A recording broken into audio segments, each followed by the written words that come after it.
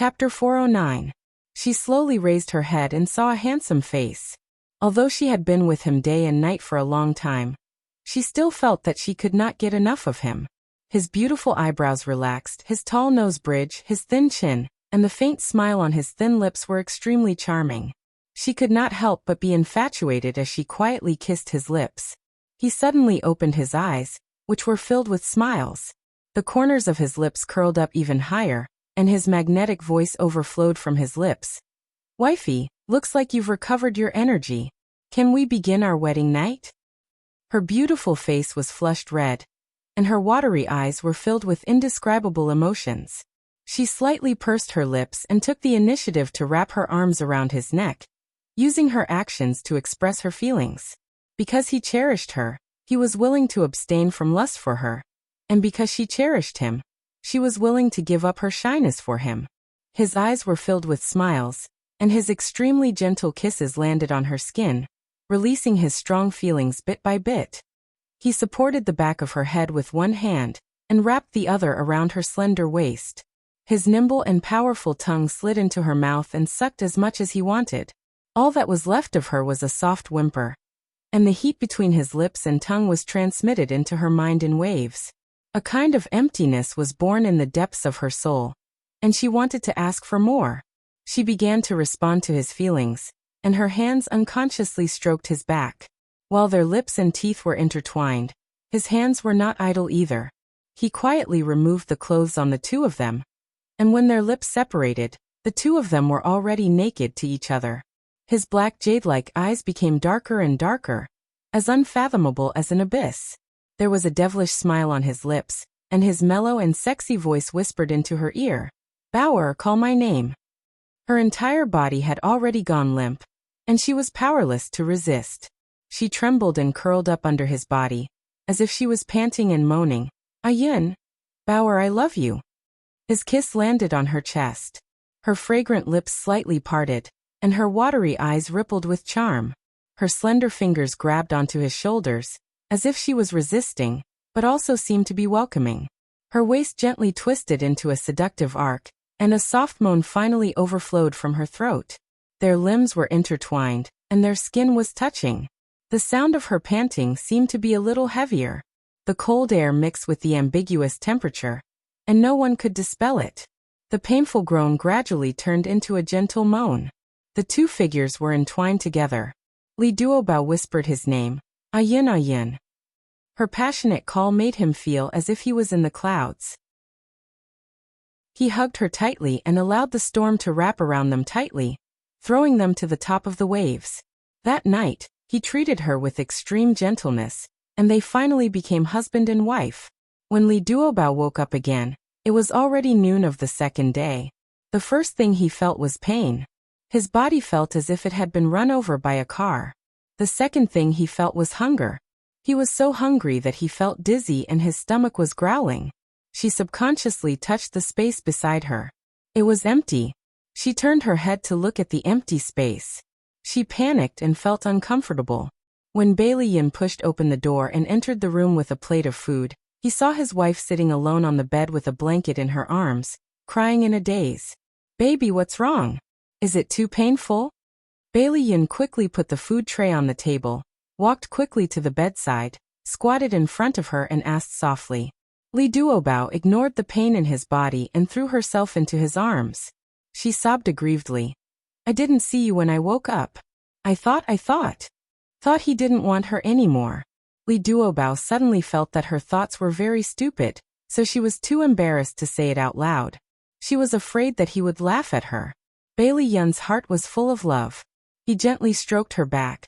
"Baby, be good. Don't cry. I was worried that you were hungry, so I went downstairs to bring food up. Look, I asked people to prepare a lot of your favorite dishes." "Oh." She wiped her tears in embarrassment. "You go out first. I want to change my clothes." "You're not feeling well. I'll help you change." No, hurry up and go out. Wife, from now on, you have to slowly get used to it, because we are husband and wife." Although he said that, Bailey Yin still left the room. He knew that his wife was very shy. These things needed to be done slowly. Li Duobao forced her sore body to change her clothes. After washing up, she returned to the bedroom. Bailey Yin had already set up the food and smiled at her to hurry up and eat. The fragrant food was all her favorite. Her appetite was greatly stimulated, and she quickly ate her stomach until it was round. After the meal, he bent down and carried her to the sofa to rest. She lay on his chest and listened to his steady heartbeat. She actually felt a little drowsy again. Bailey Yin pulled a blanket over her and gently combed her soft hair. His heart was unbelievably soft. There was a soft sound of the door opening. Bai Liyun turned his head to look. Xiao Bao walked in with a sneaky smile. He put his finger on his lips and made a shushing gesture. Xiao Bao nodded in understanding and quietly walked to the sofa. Li Duobao felt that someone was coming over and opened her eyes slightly. Seeing Xiao Bao standing in front of her, she immediately stood up and planned to get up from Bailey Yun's body. Xiao Bao giggled and said, "Aunt Duobao, don't be nervous. I'm here to give you a gift." "Gift?" "Yeah, your wedding gift. You didn't come downstairs today, so I went straight to your room. I didn't disturb you, did I?" The little guy asked even though he knew the answer. Bailey Yun raised his eyebrows. Li Duobao quickly said, No. Xiao Bao took out the hand behind his back. In his hand was a watercolor painting. The painting was very simple. It was a couple holding a little boy's hand. However, the title was very meaningful. It was called Daddy, Mommy and Me. He generously handed the watercolor painting to Li Duobao with both hands and grinned. "This is for you. Happy wedding." "Son, thank you." Bailey Yin was extremely touched. He hugged him and kissed him hard on the face. "Xiao Bao, you're too good to me. I like you so much." Li Duobao was so touched that tears welled up in his eyes. He wanted to reach out and hug Xiao Bao, but Bailey Yin pulled him into his embrace and hugged both of them.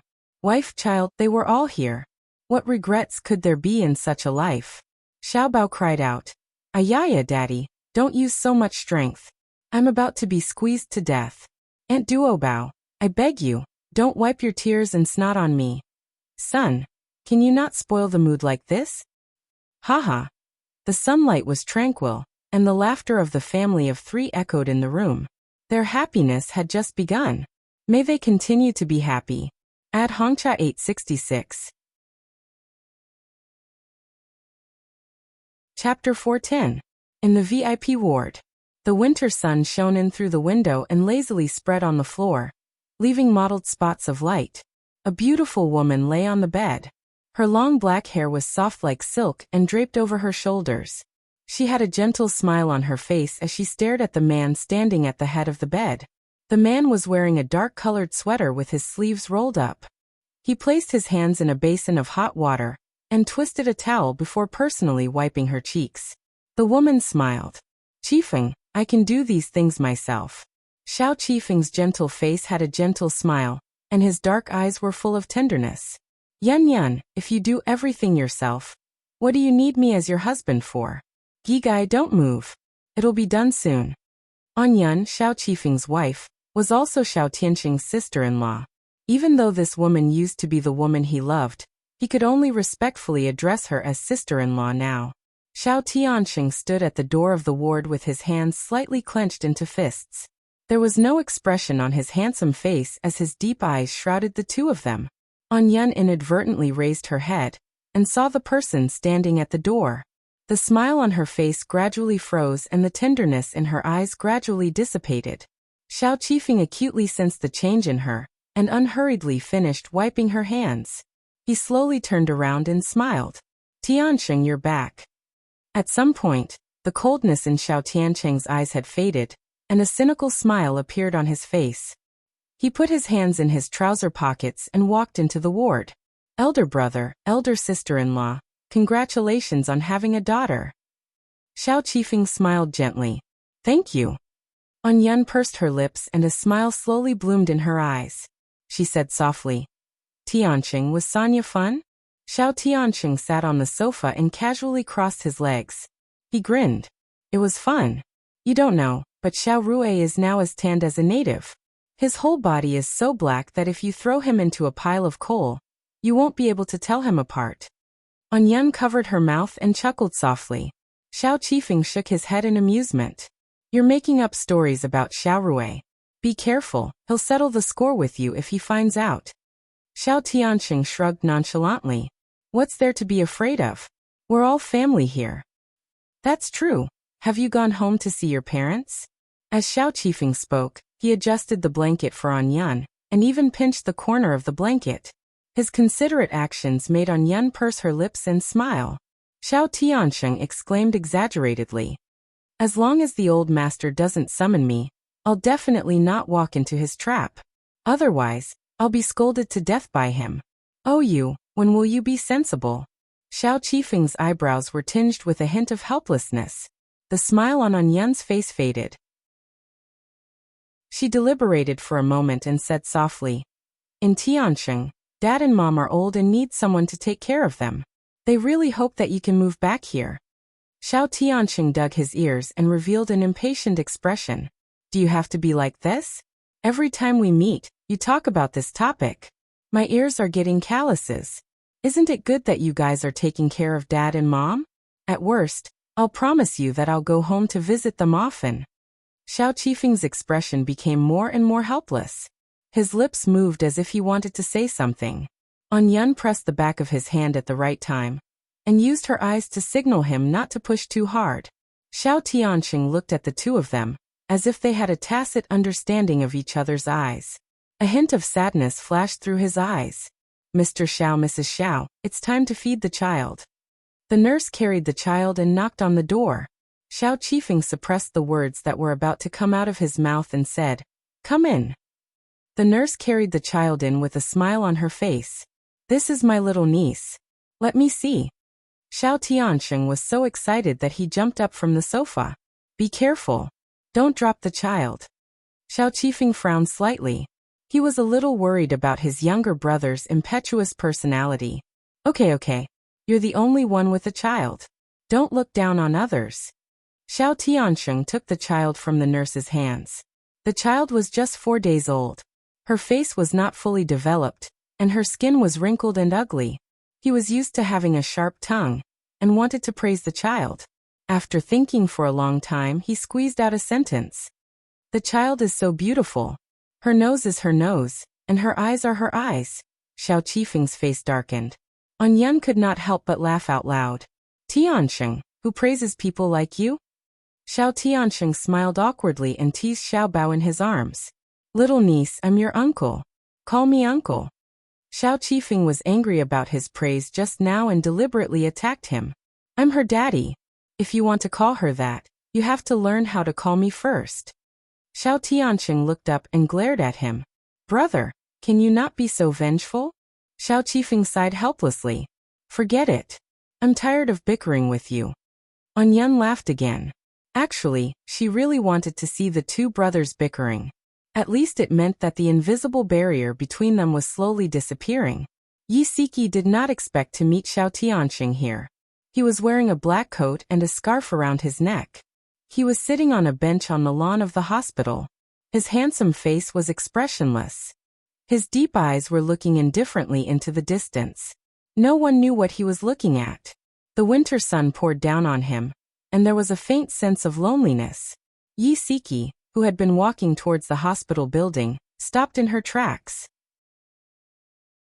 She turned her legs and walked slowly towards him in her high heels. The crisp sound of her high heels stopped a few meters away from him. Xiao Tianxing slowly shifted his gaze. Yi Siki was wearing a cashmere coat and a pair of brown high-heeled boots. She was carrying a bag in her hand and smiled at him. You're back from Sanya? Xiao Tianxing's lips curled up. Yeah. Yi Siki sat beside him. There was a short distance between them. She smiled faintly. What are you doing here? Are you not feeling well? He turned to look at her. There was a questioning look in his eyes. Are you worried about me? Yi Siki smiled. Yes. You've helped me so many times. It's only right that I care about you, Teacher Xiao. Teacher Xiao. This was what she called him when he gave her advice on her marriage. His eyes were filled with warmth. Unfortunately, the warmth quickly dissipated. He said indifferently, I'm here to visit my sister-in-law. She just gave birth to a daughter. Speaking of which, it's such a coincidence that your husband helped her deliver the baby. Yisiki was slightly stunned. Xiao had only helped one woman deliver a baby in the past few days, and that was the daughter of the municipal party secretary. Moreover, he had been called back by the hospital director when he was on vacation in Sanya. She composed herself and joked. Don't you want a daughter too? You're an uncle now. You're considered very close to the child. Xiao Tianxing's lips curved into a mocking smile. I almost wasn't the child's uncle anymore. I almost became the child's father. Yisiki was stunned. She forced a smile. You can't make such jokes casually. His gaze was slightly cold and his lips were pursed. Do you still remember that I told you that we're in the same boat? Of course she remembered. She had a deep impression of his lonely expression at that time. At that time, she had unintentionally hurt him, and she had been upset for a long time. He looked into the distance with a cold gaze and said slowly, Yun my brother, and I grew up together. Originally, Yun and I were a couple, but both parents felt that Yun and my brother were more compatible. Yun chose to marry my brother under her parents' persuasion. She didn't even resist at all. On the eve of their wedding, I ran to her house without a care in the world. I said, let's elope. She looked at me and smiled. After she smiled, she said, Tianxing, don't be silly. Where can the two of us escape to? She said, I think my dad is right. Qifeng and I are more compatible. He's mature and steady, while you're like a child. You never grow up, and you make me feel insecure. At that time, my entire heart turned cold. I attended their wedding and saw her smiling happily in my brother's arms. I still didn't want to believe it. I told myself that she must have been forced. There was no love between her and my brother. I moved out of the house because I didn't want to face them. Until today, when I saw how loving they were, I realized how ridiculous I was. They had already forgotten about me. I was the only one who was still foolishly standing in the same place. It turned out that he had such a past. On the surface, he was frivolous, but in reality, he was more devoted than anyone else. Yisiki completely changed her view of him at that moment, and truly saw him as a friend. She pursed her lips and said softly, I'm not as smart as you. I don't know how to comfort you, but I want to tell you, Xiao Tianxing, you're a good man. You'll find the happiness that belongs to you. Xiao Tianxing was slightly stunned. Her gaze was very serious, and it didn't seem like she was comforting him. He smiled and said, You're the first person to say that I'm a good man. She smiled sincerely. When I was in trouble, you saved me. When I was helpless, you didn't take advantage of me. You gave me advice and helped me save my marriage. I'm really grateful to you. No matter what kind of disguise you use, I know that you're a good person. He smiled. Thank you. She smiled back. You're welcome. The loneliness between his brows gradually disappeared. He raised his eyebrows. You're here to see your husband? Yes, isn't it lunchtime? Yisiki waved the bag in her hand. I made chicken soup and planned to send it to his office. Xiao Tianxing's eyes moved slightly. His lips curled into a meaningful smile. Call him and ask him to come here. She was slightly stunned. Here? It's very cold outside. The chicken soup will turn cold very quickly. He was exasperated. Why are you still so stubborn? If your husband comes and sees such a suave and handsome man sitting next to you, how will he feel? Her eyes widened. I understand. He lifted his chin in satisfaction. Make the call. After the call, Xiao Tianxing asked her, Have you asked your husband? Why did he want to meet by Mayway at Seductive Charm but lie to you? Come and see. Hongchai 866. Chapter 411. Yisiki shook her head. Why didn't you ask? She looked down at the withered lawn and said calmly, I was going to ask him, but on second thought, it's been too long. If I ask him now, it'll seem like I don't trust him enough. Since I've decided to take him back, I'll trust him one more time. Xiao Tianxing raised his eyebrows thoughtfully. She suddenly looked up and smiled at him. I almost forgot. Tell me your bank account number. I'll transfer the money to you later. He said helplessly. Must you calculate it so clearly? Of course. Even if we're friends, I can't take advantage of you. Yisiki took out a post-it note and a pen from her handbag and urged, Hurry up and tell me. You're a man. Don't be so wishy-washy. Oh. Xiao Tianxing had no choice but to give her his bank account number. He looked down at her. Her slender fingers were holding the pen as she wrote down her bank account number on the post-it note. Her beautiful side profile glowed healthily under the sunlight, and there was a peaceful smile on her red lips. Is this it? I didn't write it wrong, right? No. The corners of his lips turned up, and there was a hint of a smile in his dark eyes. Yi Siki put the post-it note and pen back into her handbag. Suddenly, a hand reached out to her cheek and brushed a strand of hair behind her ear. She looked up in surprise and met his obsidian-like eyes. He chuckled. Don't move. Your husband is here. She stiffly maintained the position of looking at him. She pursed her lips and said in a low voice, Okay, don't go overboard. Don't worry. I know what I'm doing. His voice was also very low, and there was a gentle smile on his face. From afar, they looked like a couple looking at each other affectionately. Lin Shihao was wearing a brown coat and bathed in the sunlight. He stood less than 10 meters away from them.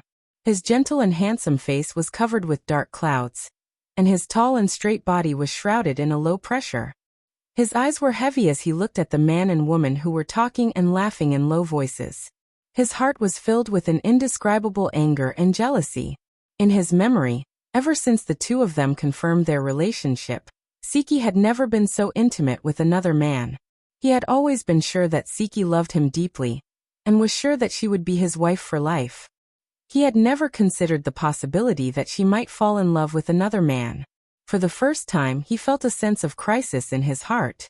Xiao Tianxing seemed to be focusing all his attention on Yi Siki, but in fact, he had been paying attention to Lin Shihao's movements from the corner of his eye. When he realized that Lin Shihao had been standing not far away, the smile on his lips widened. He said in a low voice, It's about time.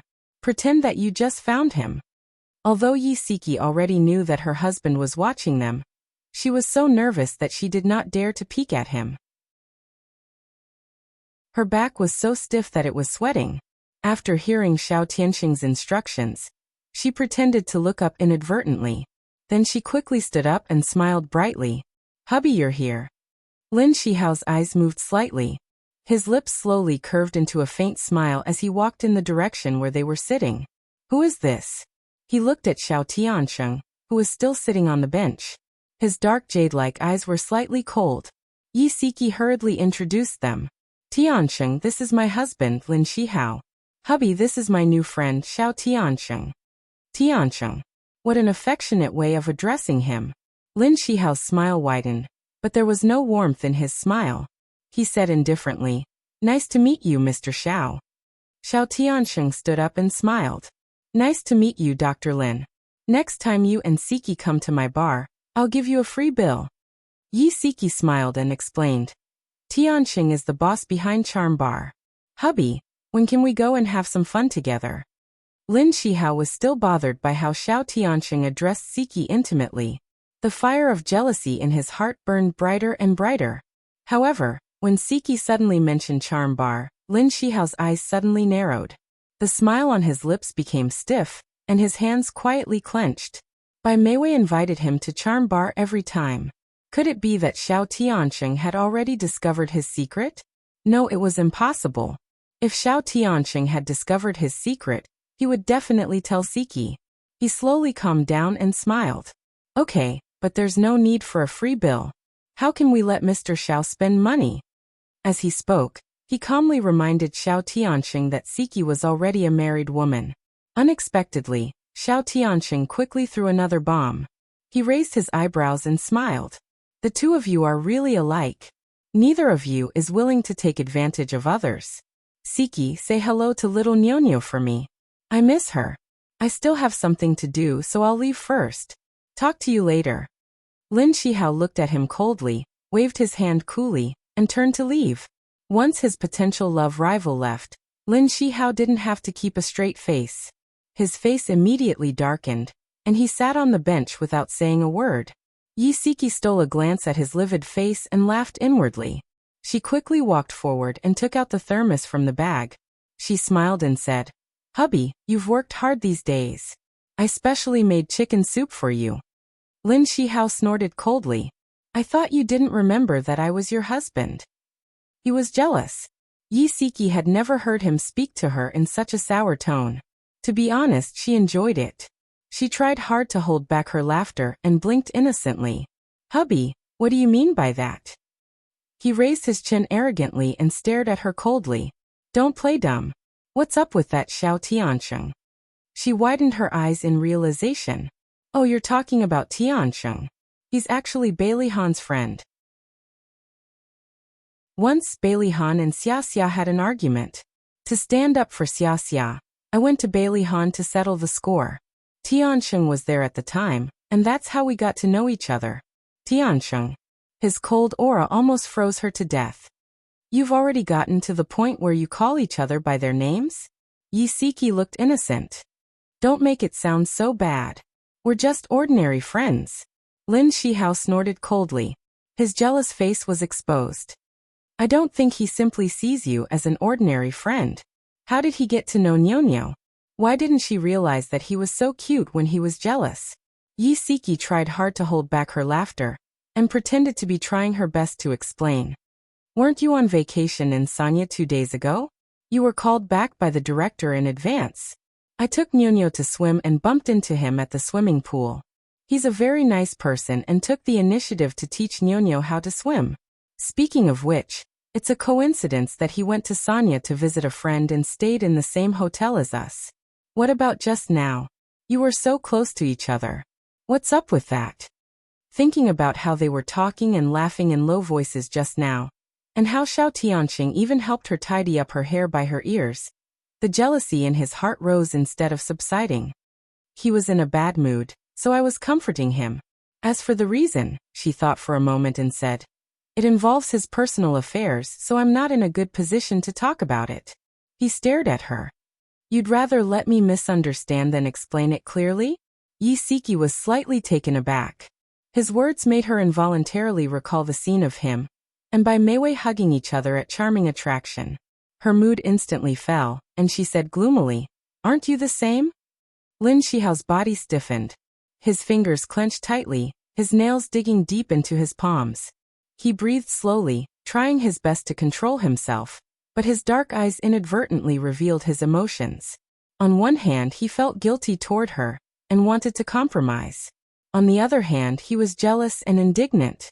The two conflicting emotions intertwined and messed up his mind. He almost couldn't control himself. With an ashen face, he abruptly stood up and said coldly, I'm going back to the office first. He was worried that if he stayed any longer, he might say something that would hurt her. Yi Siki stared blankly at his back as he strode away. Her fingers gripped the thermos so tightly that her knuckles turned white. She didn't know when, but her eyes were already misty. Was he feeling guilty? Otherwise, why would he run away so quickly? There was a special cafeteria in the hospital that provided meals for the doctors and nurses, but it was obvious that they had missed the mealtime. After feeling sad, Yi Siki decided to send the chicken soup to his office. As she walked slowly along the corridor of the hospital, she occasionally saw family members supporting patients as they sought medical attention. When she saw the patients in pain, she thought of their marriage. Their marriage was also ill, but fortunately, it wasn't incurable. She had to work hard to save it. With this thought, her fighting spirit reignited. She straightened her back and stroked the hair by her ear. With a smile on her face, she walked towards Lin Shihao's office. She reminded herself not to provoke him when she saw him later. She didn't want to bring up the unhappy things. She just wanted to move him with gentle words. The door to the office was ajar. A woman's voice could be heard. Shihao, I came to call you when it was time to eat just now. You weren't around, so I specially brought you a meal. It's all your favorite dishes. Yi Siki would never forget this voice for the rest of her life. It was by Meiwei. Yi Siki took a deep breath and slowly exhaled. She tried her best to force a smile, so that the smile on her face looked warm and natural. Then she gently pushed open the door. Bai Meiwei's back was facing the door as she stood in front of the office desk. There was a takeout on the table. Lin Shihao sat in the office chair expressionlessly. He had a pen in his hand, and was writing something on a piece of paper. He didn't seem to care about Bai Meiwei's existence at all. Yi Siki's smile didn't change. Her voice was gentle as she said, "Hubby, I brought the chicken soup over." Lin Shihao suddenly looked up and met her eyes. Hearing Yi Siki's voice, Bai Meiwei's body stiffened. She didn't rush to turn around. Yi Siki's smile widened. She walked straight to the desk and put down the thermos. As if she didn't see Bai Meiwei, she opened the thermos and took out the lunchbox and soup box. The chicken soup was piping hot and emitted a strong fragrance. She then took out a pair of sanitary chopsticks from the bag and handed it to him. She said gently, "Hubby, eat it while it's hot. You're really too much. You were so focused on fighting with her just now that you didn't even think about how hungry you are. Come and see." Songshu 566. Chapter 412. Lin Shihao's deep eyes were filled with complex emotions. His Adam's apple bobbed a few times, and he suddenly held her hand. Perhaps it was because she had been outside for too long, but her hand was as cold as ice. His heart instantly softened, and he wrapped his hands around hers. His voice was hoarse as he said, "Your hand is so cold. Have you caught a cold?" Yi Siki curled her fingers and gently scratched his palm. She chuckled and said, "Hurry and let go. Dr. Bai is still here. You're making a fool of yourself." He didn't even look at Bai Meiwei. All his attention was on her. Not only did he not let go, he held her hand even tighter. The corners of his lips slowly turned up. "Stop fooling around. Your hand is so cold. Let me warm it for you." Yi Siki was helpless. "Hubby, don't worry about me. Hurry up and eat. Otherwise, it'll get cold later." "Yigai, wait for another 2 minutes. The food won't get cold. I really don't know what to do with you." The two of them spoke as if there was no one else around. Their sweetness was exposed, and they didn't have any intention of avoiding suspicion in front of outsiders. Bai Meiwei looked at their hands that were held together. She really wanted to rush up and break them apart, but she tried hard to control herself. She dug her nails into her palms and forced a smile. "Shihao, sister-in-law, I won't disturb you anymore." Yi Siki smiled generously. "Dr. Bai, thank you for bringing back lunch for my husband. But he can't eat that much right now. Look, this extra portion." Bai Meiwei's face was pale, and her eyes were misty. She looked at Lin Shihao aggrievedly, hoping that he would say a few words for her. Lin Shihao didn't even raise his head as he said indifferently, "Dr. Bai, Xiaowang is still in surgery. He hasn't had lunch either. Leave that box lunch for him." Bai Meiwei's entire body trembled, as if she had suffered a huge blow. She reluctantly agreed, picked up the boxed lunch, straightened her back, and walked out with a lonely aura. "It's tiring to stand.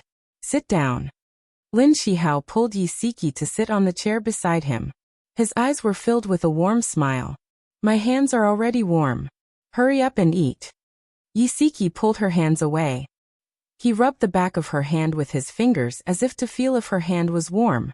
After a while he let go of her. "Wear more clothes when you go out in the future. Although you look beautiful like this, I want to see a healthy wife more." Yi Siki pursed her lips and smiled. "I know, naggy old man." He raised an eyebrow. "You despise me?" She blinked. "How would I dare? I can't wait to like it." Lin Shihao chuckled softly, and through the unpleasantness that had just happened to the back of his mind, Yi Siki rested her chin on her hand as she looked at him. Her thoughts drifted back to a few years ago. At that time, they were still in university. Every day when they went to the cafeteria to eat, he would let her take a seat while he squeezed into the crowd to buy food. The other boys who passed by were all a little embarrassed. Only he was dressed neatly and had a gentle smile on his face. He carried 2 servings of food and walked towards her confidently. Her heart ached slightly. She pursed her lips and said softly, "Hubby, actually, there's really nothing between me and Xiao Tiansheng. He came to the hospital to visit his sister-in-law. We bumped into each other by chance and chatted for a while." He had already finished eating and was tidying up the thermos. When he heard what she said, he paused. After tidying up, he looked up at her. There was a faint sadness in his eyes and his tone was bleak. "Wifey, I'm not suspecting you. I just have a sense of crisis. I'm worried that you've been abducted by someone else." Yi Siki was stunned. She smiled and said, "There are times when you're not confident?" He walked to her side and hugged her from above. He said in a low voice, "You're so charming, but I'm already old. Of course I'm worried that you'll be seduced by a young man." She pushed his arm and chuckled. "How are you old? You're handsome and in the prime of your life. You've already charmed a lot of women." He had even charmed a high-quality woman like Bai Meiwei. He sighed softly. "I only want to charm you. Didn't someone just say that I'm a naggy old man?" Yi Siki turned her head and looked at his handsome face. She played dumb. Did someone say that you're a naggy old man? Why didn't I hear that? Who said that? I'll help you teach that person a lesson." Lin Shihao's eyes lit up. He ruffled her hair and smiled dotingly. "Naughty." She suddenly stood up and hugged him tightly before quickly letting go. "Hubby, although I can't bear to leave, I have to go. Otherwise, I'll be accused of disturbing Dr. Lin's work." "Okay, I'll come back early tonight." He bent down and kissed the corner of her lips. She was so embarrassed that her face turned red. She was afraid that someone would push the door open and enter at this moment. He helped her put on her coat and said gently, "Be careful on the road." There weren't many patients in the afternoon, so Lin Shihao could get off work on time. As soon as he came out of the office, he saw Bai Meiwei coming out of the office next door with a leather bag. "Shihao, let's go to the movies tonight." She said it as a statement, not as if she was asking for his opinion. Lin Shihao frowned slightly and said in a low voice, "No, I want to go home early." Bai Meiwei took 2 steps closer to him and said in a voice that only the two of them could hear, "Have you forgotten that we made a promise? If you go on 5 dates with me within a month, I'll give up the child. Do you want to break this promise?" Lin Shihao's frown deepened. There was a hint of impatience in his deep eyes. He said in a low voice, "The dates will start next week." She put her hand on his arm naturally and said softly, "I already gave in to you the last time in Sanya. Can't you give in to me this time? Today is my birthday. I don't ask for much. I just want you to have dinner with me and watch a movie with me." Without batting an eyelid, he brushed her hand away and said indifferently, "Is today really your birthday?" It was too much of a coincidence. He had neglected her in the afternoon and made her angry. Now she wanted him to have dinner and watch a movie with her. He almost suspected that she was doing it on purpose. She looked gloomy and laughed self-deprecatingly. "Why would I lie to you about something like this? If you don't believe me, you can call my dad and ask him. Since it's your birthday today, you should go home and reunite with your parents. My dad has an operation tonight. My mom is traveling overseas. Other than you, I can't find anyone else to celebrate my birthday with me. Shihao, even if we're just friends, you can't just watch me celebrate my birthday alone, right?" She stared at him with her beautiful eyes, which were full of pleading.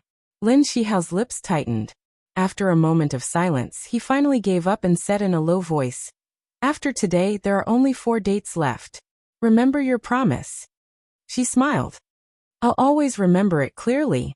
He looked at her deeply and turned to leave. He didn't care if she could keep up with him. On the way out of the hospital, he took out his phone and called Yi Siki. "Honey, I'm celebrating my colleague's birthday tonight. I won't be home for dinner. I might be back a little late. You and Ñoño don't have to wait for me. Rest early." Yi Siki glanced at the prepared ingredients on the kitchen counter. It was sumptuous, and all of them were his and Ñoño's favorites. She smiled. "Okay, I got it. You can't hold your liquor well. Don't drink if you can." Okay." His laughter was deep and joyful. Bai Meiwei walked behind him. She heard every word he said. Her fingers tightened around her purse, and a hint of hostility appeared in her eyes. If Lin Shihao turned around at this moment, he would be able to clearly see her face contorted with jealousy. Lin Shihao didn't care about what to eat at all. He simply said, "Anything." Bai Meiwei's smile didn't change. She suggested Western food, but Lin Shihao still said, "Anything." It was supposed to be a romantic candlelight dinner. They were a perfect couple, and it attracted the attention of many people around them. Unfortunately, the male lead didn't give them any face. He was so stingy that he refused to smile. He continued to enjoy the food expressionlessly. It wasn't until the end of the meal that he politely raised his glass and said, Happy birthday. Thank you. Even though she had been ignored for an entire night, Bai Meiwei still smiled because of his well wishes. Ever since that drunken mess, Lin Shihao secretly swore that he would never drink again. So for tonight's candlelight dinner, he used cola instead of red wine. He symbolically took a sip of cola, put down the glass, and called the waiter over to pay the bill. When the two of them came out of the Western restaurant, the sky was already dark. The streets were brightly lit, and the cold didn't stop people from enjoying the nightlife. There were more than 10 people lining up at the entrance of the cinema to buy tickets. Lin Shihao raised his wrist to look at the time, and his brows furrowed. Bai Meiwei smiled secretly. She reached into her purse and took out her phone. She waved it in front of his eyes and smiled brightly. Dang dang dang, look at what this is. It's an electronic movie coupon. I've already booked the tickets in advance. Lin Shihao didn't show any special expression. He said indifferently, since it's like this, you can go to the self-service terminal to exchange for movie tickets. I'll go buy drinks. What do you like to drink? She pursed her lips. Lemon tea. After she exchanged for the movie tickets, she stood at the entrance of the cinema and looked at Lin Shihao, who was not far away. He stood in front of the hot drinks store, and the soft light poured down on him. He was as gentle as jade, and it felt like a lifetime ago. They were clearly so close to each other, but she felt like there was a gap between them. She wanted to cross it, but he kept retreating. In this tug-of-war of love, she didn't want to be the loser, so she had no choice but to force herself to get closer to him. Little by little, she quietly picked up her phone and took a picture of him standing in front of the hot drinks store. They were like two strangers who walked into the cinema one after the other. Under the dim lights, they found their seats. Bai Meiwei sat on Lin Shihao's left. He sat up straight, and his hands were naturally placed on the armrests of the chair. He looked straight ahead. Even though the movie hadn't started yet, the ending song of the previous movie was still playing on the big screen. But he was watching it very seriously. Attention Songshu 566.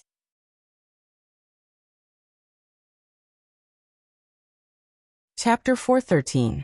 Bai Meiwei knew that he was actually trying to avoid communicating with her, but this was a good opportunity for her. She quietly placed her right hand on the armrest of the chair, very close to his left hand. She pretended to play with her phone with her left hand, and quickly took a picture of the two hands side by side. The movie wasn't good.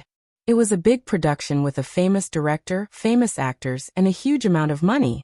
It was advertised that an elite Hollywood production team would be joining the cast, but the plot was terrible and lacked logic.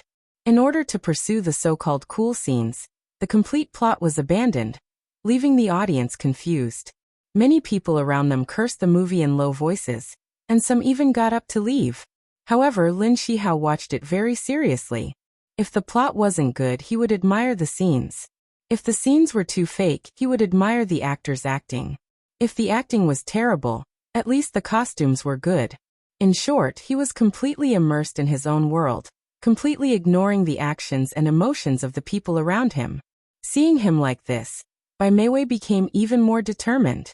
She clicked and sent the two photos she had secretly taken to a phone number. Yi Siki was sitting on the sofa with Nyo Nyo in her arms, watching TV. The mother and daughter were laughing heartily from the costume comedy, so they didn't hear the text message ringtone at all. After the TV series ended, she carried her daughter back to the room to sleep. Only then did she realize that there were two unread messages. The number was unfamiliar. She curiously opened the messages. There was not a single word in them, only two pictures. The first picture was a profile of a man standing in front of a hot drinks restaurant. The background of the picture was a movie theater. Although it was a little far, Yi Siki recognized at a glance that it was Lin Shihao. However, she still couldn't believe her eyes. After zooming in on the picture, she confirmed that the person was indeed Lin Shihao. The second picture was of two hands placed side by side on the armrest of the chair. From the back of the hands, it was easy to tell that it was a man's hand and a woman's hand. The man's finger was wearing a ring, and the design was exactly the same as Yi Siki's. Without a doubt, this hand was also Lin Shihao's. The hand side by side with him should be Bai Meiwei's, and the person who sent her these two messages should also be Bai Meiwei's. Lin Shihao lied to her again. Yi Siki's fingers trembled, and she almost dropped her phone. It was already past 9 o'clock, and he still hadn't come back. Her burning heart slowly turned cold. Xiao Tianxing did not expect to receive a call from Yi Siki at this time. After the call was connected, the other party did not speak for a long time. He said hello a few times but did not hear any response. He muttered suspiciously. Could it be that the woman dialed the wrong number? Just as he was about to end the call, a tired voice came from the other end. Xiao Tianxing, he lied to me again. Xiao Tianxing's fingers suddenly tightened. He paused and chuckled.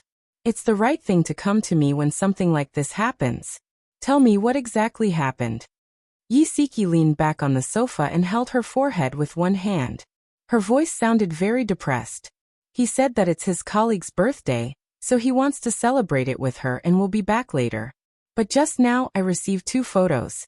She briefly described the contents of the photos. It's obvious that he's with Bai Meiwei. They're watching a movie together. God knows, we haven't been to a movie theater together for a few years. Xiao Tianxing's gaze turned cold and his lips curled into a sneer.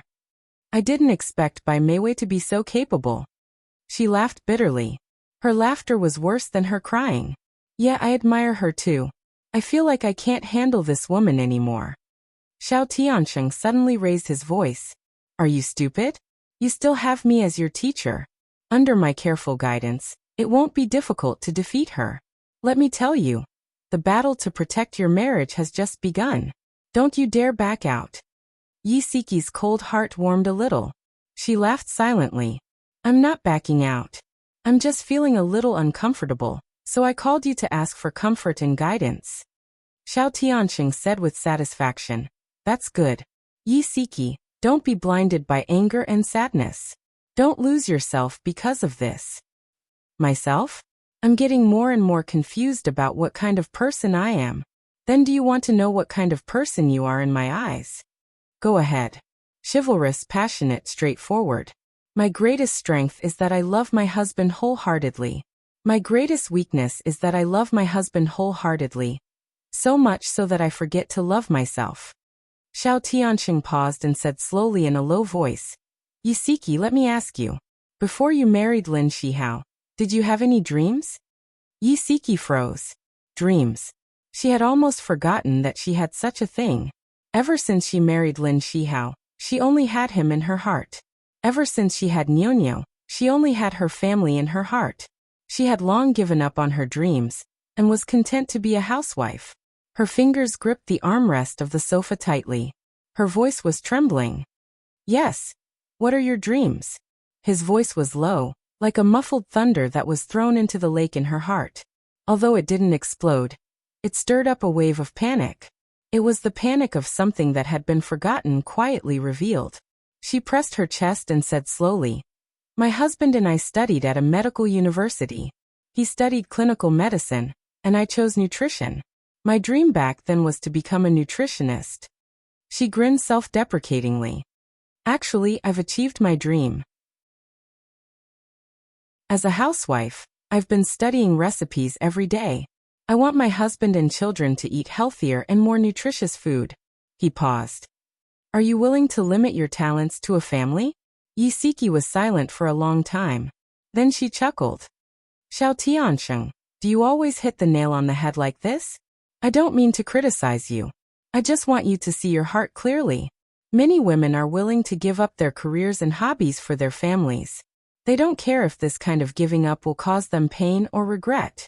Even if they don't get the corresponding return from their families after giving up, they still give up as usual.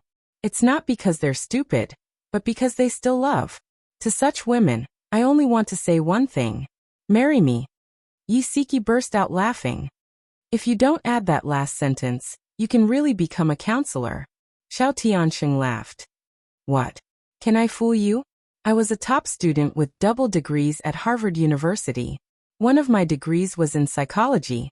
She sighed sincerely. I'm impressed. I didn't expect you to be so amazing when you don't show your true colors. He shrugged and said arrogantly. So, you've gotten a great bargain.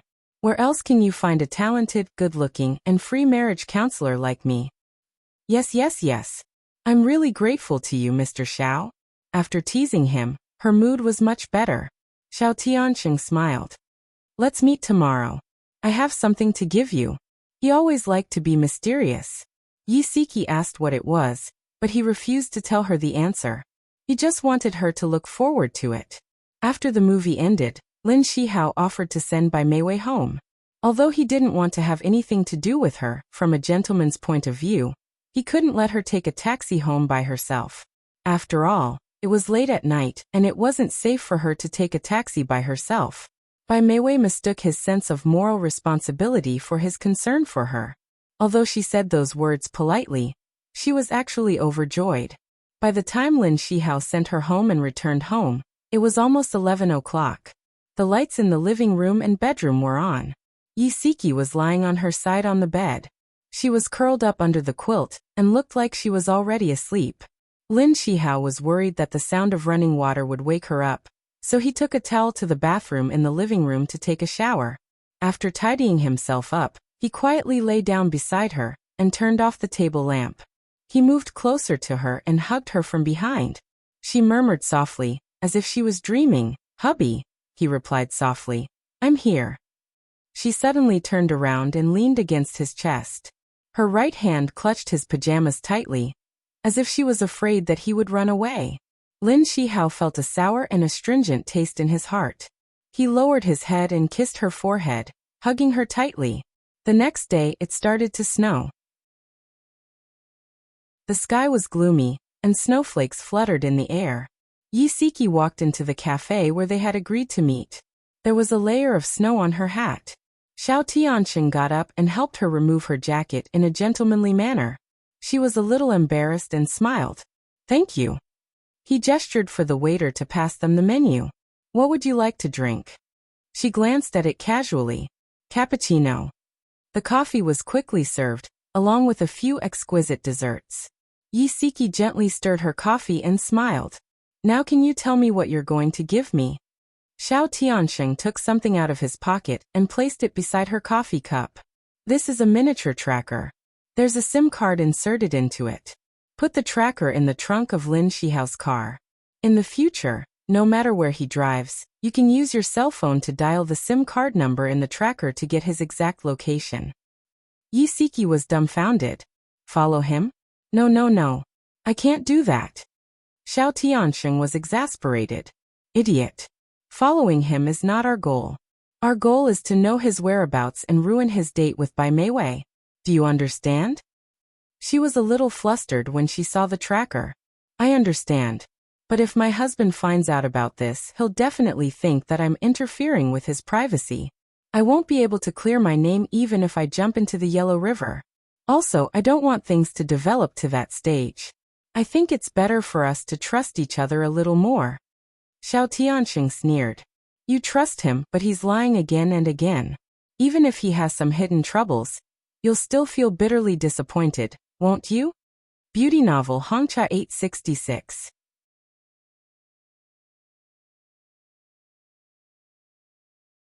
Chapter 414. Xiao Tianxing sneered. "You trust him, but he's been lying time and time again. Even if he's hiding something, you'll still feel bitterly disappointed, won't you?" He hit the nail on the head, and she couldn't refute him. Her face turned slightly pale, and her fingers tightened around the coffee cup. He stared into her eyes and said seriously, "You've seen it for yourself. Bai Meiwei isn't an easy woman to deal with. Even if your husband doesn't have any feelings for her now, can you guarantee that he'll be able to withstand her repeated attempts to seduce him? I want you to know Lin Shihao's whereabouts, not to argue with him, but to destroy Bai Meiwei's schemes without leaving any traces. Your opponent isn't Lin Shihao, but Bai Meiwei. Do you understand?" Yi Siki gripped the coffee cup tightly with both hands. Two little people arguing appeared in her mind. One of them told her to trust Lin Shihao and give him some personal space, while the other helped Xiao Tianxing persuade her to think positively.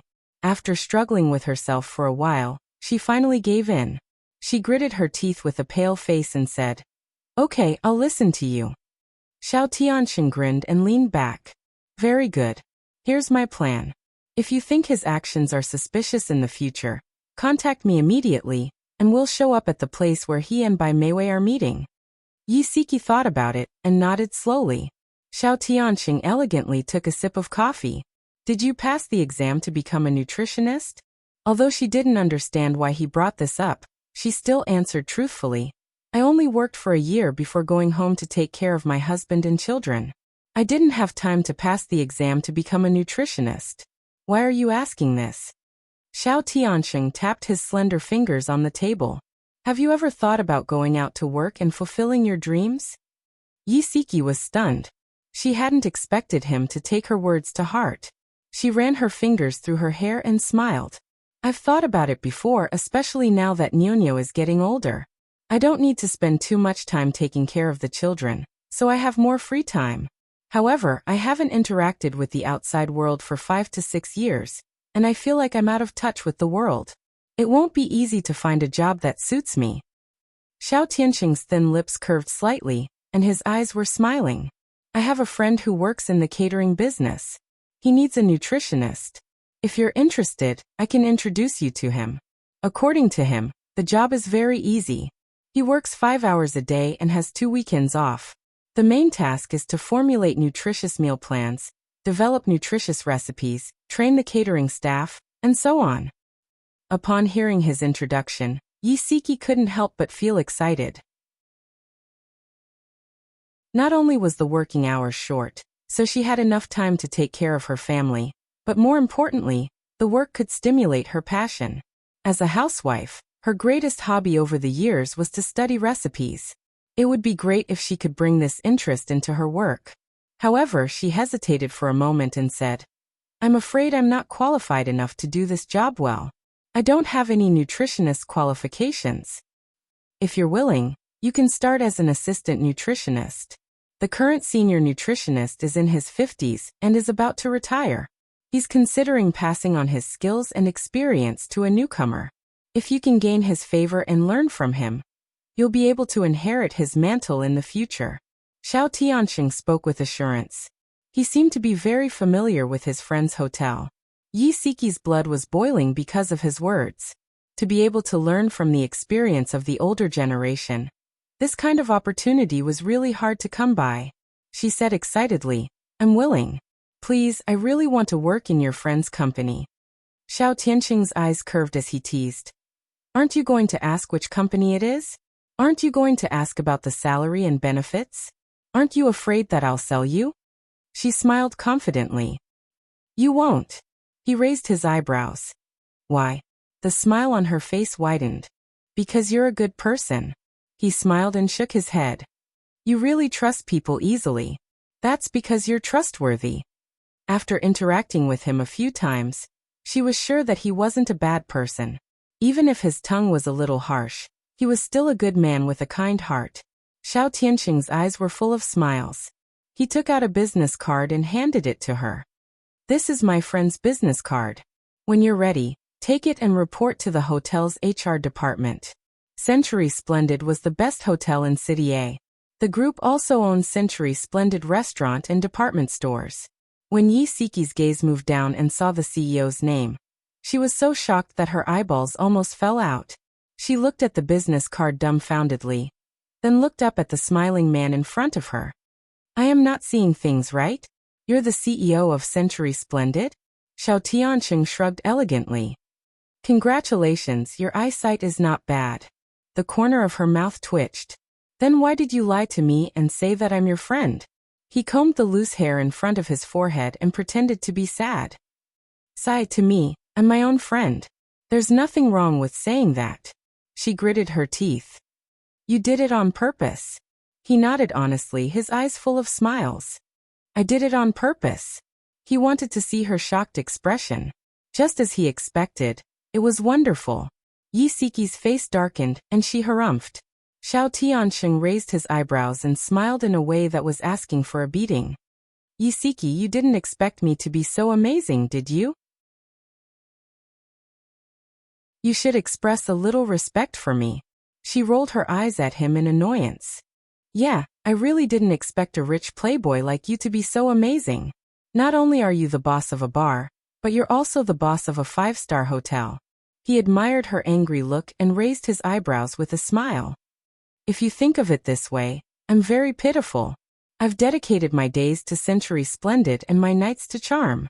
I don't even have time for myself anymore. Yi-Siki couldn't keep a straight face anymore. She couldn't help but laugh. Alright, now that you've said it, it seems quite reasonable.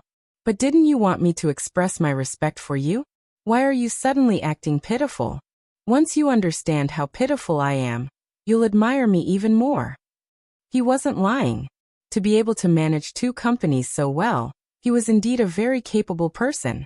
Although Yi-Siki didn't say anything, she was full of admiration for him in her heart. After calming down, Yi-Siki began to think about a more realistic problem. You let me work at your hotel.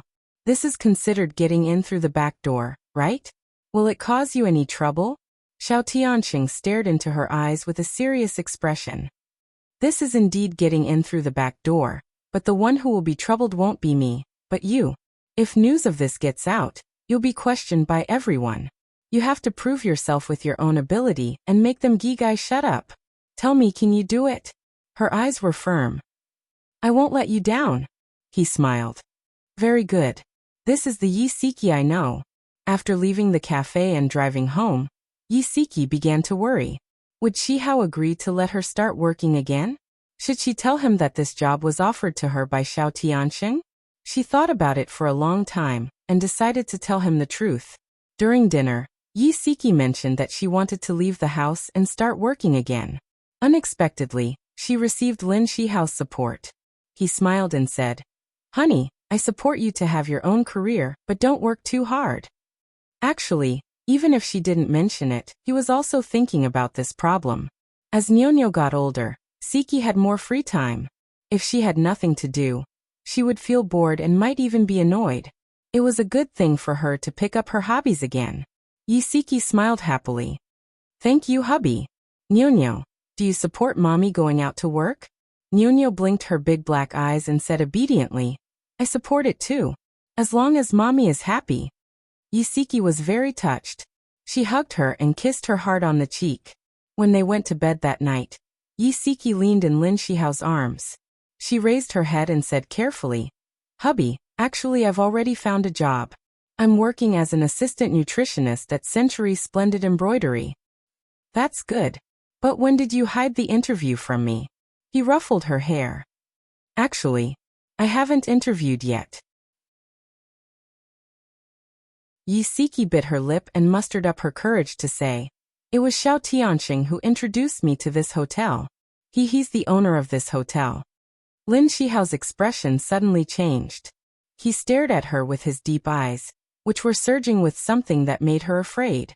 His voice was deep and cold. You agreed to his request?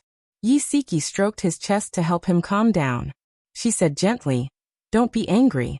Before I agreed to his request, he didn't tell me that this hotel was his. He said that this hotel belonged to his friend. He introduced me to the job and told me about the job.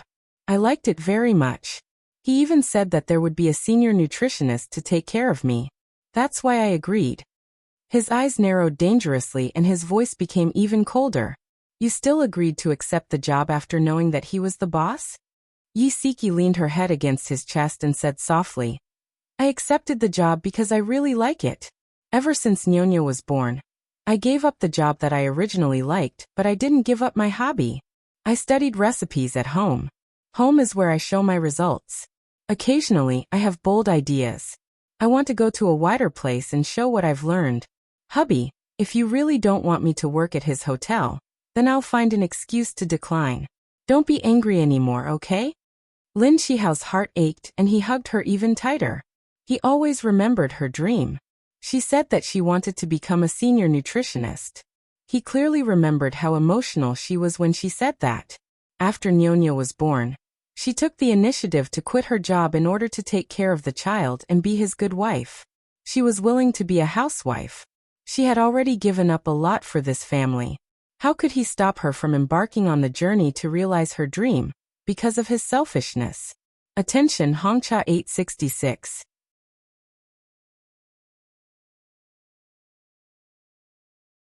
Chapter 415.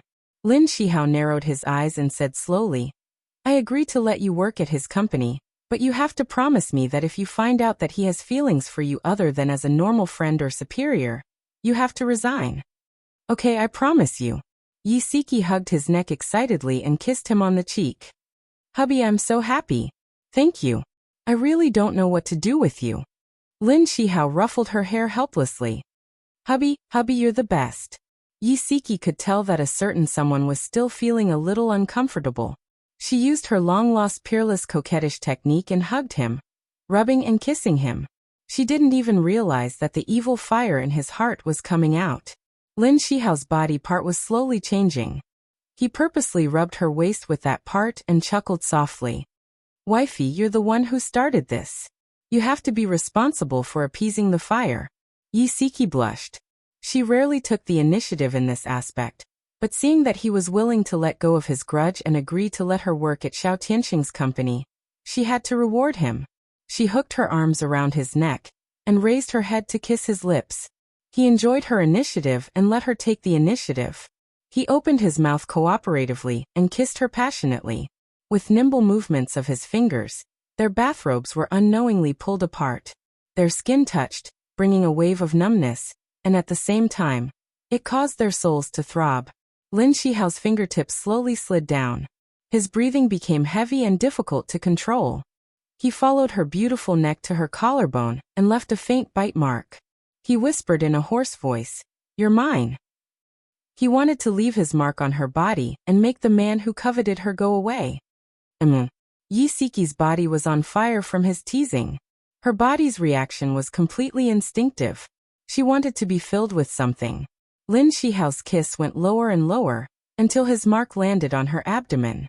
Her entire body tensed up, and she was about to cry out. She helplessly called out to him, Hubby. It's so hot. Under the dim light, her eyes were misty and her cheeks were red. She bit her red and swollen lips and moaned softly. She was so beautiful that he almost couldn't take his eyes off her. He held her slender waist with both hands and looked at her delicate face with his dark eyes.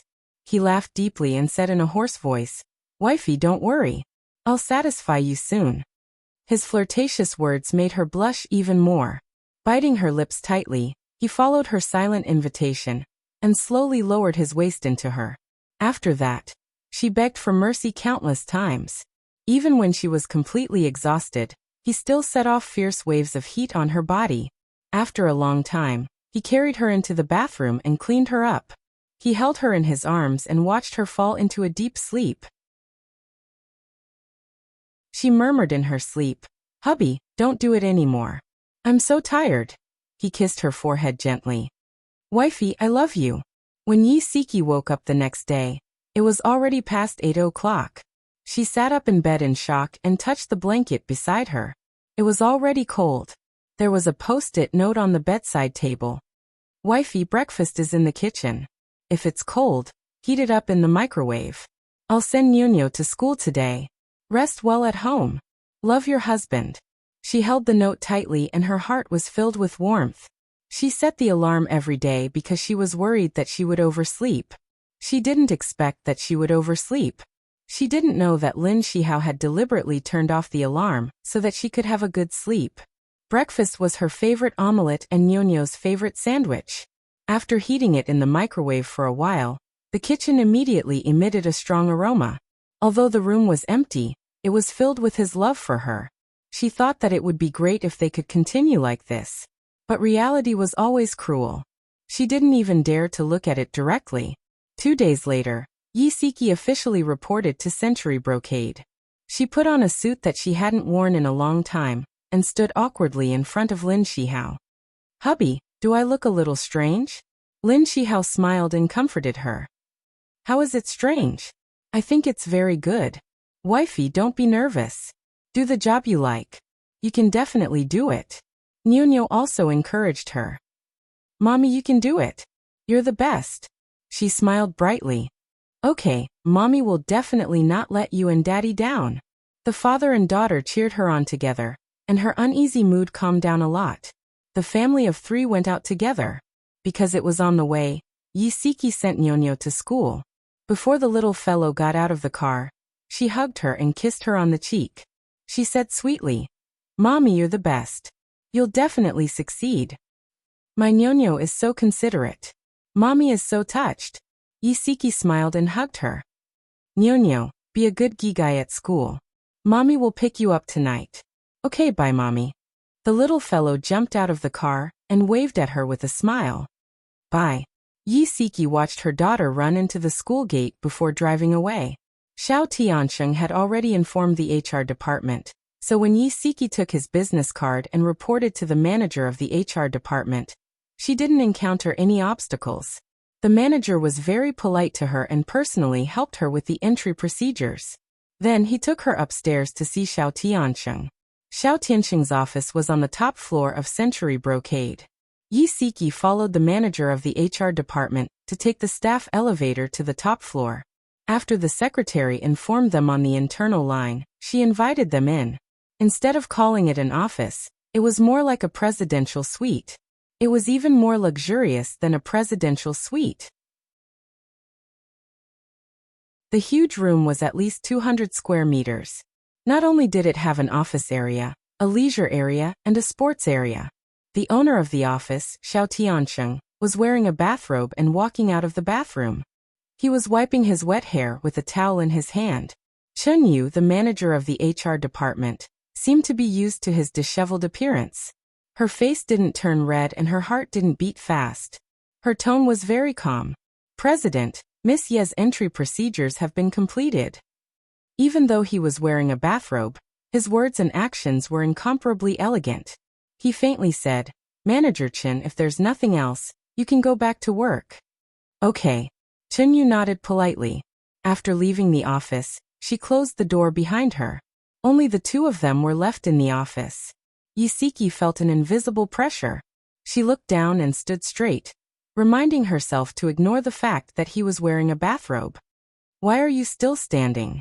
Xiao Tiansheng smiled and glanced at Yisiki. "Take a seat first. I'll go change." Yisiki secretly sighed in relief and took the opportunity to sit on a fabric sofa. A few minutes later, Xiao Tiansheng walked out elegantly in white trousers and a light-colored V-neck woolen sweater. His simple style perfectly outlined his handsomeness and straightforwardness.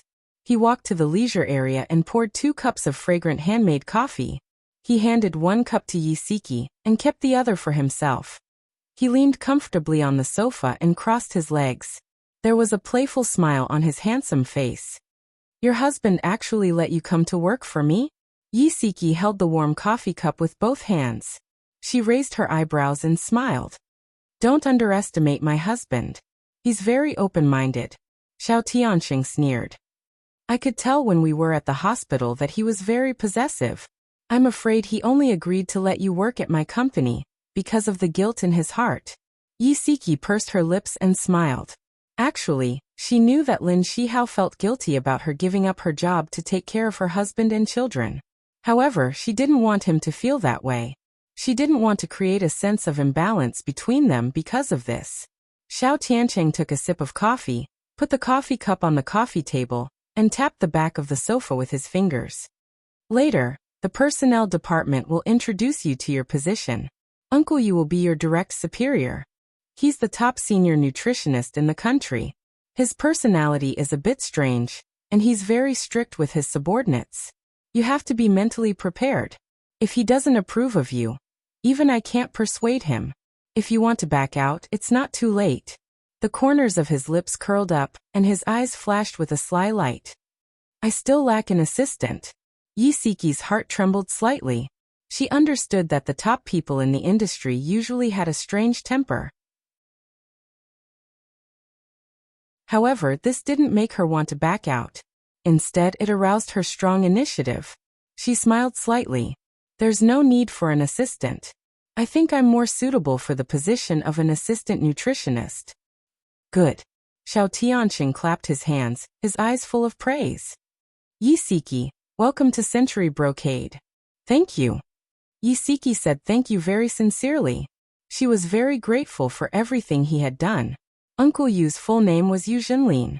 He was already 58 years old this year. Among the employees he was the oldest, so everyone respectfully called him Uncle Yu. His hair was half white, his face was square, he didn't smile and he was very strict. When they first came into contact with him, they felt that he was very difficult to get along with. After a long time, they realized that he was actually very kind. In his eyes, there was no concept of superiors and subordinates. There was only right and wrong. Therefore, even if Xiao Tianxing made an unreasonable decision, he would still raise his doubts. He was such an old man who made people respect him. Powerful novel, Hongcha 866.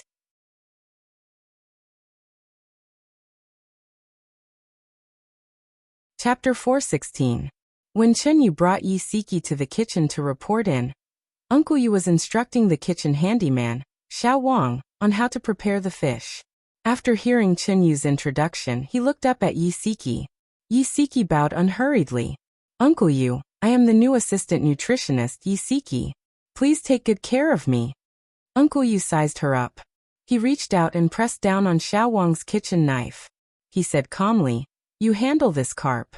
This sentence was directed at Yi Siki. Yi Siki smiled graciously. Okay.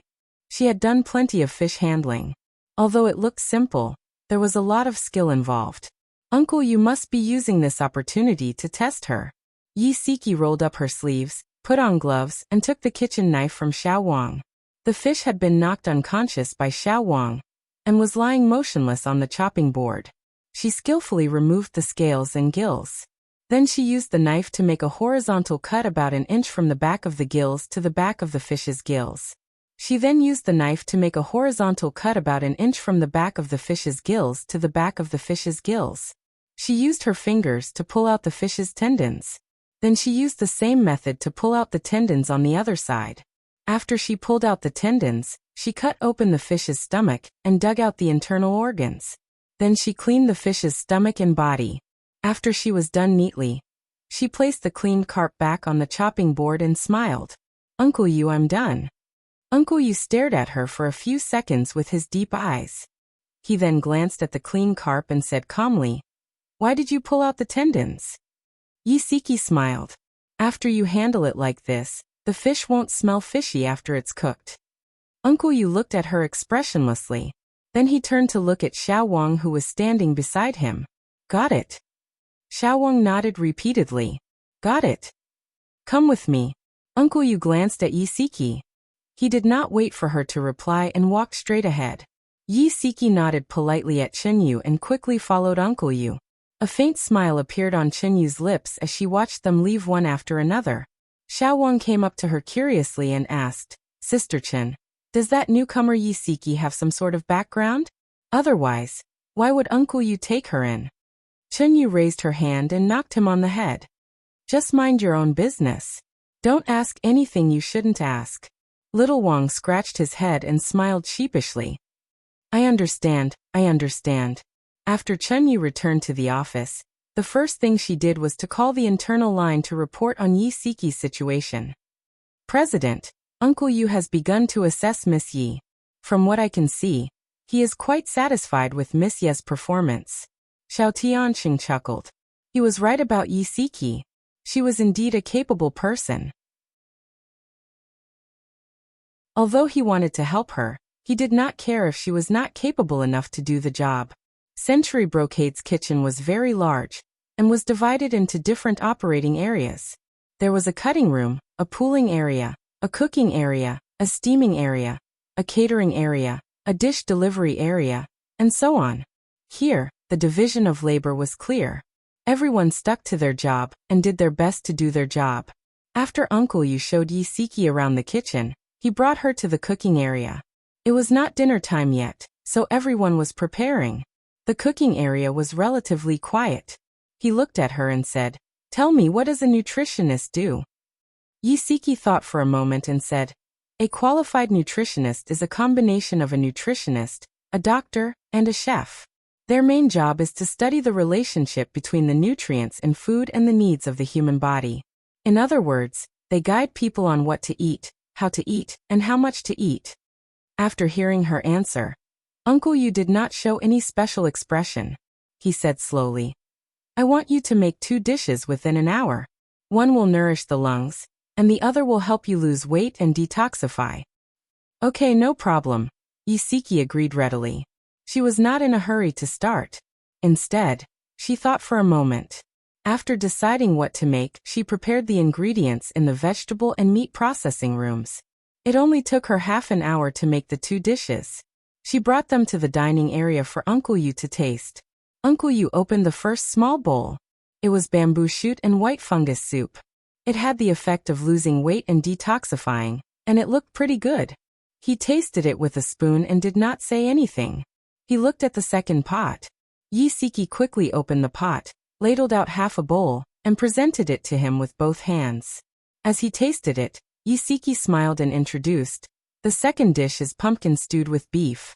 Not only can it prevent colds, but it also has the effect of moisturizing the lungs, relieving coughing and asthma, and moisturizing and nourishing the skin." Uncle Yu put down the bowl and looked up at the woman standing obediently beside him. He smiled for the first time that day. "You controlled the heat well, used the right amount of seasoning, and handled the ingredients well. You passed." Yisiki's heart, which had been in her throat, finally calmed down. She clenched her fist and swung it down. She exclaimed excitedly, "That's great, Uncle Yu. Thank you." Uncle Yu had already restrained his smile and said with a straight face, "Don't be happy too early. You still have a lot of room for improvement." Yisiki nodded profusely. "I know. I will continue to work hard." Uncle Yu nodded calmly and stood up from his chair. "Your task today is to supervise the workers in washing and cutting vegetables. How long should the vegetables be soaked so that the nitrite content does not increase? How should the meat be cut to make it easier to cook? You should know all these things, right?" "Yes." Yisiki was full of confidence. Uncle Yu lifted his chin. "Okay, get to work." Yisiki quickly familiarized herself with the work environment. Her theoretical knowledge and practical experience enabled her to handle the task with ease. Coupled with Uncle Yu's guidance, her passion for nutrition grew. She felt as if she had returned to her university days, full of passion, full of energy, and wholeheartedly wanting to make a career out of herself. This kind of passion and satisfaction even made her temporarily forget about the crisis in her family. However, forgetting did not mean that it did not exist. On Saturday, Lin Shihao said that he had to attend a seminar and would not be home for lunch. He would only be home in the evening. Before he left, he hugged her and kissed her cheek. She did not know if it was her imagination or if she was just suspicious, but she felt that there was something wrong with his expression. Yisiki hesitated for a long time, but in the end, she still dialed the card number in the tracker. Soon, the tracker transmitted his location to her phone. The Starlight Revolving Restaurant, located on the highest floor of City A, was magnificently decorated and extraordinary. Through the spacious and bright floor-to-ceiling glass windows, there was a panoramic view of the tall buildings, the beautiful beach, and the Zongjing Avenue. There were more than 100 kinds of exquisite Chinese and Western dishes on the dining car surrounded by flowers. In the middle of the restaurant, a jazz band was playing a graceful and affectionate nostalgic song. Yisiki and Xiao Tiansheng walked into the restaurant, and immediately saw Lin Shihao, and Bai Meiwei sitting by the glass window. At this moment, Bai Meiwei was wearing a red wool dress. Her hair was tied up on top of her head, revealing her fair neck. Her pearl earrings made her face look even more radiant. She had a shy and happy smile on her face, and her red lips were moving slightly as if she was saying something. Lin Shihao's back was facing the entrance, so she could not see his expression clearly. However, just looking at Bai Meiwei's expression at this moment, Yisiki's heart was filled with jealousy. She wanted to immediately rush up and make a scene, but her rationality suppressed this thought in the end. Xiao Tiansheng calmly held her hand and said in a low voice, "Don't be rash." She bit her lip and tried to pull her hand out of his grasp, but he held it even tighter. "Don't move. Be careful not to be discovered by them." He pulled her to a table far away from Lin Shihao and sat down. She said unhappily, "Why are we sitting here? I can barely see what they're doing." Xiao Tiansheng calmly glared at her. "Are you stupid? If we're sitting so close to them, it'll be easy for them to realize that we're following them on purpose." Yisiki said dejectedly, "You're smart." Tell me, what should we do now? Xiao Tianqing's gaze swept around and finally landed on the band in the middle of the restaurant. The corners of his lips curled up, and he raised his eyebrows proudly. I have an idea. Yi Siki was about to ask him what the idea was when she suddenly heard her phone ring. It was a text message. She opened it and saw that it was another photo sent by Bai Meiwei. In the photo, Lin Shihao was sitting alone at the table, his head tilted to the side as he admired the scenery outside the glass window. Xiao Tianqing leaned over to take a look. He rubbed his chin and analyzed. This could be a photo that Bai Meiwei secretly took when she used the excuse of going to the restroom. Look, the angle of the photo is that way. That's the direction that leads to the restroom. Yi Siki snorted angrily. Xiao Tianqing grinned. Don't be angry. Her motive for sending this photo was to make you angry. If you get angry, won't you be letting her off easy? That's true. I won't be angry. I won't be angry. Yi Siki tried to convince herself again and again. Lin Shihao and Bai Meiwei had already finished eating. He lifted his wrist and looked at his watch. There was a subtle hint of impatience between his brows as he said calmly, Don't you still want to go shopping? Let's go. Bai Meiwei grabbed his arm and dragged him to sit down again. Senior, we have one day. Don't be anxious. The scenery here is so beautiful. Let's sit here for a while longer. Lin Shihao frowned. I have to go home before 5 o'clock. He still wanted to go home and have dinner with his wife and child. Bai Meiwei pouted. This is our second date. Can't you accompany me for a while longer? Lin Shihao pursed his thin lips and his eyes darkened. Just as he was about to say something, the lead singer of the band said through the microphone, Dear distinguished guests, we are very sorry to interrupt your meal. A guest would like to dedicate a song to his friend. Mr. Xiao, please come on stage. Welfare Songshu 566.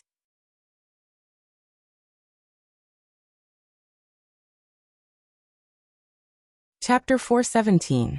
Xiao Tianqing. This name suddenly entered Lin Shihao's ears. He suddenly turned his head and looked towards the center of the restaurant, only to see a man in a suit elegantly walking towards the band. With a warm smile on his handsome face, Xiao Tianqing took the microphone from the lead singer. His eyes gazed affectionately in a certain direction, and he slowly said, This song I want to give to my friend, this one. I promise you, this is my promise to you. I will give you strength, I will give you hope, Siki. Lin Shihao's eyes suddenly tightened. He couldn't believe his eyes as he followed Xiao Tianqing's gaze to the corner of the dining room. He saw his wife. She was wearing a bohemian-style knitted dress. Her beautiful short hair was tucked behind her ears. Her eyes were smiling as she looked at Xiao Tianqing. This, I promise you, was a classic foreign love song. Xiao Tianqing sat on a high chair with a guitar in his arms. The beautiful melody flowed slowly from his slender fingertips. His magnetic and gentle voice affectionately expressed his deep love. He gazed at Yi Siki from afar, as if she was the only one in the world. Lin Shihao clenched his fists tightly. His sharp gaze locked onto Xiao Tianqing and Yi Siki. The jealousy in his heart burned like a volcano that was about to erupt. Bai Meiwei also saw Yi Siki. Her eyes flashed with jealousy and hatred. She chuckled and said, Senior, is that sister-in-law? I know that man. He's the owner of Charm Bar. When did they become so close? They're also dating, right? Lin Shihao's expression turned even uglier. His nails dug into his palms. His eyes were fierce. He wanted nothing more than to pounce on Xiao Tianqing and tear him apart. Bai Meiwei's smile widened as she sensed the hostility emanating from his body. Her voice also became softer as she said, I thought sister-in-law loved you very much. Now it seems that she and Xiao Tianqing are already in love with each other. Her words were like a match that ignited the bomb in Lin Shihao's heart. With a bang, the bomb exploded and blew up all of his rationality. The song ended. The lingering sound lingered in the air. Everyone was immersed in the affectionate and beautiful song, unable to extricate themselves for a long time. Yi Siki couldn't help but stand up and applaud Xiao Tianqing. The lonely applause quickly led the others to applaud. For a moment, the applause was like thunder. The lead singer of the band joked, Mr. Xiao, your singing is excellent. It's China's music industry's loss that you're not a singer. Xiao Tianqing smiled. Sorry. Actually, I rarely sing. I hope that my friend will like it. The lead singer looked at Yi Siki and said loudly, Miss Siki, do you like Mr. Xiao's gift? His action attracted everyone's attention to Yi Siki. Some people smiled kindly, while others looked at her curiously. She blushed slightly and brushed her hair behind her ear embarrassedly. She pursed her lips and smiled. I like it. As soon as the word, I like it, came out of her mouth, a tall figure rushed to her side like lightning. He grabbed her wrist and dragged her out recklessly. Hubby. Yi Siki's eyes widened. She looked up at the man who was dragging her. Lin Shihao's handsome face was covered with dark clouds. His dark eyes were surging with anger, ready to burst out at any time. He was very strong. His grip on her wrist hurt. She couldn't help but cry out, It hurts. Hubby, what are you doing? Come with me. His thin lips were pursed tightly. His sharp gaze was like a sharp knife stabbing at her. His voice was bone-chilling, but his grip on her wrist loosened subconsciously. Slow down. Yi Siki staggered a few steps and almost fell down from his dragging. Xiao Tianxing stuffed the guitar into the lead singer's arms and rushed over. He scolded coldly, Lin Shihao, let go of her. This is between us, husband and wife. You don't have to interfere. Lin Shihao said, then dragged Yi Siki away. Xiao Tianxing didn't chase after them this time. Instead, he crossed his arms and a sly smile appeared in his eyes. The customers in the restaurant were shocked by this scene. They used their rich imaginations to speculate about the ins and outs of the situation. Some people even whispered to each other and exchanged gossipy opinions. Bai Meiwei looked at the empty seat opposite her and trembled with anger. She didn't expect Lin Shihao to rush over without a care for anything and throw away his dignity in front of so many people. She took a sip of her drink and tried to suppress the anger in her heart. She picked up her purse and was about to follow them. The waiter walked over and said politely, Madam, you haven't paid the bill yet. Bai Meiwei's face darkened. She quickly took out her wallet and pulled out a card. By the time she paid the bill, Lin Shihao and Yi Siki had already disappeared. She grabbed her purse and quickly walked out of the restaurant. She didn't expect to bump into Xiao Tianxing in the corridor. Xiao Tianxing stood in front of her with his hands in his trouser pockets. His gaze fell on her lightly. She nodded politely and took a step to the left, intending to walk past him. He also took a step to the left and blocked her path. She took a step to the right and he followed suit. Bai Meiwei simply stopped in her tracks. She stared at his face with her beautiful eyes and said calmly, Mr. Xiao, is there anything I can help you with? Xiao Tianxing sneered. Nothing. Her expression changed. She tried her best to remain calm. If there's nothing, please move aside. His lips curled into a mocking smile. He said calmly, That's strange. You go your way and I go mine. How am I in your way? She frowned and tightened her grip on her purse. Her voice was slightly cold. Very well.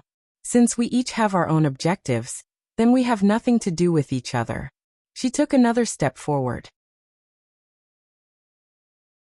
This time he stood still and she easily brushed past him.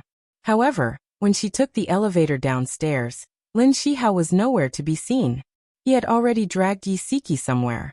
Bai Meiwei was so angry that she stomped her feet and almost broke her silver teeth. A car sped along the road. Yi Siki gripped her seatbelt tightly and said uneasily, Hubby, slow down. Lin Shihao's face was terrifyingly gloomy. He looked straight ahead and gripped the steering wheel so tightly that his knuckles turned white. He said coldly, Why are you and Xiao Tianxing here? Yi Siki pouted pitifully. Chairman Xiao said he would treat me to a meal to celebrate my joining the company. In order to appease his anger, she addressed Xiao Tianxing as Chairman Xiao. Sure enough, Lin Shihao's expression eased a little. He sang for you. What's up with that? Yi Siki laughed dryly. Well, we actually made a bet. Whoever lost the bet had to go on stage and sing a song. He lost, so he had no choice but to accept his loss. Lin Shihao looked at her suspiciously. A bet? What kind of bet? Actually, it's related to my field of expertise. He ordered a soup with many ingredients in it. He said that if I could guess all the ingredients in it just by drinking a mouthful of the soup, I would win. If I couldn't, he would win. In the end, I won. Yi Siki's tone was light, as if she didn't understand what he was angry about. Is that really it? Lin Shihao looked at her suspiciously, still in disbelief. Of course it's that. Yi Siki sighed helplessly. There's really nothing between us. Why didn't you tell me in advance that he would treat you to a meal? Also, if it's just an employee-boss relationship, why would he treat you to a meal at such a high-end restaurant? Lin Shihao was like a seasoned detective who didn't give up on any clues. Yi Siki didn't know whether to laugh or cry. He decided to treat me to a meal at the last minute. I didn't have time to tell you before you left. She suddenly thought of something and stared at him with burning eyes. Her tone became serious. Hubby, weren't you at the conference? Why were you at the revolving restaurant? Lin Shihao's heart sank. He had rushed in front of her in a fit of anger and had forgotten about it. At that moment, the tables had turned. Lin Shihao was originally in an advantageous position, but now he was suddenly in a disadvantageous position. He gripped the steering wheel tightly, and a chill ran down his spine. His thin lips moved, and he was about to blurt out the truth when a melodious ringtone sounded. He swallowed the words that were about to come out of his mouth. He pressed the answer button, and a gentle female voice came from the other end of the line. Shihao, come back tomorrow with Nyonyo. Mom hasn't seen you in a long time and I miss you. Okay, got it. Lin Shihao chatted with his mother, Jiang Ruolin, for a while before ending the call. There was silence in the car. The conversation just now was interrupted by a phone call, and the courage that Lin Shihao had worked so hard to muster was also worn away. He gritted his teeth and said slowly, "The conference is over. I went to the restaurant to eat with a colleague." Yi Siki's eyes hid a hint of sadness, and she felt a little upset. If she hadn't seen him sitting with Bai Meiwei with her own eyes, she would have really believed his words. However, she had also lied to him, so how could she blame him for lying to her? Xiao Tiansheng was right. Her enemy wasn't Lin Shihao, but Bai Meiwei. At least, her plan with Xiao Tiansheng had succeeded. They had ruined Bai Meiwei's date, and that woman must be hopping mad. Imagining her flustered and exasperated look, Yi Siki's mood improved a little. She grinned silently and said, "Let's go home. Nyonyo is home alone." He slowly spat out a word. Okay. Jiang Ruolin was Lin Shihao's mother. She was a very powerful woman. Lin Shihao's father passed away when he was in high school. She took out all her savings and opened a small restaurant to support her son's education. More than 10 years later, the small restaurant had become a big restaurant, and she had become a famous local career woman. When Yi Siki and Lin Shihao got married, she was very happy and had always wanted to train Yi Siki to be the successor of the restaurant. Unfortunately, Yi Siki wanted to be a good wife and raise children, so she gave up on that idea and planned to pass the restaurant to her grandson. In the end, after Yi Siki gave birth to a daughter, she never got pregnant again. The grandson that she had been looking forward to for many years was nowhere in sight. Her attitude towards Yi Siki also turned cold. Come and see. Songshu 566.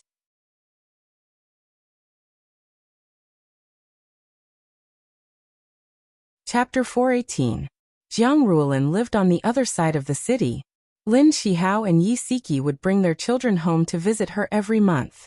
Every time they came home, Yi Siki would buy her many gifts, help her with the housework, and make her happy. However, she never treated Yi Siki well. Jiang Ruolin lived alone in a high-end residential area. She hired a nanny at home. Every time her son and daughter-in-law came home, she gave the nanny a day off. Firstly, there would be no outsiders present, and it would be easier for her family members to talk. Secondly, she wanted to deliberately make things difficult for Yi Siki. She left all the chores of buying groceries, cooking, and washing the dishes to her. Outside the door, Lin Shihao held the gifts Yi Siki bought for his mother with both hands. Yi Siki was holding vegetables and fruits in her hands. Nyonyo obediently rang the doorbell. "Shihao, Nyonyo, you're here. Coming quickly." Jiang Ruolin wore a red turtleneck sweater and a plain shawl. She had light makeup on her face. Although she was already in her 50s, thanks to the years of maintenance, she looked younger. Her every movement exuded an air of nobility. She welcomed her son and granddaughter into the house with a smile, as if Siki didn't exist. Lin Shihao knew that his mother had a problem with Siki, so whenever he had the chance, he would praise Siki in front of her. He smiled and said, "Mom, Siki took a fancy to a dress a few days ago. She thinks it suits you, so she specially bought it for you. Do you want to try it on?" Jiang Ruolin glanced at Siki, who was holding vegetables and fruits, and said indifferently, "Why did she buy those messy things again? It's not like I don't have money. If I need anything, I can buy it myself." Siki maintained the smile on her face and said gently, "Mom, the design of that dress is elegant and generous. It can highlight your temperament. When I was shopping, I took a fancy to it at first sight. I felt that only you could wear that kind of feeling." "Mom, Siki means well.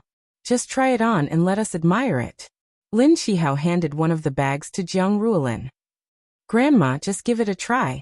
I want to see it too." Niu threw herself into her arms and hugged her coquettishly. Her beautiful big eyes blinked, full of anticipation. Although Jiang Ruolin hoped that Siki would give birth to a boy, it didn't mean that she didn't like Niu. On the contrary, she liked smart and sensible Niu. She couldn't bear to reject the child's innocent eyes. "Since you and your father and daughter say so, I'll give it a try." She carried the clothes into the bedroom. Lin Shihao turned his head and looked at Siki apologetically. Siki smiled at him silently and walked into the kitchen with the things in her hands. Siki had only bought clothes for her twice. The first time was when Niu was 3 years old. Jiang Ruolin's attitude towards Siki had already turned cold. She had accused Siki of having no taste, and that the clothes she bought were like goods from a street stall. The second time was this time. Jiang Ruolin took out the dress from the bag. The price tag was still there. It was a 5-digit price tag. It was Chanel's new autumn/winter collection. Even she couldn't bear to buy too many of such expensive clothes. She only bought 2 or 3 pieces to keep up appearances. She felt conflicted. After changing, she stood in front of the full-length mirror. She looked at the woman in the mirror. She was elegant and generous. Just as Siki said, it suited her. She wasn't the only one who thought it was good. Lin Shihao and Niu also praised it in unison. Siki smiled faintly. "Mom, it's very beautiful. It really suits you." Jiang Ruolin snorted coldly. "You didn't even use Shihao's money to buy such expensive clothes. You didn't earn a single cent, yet you still spent so extravagantly. Even if you don't feel distressed, I do." Siki clenched her fists. Her expression changed. She forced a smile. Lin Shihao's expression turned ugly. "Mom, Siki and I are husband and wife. What do you mean by mine and hers? We are one. We shouldn't be separated. Besides, Siki doesn't spend money recklessly. She is very thrifty with her clothes and necessities. She puts all her attention on me and Niu.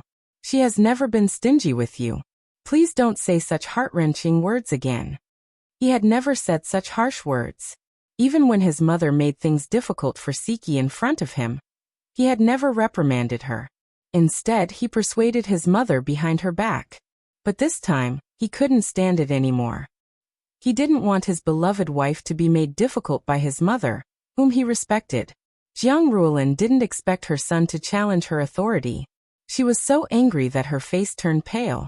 Her lips trembled as she said angrily, "It's true that once you marry a wife, you forget your mother. How did I raise such an unfilial son?" "Mom, can't you be more reasonable?" The veins on Lin Shihao's forehead were throbbing. He was so agitated that it seemed like he was going to explode with all the grievances that had accumulated over the years. Siki quickly grabbed his arm and said in a low voice, "Hubby, calm down. Don't say any more." Lin Shihao pressed the back of her hand. "No, since I've already spoken, let me finish. Mom, think about it. Isn't Siki good to you? When she heard that you wanted to eat something, she went to several markets to buy ingredients to make it for you. Then she delivered it to your door. When you were hospitalized for appendicitis, she stayed at the hospital every day to take care of you. When your stomach wasn't well, she studied it at home for more than a month. She wrote a diet recipe for the nanny and asked the nanny to cook according to the recipe. She did so many things for you. Why can't you see the good in her?" Jiang Ruolin's face alternated between red and white. She stared straight at Lin Shihao and said angrily, "In my eyes, no matter how good she is, nothing is more important than a grandson." She snorted angrily and left the livid Lin Shihao, the pale Yi Siki and Nyonyo, who was about to cry, to return to her room. She locked herself in her room and didn't answer anyone who knocked on the door. Lin Shihao's family of 3 stood in the empty living room. They were all in a bad mood. Yi Siki forced a smile. "Hubby, let Mom be alone for a while. I'm going to prepare lunch." Lin Shihao's expression eased a little. "Let me help you." "No need.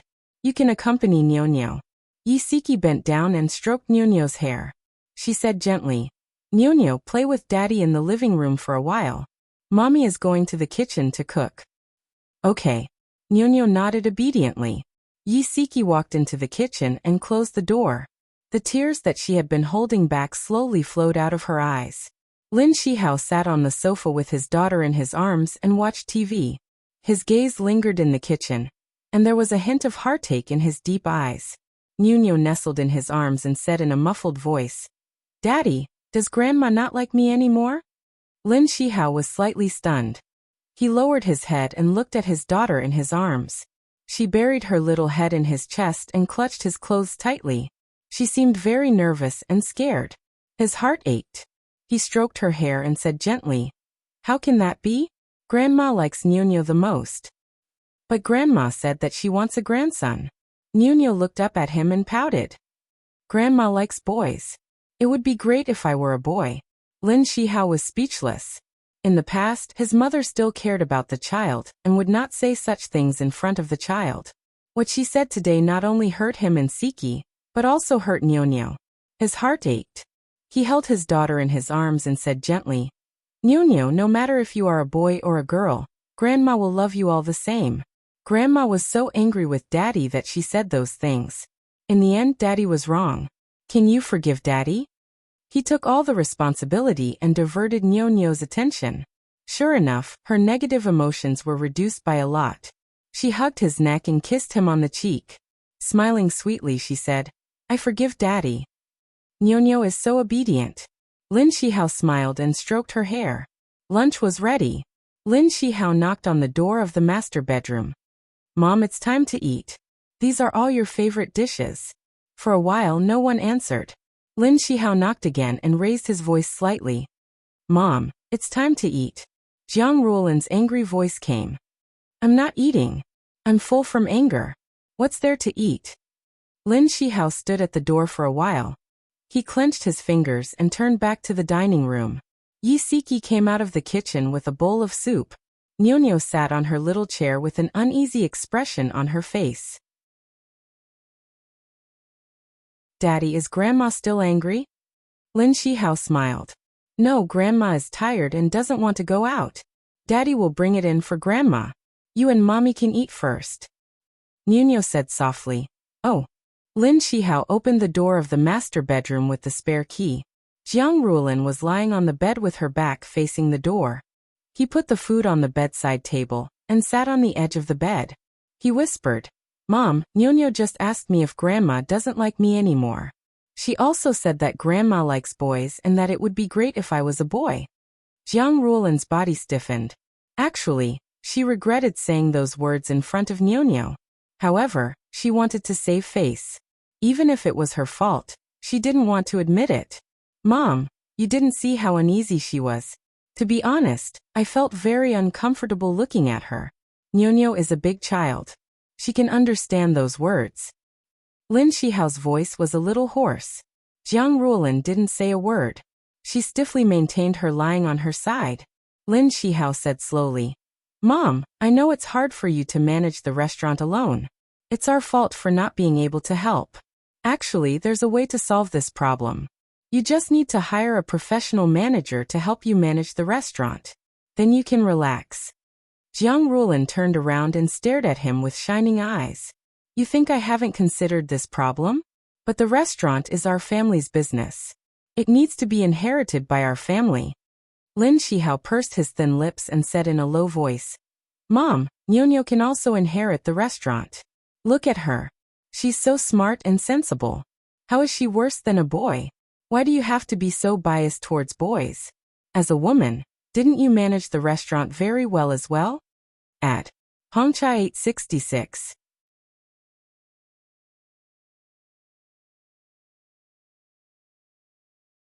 Chapter 419. Jiang Ruolin raised her voice. It's because I'm a woman that I understand how difficult it is to be a strong woman. Nyo is very clever, but I don't think she can inherit the family business. Her personality is not suitable at all. After saying so much, you just don't want to give me a grandson, right? Lin Shihao's expression was very ugly. He gritted his teeth and said, Mom, when Siki gave birth to Nyo, she almost lost her life. What did you say outside the delivery room? You said that you hoped that Bodhisattvas would bless Siki and her child. You also said that it was enough for us to have one child, and that you would never let Siki give birth again. You may have forgotten these words, but I haven't. I will never forget how dangerous the situation was at that time. I almost lost the woman I loved the most. Mom, I made the decision not to have any more children. If you want to blame someone, blame me. Please don't make things difficult for Siki in the future. Jiang Ruolin was stunned and suddenly burst into tears. Her cries echoed in the room. Fortunately, the room was soundproof. Yi Siki and her daughter, who were eating quietly in the dining room, did not hear her. Lin Shihao sighed silently, pulled out a tissue, and handed it to her. Mom, is a grandson really that important? So important that you have to give up the harmony of the family and your most beloved granddaughter? Jiang Ruolin's mood was very complicated. On one hand, she felt that she had gone overboard. On the other hand, she felt sad that her son and daughter-in-law could not understand her pain. She snatched the tissue from her son's hand and wiped her tears. She said sadly, Why did I work so hard for so many years? Wasn't it to lay a foundation for you? It's fine if you and Siki don't want to inherit the family business. I can still hold on for a few more years. However, it can't be that no one will inherit the family business until the third generation. Mom, look, we're back to square one. If you were willing to let Nyo inherit the family business, wouldn't everything be fine? Lin Shihao stroked her back to help her breathe. His voice was gentle. Mom, you're a little off today. Did something happen at the restaurant? In the past, even if Jiang Ruolin made things difficult for Siki, she would not go too far, let alone in front of Nyo. After venting her anger, Jiang Ruolin felt a lot better. She said in a bad mood, Yesterday, I was drinking tea with a few acquaintances. They joked and asked me not to work so hard. After all, no matter how much I earned, my son wouldn't be willing to inherit the family business. Another one said that they just had a grandson and invited me to their 1-month-old celebration in a few days. It turned out that he was provoked by someone else. Lin Shihao said helplessly, Mom, those acquaintances you're talking about, aren't they those rich ladies? They don't have anything to do except go shopping or do beauty treatments. Why don't you ask them how many prostitutes their husbands have outside? How many of their children will be successful? Every family had its own difficulties. Lin Shihao had heard her mention a few rich ladies who had a good relationship with her before. He had also heard a little about their family matters. After hearing his reminder, Jiang Ruolin felt much better. She muttered, That's true. All 4 of their husbands have mistresses outside. One of them has a very successful son who has started his own company. As for the other 3, let's not talk about them. There was no way to talk about the other 3. 2 of them had sons of rich playboys who were disobedient and always caused trouble. Another one only had a daughter. Her husband had a son with a prostitute and brought him home. The illegitimate son was always against her. Compared to this, his worries were nothing. Jiang Ruolin sighed. Lin Shihao smiled and said gently, Mom, you must be hungry. Siki made your favorite dishes. He took a tray from the bedside table and placed it in front of her. The aroma of the food wafted into her nose. Jiang Ruolin suddenly felt a little hungry.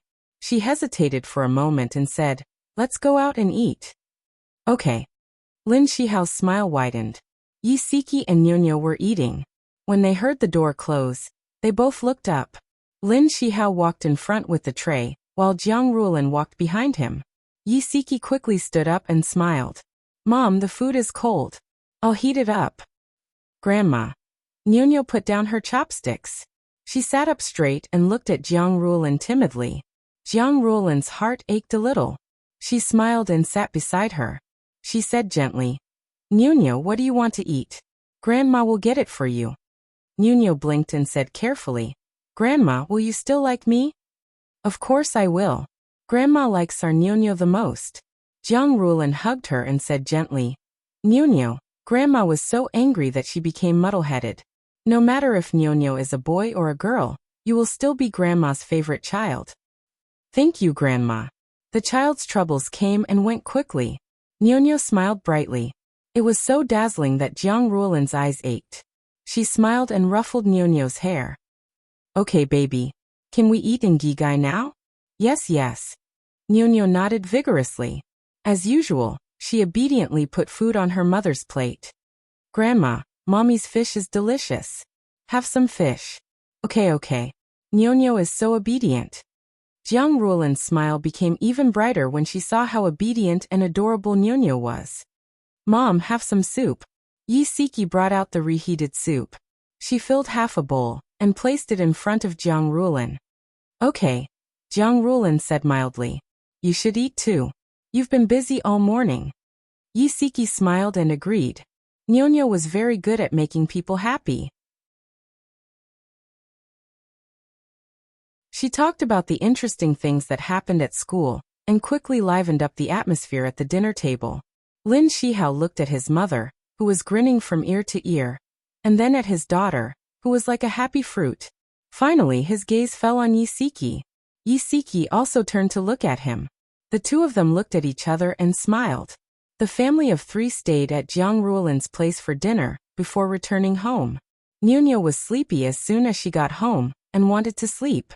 Siki helped her take a bath and carried her to bed to rest. After she and Lin Shihao washed up, she also lay on the bed. She leaned into his arms and whispered, Hubby, why don't we have another child? Lin Shihao hugged her tightly. I've already persuaded Mom. She probably won't force us anymore. She shook her head. This is not a long-term plan. He lifted her face and said seriously, Wifey, you know that I won't let you put yourself in danger again. When she gave birth to Nuno, he also went into the delivery room. Of course, he was not there to deliver her, but to accompany her during the delivery. He watched as she had a difficult labor, watched as she wailed in pain, and watched as her blood stained the bedsheets. He was so anxious that he almost went crazy. The fear that he felt at that time was still fresh in his mind. She smiled. This time, I can have a C-section. A C-section will also harm your body. It's enough for us to have Nuno as our child. He stroked the hair by her ear and said gently, Wifey, now that you've started working again, it's time for you to realize your dream. Don't think about the child anymore. As for Mom, I'll talk to her. When it came to work, she began to hesitate. If she had another child, she would have to return to her position as a housewife. When the child grew up and she could start working again, she would also be old. However, when she thought about his mother's attitude towards her in the past few years, in short, she was in a dilemma. Bai Meiwei did not give up after her second date was ruined. Soon she started on her third date. It was Christmas Day. She deliberately chose this holiday to ruin Lin Shihao's reunion with his family. When Lin Shihao found out that she was going on a date on Christmas Day, he did not treat her well. He had originally planned to take his wife and child to the circus to watch a performance, but because of her, he could only change the date. Also, he really did not want to lie to Siki again. Every time he lied to her, his heart was filled with guilt. On Christmas Day, when Siki received Lin Shihao's call and heard that he had changed shifts with his colleague and needed to work overtime, she had a bad feeling. Bai Meiwei started to act again. 2 days ago, Lin Shihao had said that he would take her and Nuno to watch a circus performance. Why did he suddenly change shifts with his colleague? As expected, an hour later, the tracker gave her the answer. It was a high-class Western restaurant.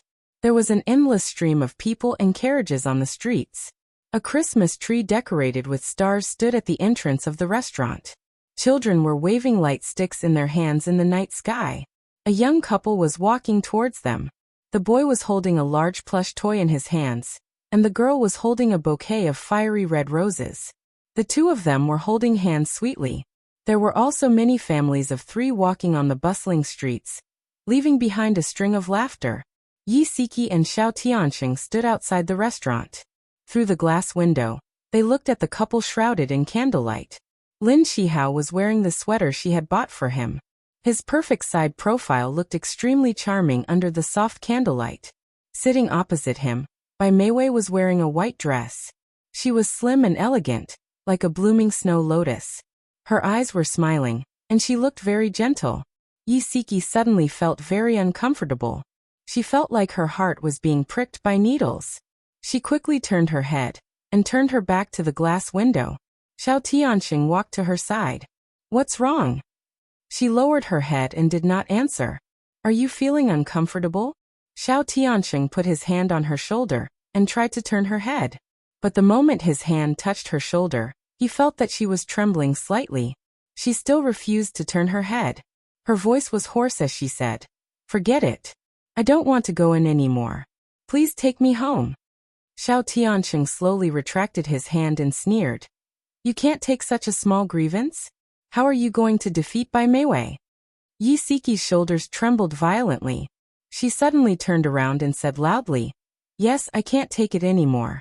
I'm useless. I can't compare to that woman. I'm not playing this game anymore. I'm F*King not playing it anymore." Big drops of tears rolled down her cheeks. Under the streetlights, her eyes were filled with sorrow and despair. She clutched her handbag tightly and turned to run. Xiao Tianxing was stunned. He rushed out and chased after her. Beauty novel, Hongcha 866.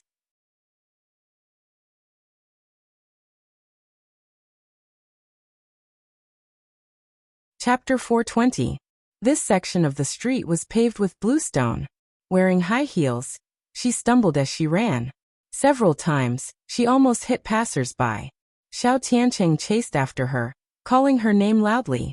Not only did she not stop, but she ran even faster, as if she had exhausted all the strength of her life. At the entrance of the florist, a man came out with a bouquet of fresh flowers. The man was so focused on looking at the flowers that he did not notice Yi Siki running towards him. The two of them crashed into each other. Bang! The flowers were thrown into the air and slowly fell to the ground. The petals scattered all over the ground. Yi Siki fell pathetically on the street where the snow had just melted. One of her high heels was on her feet, and the other was beside the man. She covered her mouth with the back of her hand and cried loudly, "Miss, are you okay?" The man's body only swayed a little, but he quickly steadied himself. He went forward helplessly and wanted to help her up. An arm suddenly pulled him away. Then a tall figure suddenly appeared and bent down to help Yi Siki up from the ground. He frowned deeply on his handsome face. "Yi Siki, how are you? Are you hurt?" Yi Siki looked at Xiao Tianxing with tears in her eyes and shook her head. Xiao Tianxing heaved a sigh of relief and looked at the man holding the flowers. "Please help me get her shoes." The man was stunned and hurriedly picked up Yi Siki's shoes. Xiao Tianxing held Yi Siki's waist with one hand, and took the shoes from him with the other. He bent down and helped her put them on. The man said apologetically, "Miss, I'm sorry. I didn't notice you coming from that direction."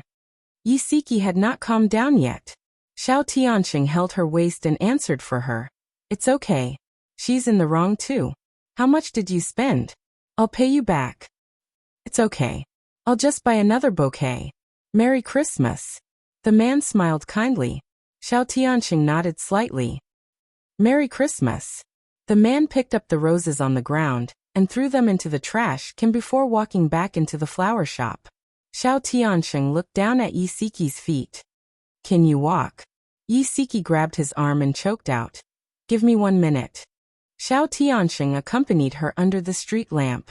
Her head was lowered, and her shoulders were trembling rapidly. He placed his right hand on her waist and raised his chin slightly.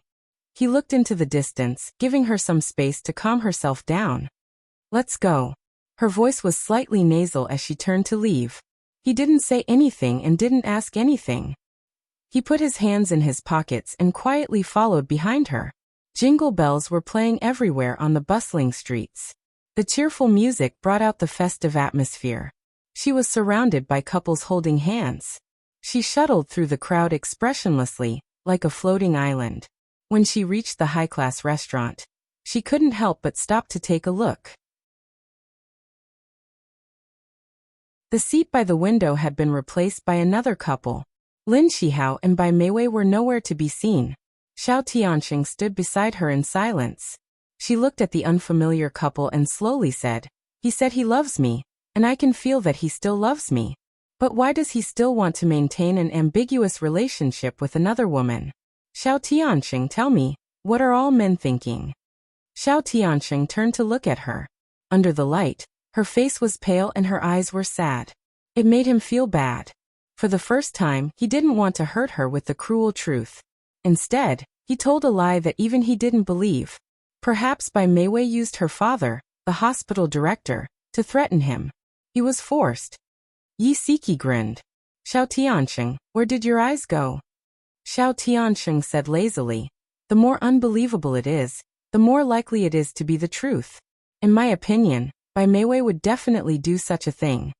She shook her head. She couldn't be bothered with him anymore. Actually, she also had a so-called truth in her heart. Although Lin Shihao loved her, he couldn't give up on external temptation at the same time. The couple in the restaurant. The man held a ring in his hand and carefully put it on his girlfriend's finger. He was serious and sincere. Yi Siki couldn't help but recall the time when Lin Shihao proposed to her. It was also winter. They were skiing at the ski resort. He held her hand and slid down from the top of the mountain. Then he knelt on one knee in the white snow with a ring in his hand, and asked her if she was willing to marry him. He said, "Siki, I love you. Let me take care of you for the rest of your life." At that time, she was blinded by love and didn't hold back at all. She threw herself into his arms and said loudly, "I do." He smiled and hugged her, spinning in circles in the snow. Snowflakes suddenly floated in the sky. It was the most beautiful snow she had ever seen. The empty valley echoed with their laughter. She didn't know how long she stood there for, but the courage she had lost gathered bit by bit. She really couldn't give up on the man she loved so deeply. She bravely turned around and grinned at Xiao Tianxing.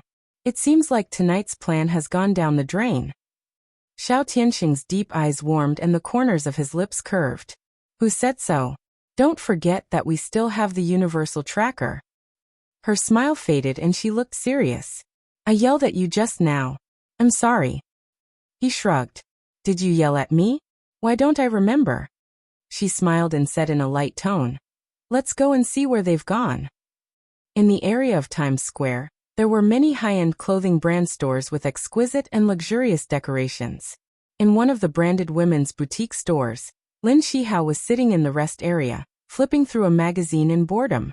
He raised his wrist to look at the time and frowned slightly. "Shihao, do I look good in this?" A pair of high heels appeared in front of him. He looked up. Bai Meiwei was wearing a sexy low-cut dress with a gentle smile on her face. She twirled in front of him and asked gently, "Do I look good?" He said indifferently, "Not bad." Bai Meiwei said coquettishly, "I tried on 5 clothes and you said they were not bad. Which one is better?" He said indifferently, "They're all not bad." She pouted and said coquettishly, "You didn't look at them seriously at all." He lowered his head to read the magazine and said coldly, "You're asking for more and more." Okay. Don't be angry. Wait for me for a while. I'll go in and change. I'll be out soon." She could hear the dissatisfaction in his voice and didn't dare to push him too hard. Lin Shihao was a little frustrated as he listened to the sound of the high heels walking away. He couldn't read the contents of the magazine at all. He turned on his phone but there were no messages or calls. He wondered how Siki and Nyonyo spent Christmas. Thump thump. The sound of high heels came from behind him and stopped at a certain spot. A familiar voice said, "Miss, please help me get that dress." Lin Shihao turned around abruptly. Siki was standing not far away. She was wearing a red coat with the buttons unbuttoned. She was wearing a white sweater and a short black skirt. Her eyes were smiling as she looked at the salesperson who was helping her get the dress. The salesperson took down the dress from the display window and handed it to her with a smile. "Miss, please follow me. The fitting room is over there." Lin Shihao's heart tightened and cold sweat broke out on his back. If Siki were to walk towards the fitting room, she would definitely pass by him. He felt as if he was sitting on pins and needles. His brain was working furiously as he tried to think of a solution. The sound of high heels was getting closer and closer to him. He couldn't help but clench his fists. Suddenly, a voice was heard and Yi Siki stopped in her tracks. "Siki, it's really you. It's Xiao Tiansheng. Why is it him again?" Lin Shihao's nerves were tense and he was on high alert. Yi Siki turned around and smiled. "Chief Xiao, you're here too." She really admired Xiao Tiansheng. It was such a waste that he didn't go into acting. Of course, she also admired herself. 2 minutes ago, they were still observing Lin Shihao, and by Mei Wei from outside the display window of this clothing store. 2 minutes later, they were greeting each other politely as if they were friends who had just met by chance. Xiao Tiansheng casually glanced at the lounge. That person was sitting with her back facing them. He could only see the top of her head. He smiled meaningfully. "It's Christmas today. Your husband is shopping for clothes with you?" Yi Siki's tone was slightly awkward. "No, my husband is working overtime tonight. I came out alone." Xiao Tiansheng frowned unhappily. "Your husband is really a workaholic. He even left you and your mother alone on a day like this." She stroked the hair by her ear and smiled gently. "Actually, you can't blame him. He's a doctor. His profession is special. How can he rest whenever he wants?" Xiao Tiansheng didn't seem to agree with her. He shook his head, but he didn't want to dwell on this topic. His gaze fell on her hand. "The color of that dress doesn't suit you. Try this one." He casually picked up a dress. It was the one that Bai Meiwei had tried on earlier. Yi Siki said awkwardly, This seems too sexy." Xiao Tianxing chuckled. "The V-neck design will make your neck look slender and your waist slim. It'll outline the curves of your waist very well. You'll definitely look good in it." She pursed her lips in embarrassment. "I rarely wear such revealing clothes. It's precisely because of this that you have to try it on. You have the capital to be beautiful, so you have to boldly display it. If you don't dress up when you're young, who will appreciate you when you're old?" Xiao Tianxing tried his best to recommend it to her. Lin Shihao couldn't help but look back. His face immediately darkened. That was the dress that Bai Meiwei had tried on earlier. It was indeed very revealing. Imagining his wife standing in front of other men in such a revealing dress, Lin Shihao's heart was filled with jealousy. He couldn't hold it in anymore. He stood up and strode over to them. Under Yi Siki's surprised gaze, he put his arm around her shoulders and forced her to lean into his arms. He used his actions to declare his possession of her. Yi Siki was shocked. Hubby, why are you here?" Lin Shihao's face darkened. He didn't answer her question. His sharp eyes stared at Xiao Tianxing's calm face. He said coldly, "Mr. Xiao, I'll take my wife and leave first. Goodbye." After saying this, he didn't care about Bai Meiwei anymore. He directly put his arm around Yi Siki's shoulder and walked out. Yi Siki was dragged away by him. She awkwardly turned around to say goodbye to Xiao Tianxing. "President Xiao, I'm sorry. We'll be leaving first." Xiao Tianxing raised his eyebrows in amusement. He made an okay gesture with his right hand. Bai Meiwei, who was in the fitting room, was about to explode in anger. She had overheard the conversation between Yi Siki and Xiao Tianxing, and knew that they had also come to this store. She really wanted to rush out of the fitting room immediately and drag Lin Shihao to Yi Siki to show off in front of her. She wanted to provoke and hurt her. She didn't expect that the more anxious she was, the more mistakes she made. When she was changing clothes, her hair actually got stuck in the zipper. She was anxious and in pain. She pulled at the zipper for a long time, but still couldn't get her hair out. When she heard that Lin Shihao had dragged Yi Siki away, she was so anxious that she stomped her feet. She gritted her teeth, steeled her heart, and pulled out a few strands of hair that were stuck in the zipper. When she ran out of the store with her hair in a mess, she happened to see Lin Shihao driving past her. Bai Meiwei was in an extremely sorry state at this moment. She didn't have time to put on her coat, and was only wearing a sweater skirt. Her hair was messy, and her body was stiff as she stood outside the door.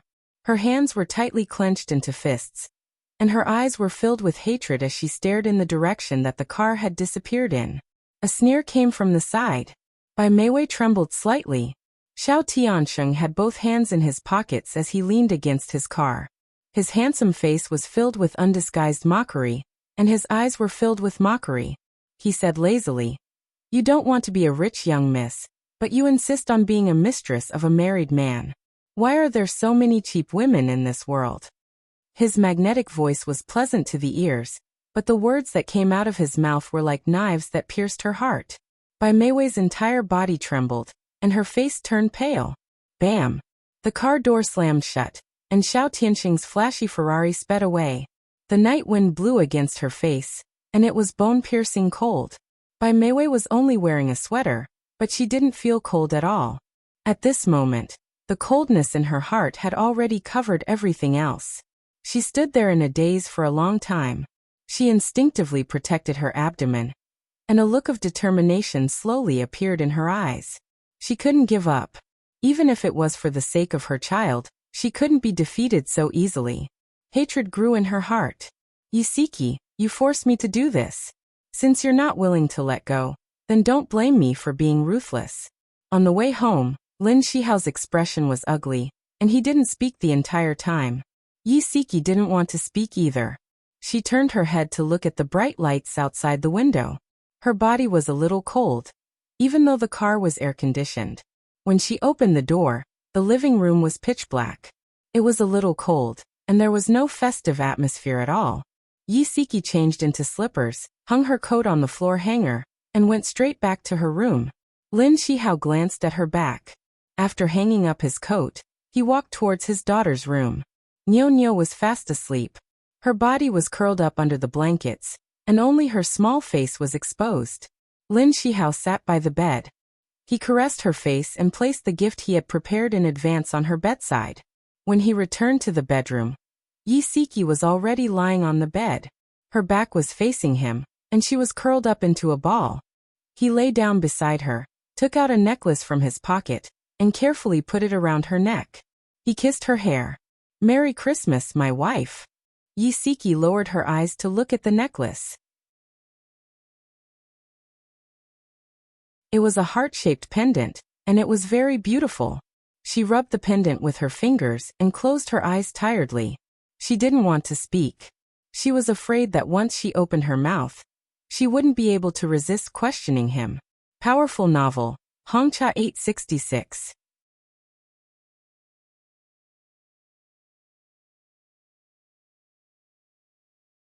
Chapter 421. Lin Shihao originally thought that Siki would ask him why he was in the clothing store. He was even prepared to tell her the truth, but he didn't expect her to just keep her back to him and remain silent. If she didn't ask, he really wouldn't have the courage to say those words. He comforted himself in his heart that they had already gone on 3 dates. As long as he could endure the next 2, he could get Bai Meiwei to abort the child and cut off all contact with her. Soon he wouldn't have to lie to Siki anymore. He would love her even more to make up for the hurt he had caused her. Lin Shihao held this thought and hugged Siki very tightly, as if he was afraid that she would run away. Bai Meiwei stood outside the clothing store for more than half an hour in thin clothes. That night, she caught a cold and had a fever. For the next few days, she asked for leave to rest at home. Without her in the hospital, Lin Shihao felt much more comfortable. His nerves, which had been tense for the past few days, also relaxed a little. However, he didn't know that Bai Meiwei wasn't the kind of person to give up so easily. She was already secretly planning a plan B. Leisurely Blue Ocean Life Spa. As a high-class club, this was a paradise for rich madams and rich Mississippi. There was a full range of services inside, such as baths, full-body massages, face makeup, detoxification, weight loss, and so on. Jiang Ruolin was a regular here, and knew many of the rich madams. No matter which beauty program she did, she would meet 1 or 2 old acquaintances and chat with them in full swing. When she was doing the fish treatment, a young and beautiful girl walked into the pool and sat beside her. She nodded politely. Hello. The girl's young skin was full of vitality. Her smile was gentle and had an intellectual charm. Jiang Ruolin was infected by her smile and responded with a smile. Miss, you must be new. I don't think I've seen you before. Yes, I'm Bai Meiwei. I just transferred here from DZ. Bai Meiwei's delicate and beautiful smile became even more charming. Big sister, what's your surname? Jiang Ruolin laughed.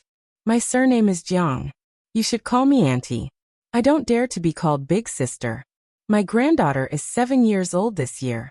Bai Meiwei's beautiful eyes widened, revealing an expression of disbelief. Really? I thought you were only in your 30s. I'm already in my 50s. Jiang Ruolin couldn't stop smiling. Every woman liked to be praised for being young and beautiful. Bai Meiwei exclaimed. I really can't tell. How do you usually take care of yourself? You don't mind letting me learn from you, do you? Of course I don't mind. When it comes to maintenance, I really don't know much.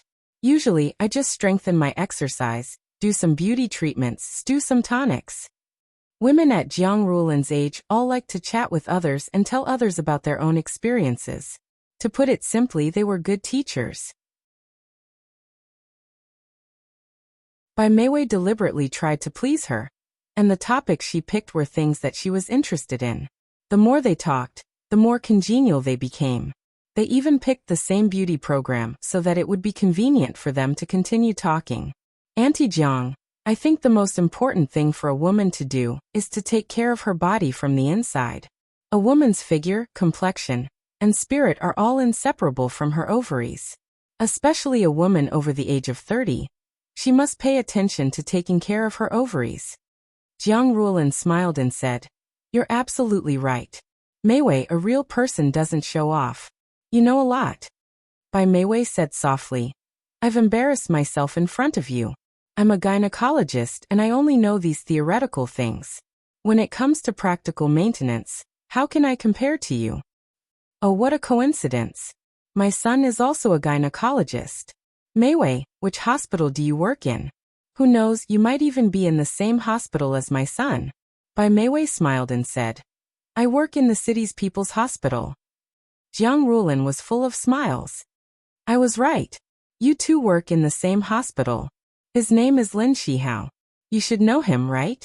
Bai Meiwei's expression changed slightly. She smiled unnaturally and said, I know him. Dr. Lin is the director of our gynecology department. He's also my senior. Jiang Ruolin noticed that her expression was a little off and asked with concern. What's wrong?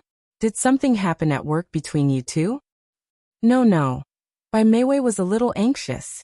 She seemed to realize that she was too anxious and quickly squeezed out a smile. Auntie, my senior usually takes care of me, and I respect him very much.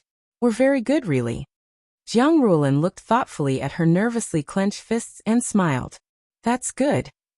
Bai Meiwei quickly changed the topic.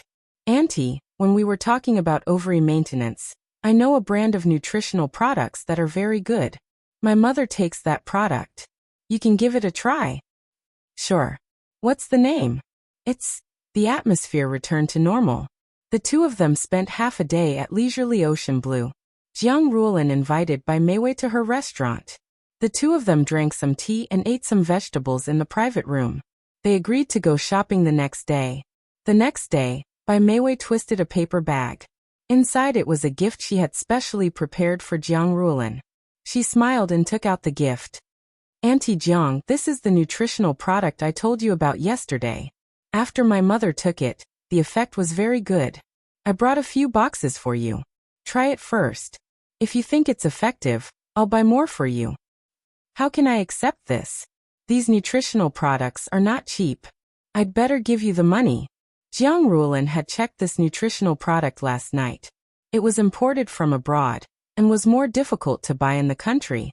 Moreover, it was expensive. Bai Meiwei pouted coquettishly. You're too polite. If you say that, I'll be embarrassed to interact with you in the future. Jiang Ruolin was also a generous person, and did not like to take advantage of others. She thought that she would give her some gifts in the future to make up for it, so she accepted it graciously. She smiled and praised her. Thank you, Meiwei. Whoever marries such a beautiful and sensible girl like you is really lucky. Auntie, I'm embarrassed by your praise. Bai Meiwei smiled a little awkwardly. It's just a pity that the person I like doesn't like me. That's because he doesn't have good taste. You'll definitely be able to find a good man in the future. Jiang Ruolin smiled and comforted her. The two of them went shopping together. Bai Meiwei chose a jacket for Jiang Ruolin. Jiang Ruolin liked it very much and repeatedly praised Bai Meiwei for having good taste. After the two of them finished shopping, they went to do their hair and drank afternoon tea. Jiang Ruolin liked Bai Meiwei more and more. She felt that she had good taste, knowledge, and knew how to respect others. Moreover, she knew how to listen to others. Jiang Ruolin could not help but confide in Bai Meiwei some of her inner thoughts. For example, her son and daughter-in-law were not willing to give her any more grandchildren, and she was worried that she would not have an heir in the future. Bai Meiwei comforted her softly. She did not say anything bad about Lin Shihao and his wife, nor did she pick on her mistakes. What she said was reasonable and considerate. It made Jiang Ruolin's heart feel indescribably warm, and her good impression of her improved a little. Jiang Ruolin realized that when she mentioned her son, Lin Shihao, Bai Meiwei seemed a little off. She could not pinpoint what was wrong, but she secretly made a note of it in her heart.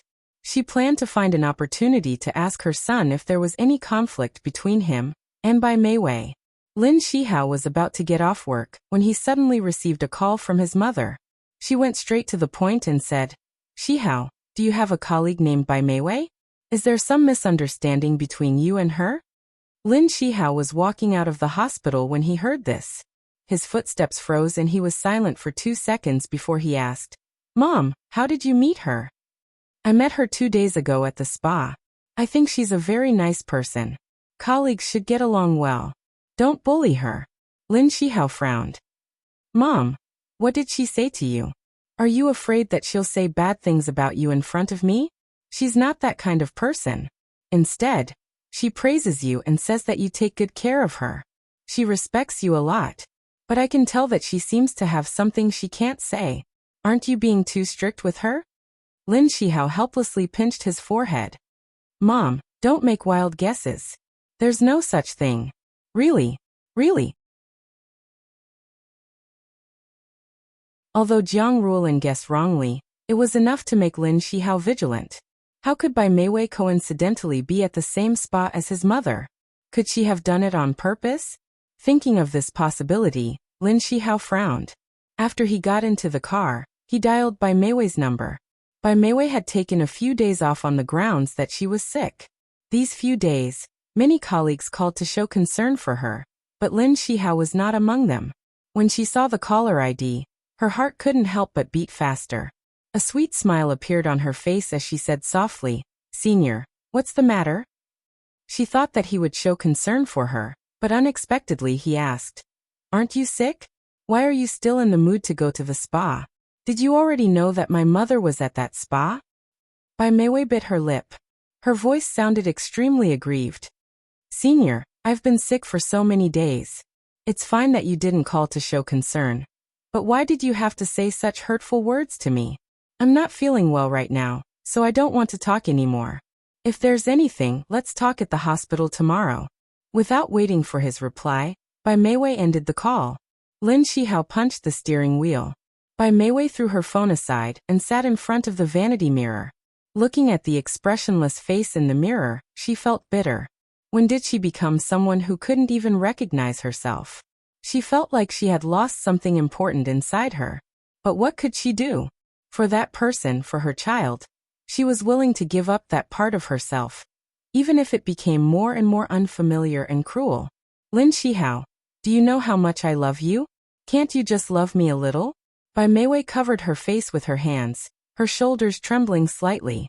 The next day, Bai Meiwei went to the hospital. In the morning, she and Lin Shihao were very busy and didn't have time to talk. When it was time for lunch, Lin Shihao took her to the rooftop of the hospital. There were many white bedsheets and quilts drying on the rooftop. The two of them stood between the clotheslines, their bodies covered by the bedsheets, leaving only 2 faint shadows on the bedsheets. Bai Meiwei looked at the expressionless Lin Shihao and smiled slightly. "Senior, What do you want to talk to me about? Attention Songshu 566.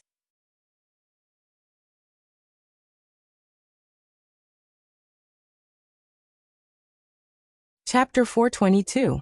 Bai Meiwei looked at the expressionless Lin Shihao and smiled faintly. Senior, what do you want to talk to me about? The woman in front of him had exquisite makeup and a smile in her beautiful eyes. Even though she was wearing a white coat, her figure still looked graceful. She was still her, generous and beautiful, but not her. The Bai Meiwei of the past was cheerful and kind, not so scheming. Lin Shihao pursed his thin lips and said indifferently, Meiwei, you've changed. You've become so unfamiliar to me. You once promised me that you wouldn't destroy my family. Bai Meiwei's smile froze. I'm not destroying your family now. Lin Shihao's gaze darkened. I don't know what you said to my mother, but she's already suspicious of our relationship. Her face turned pale and her eyes widened in disbelief. You think I'm deliberately getting close to your mother? He looked at her coldly. Isn't that the case? She shook her head. Believe it or not, before I talked to Auntie Jiang, I really didn't know that she was your mother. There are still 2 more dates. After those 2 dates, you have to fulfill our promise and abort the child. During this time, please don't go near my family, and don't say anything unnecessary. His cold attitude angered her. She laughed mockingly. Senior, don't you love your wife very much? Why don't you tell her that I'm pregnant with your child? What are you worried about? Are you worried that Yi Siki won't forgive you if she finds out the truth? Or are you worried that she'll divorce you? Bang! The metal door of the rooftop suddenly made a sound. A flurry of frantic footsteps could be heard in the corridor. The sound of high heels was like a hammer, pounding on Lin Shihao's heart. His heart pounded fiercely and he had a bad feeling. He suddenly pulled the blanket in front of him and rushed to the entrance of the rooftop. He saw a short-haired and pretty figure running down the corridor in a panic. It was Siki. Damn it, it was actually Siki. Lin Shihao's face turned pale, and his back broke out in a cold sweat. He rushed downstairs, and his heart was so flustered that it almost jumped out of his chest. Why was Siki here? Why was she here? Siki, Siki. Lin Shihao chased after her while shouting her name loudly. She had already run to the corner of the next flight of stairs. Hearing his shout, she raised her head to look at him. Her face was covered in tears, and her eyes were filled with grief and despair. Lin Shihao's heart suddenly ached, and he anxiously called out, Siki, don't run. Listen to me. The usually calm and gentle man was completely panicked at this moment, and his voice was full of urgency and panic.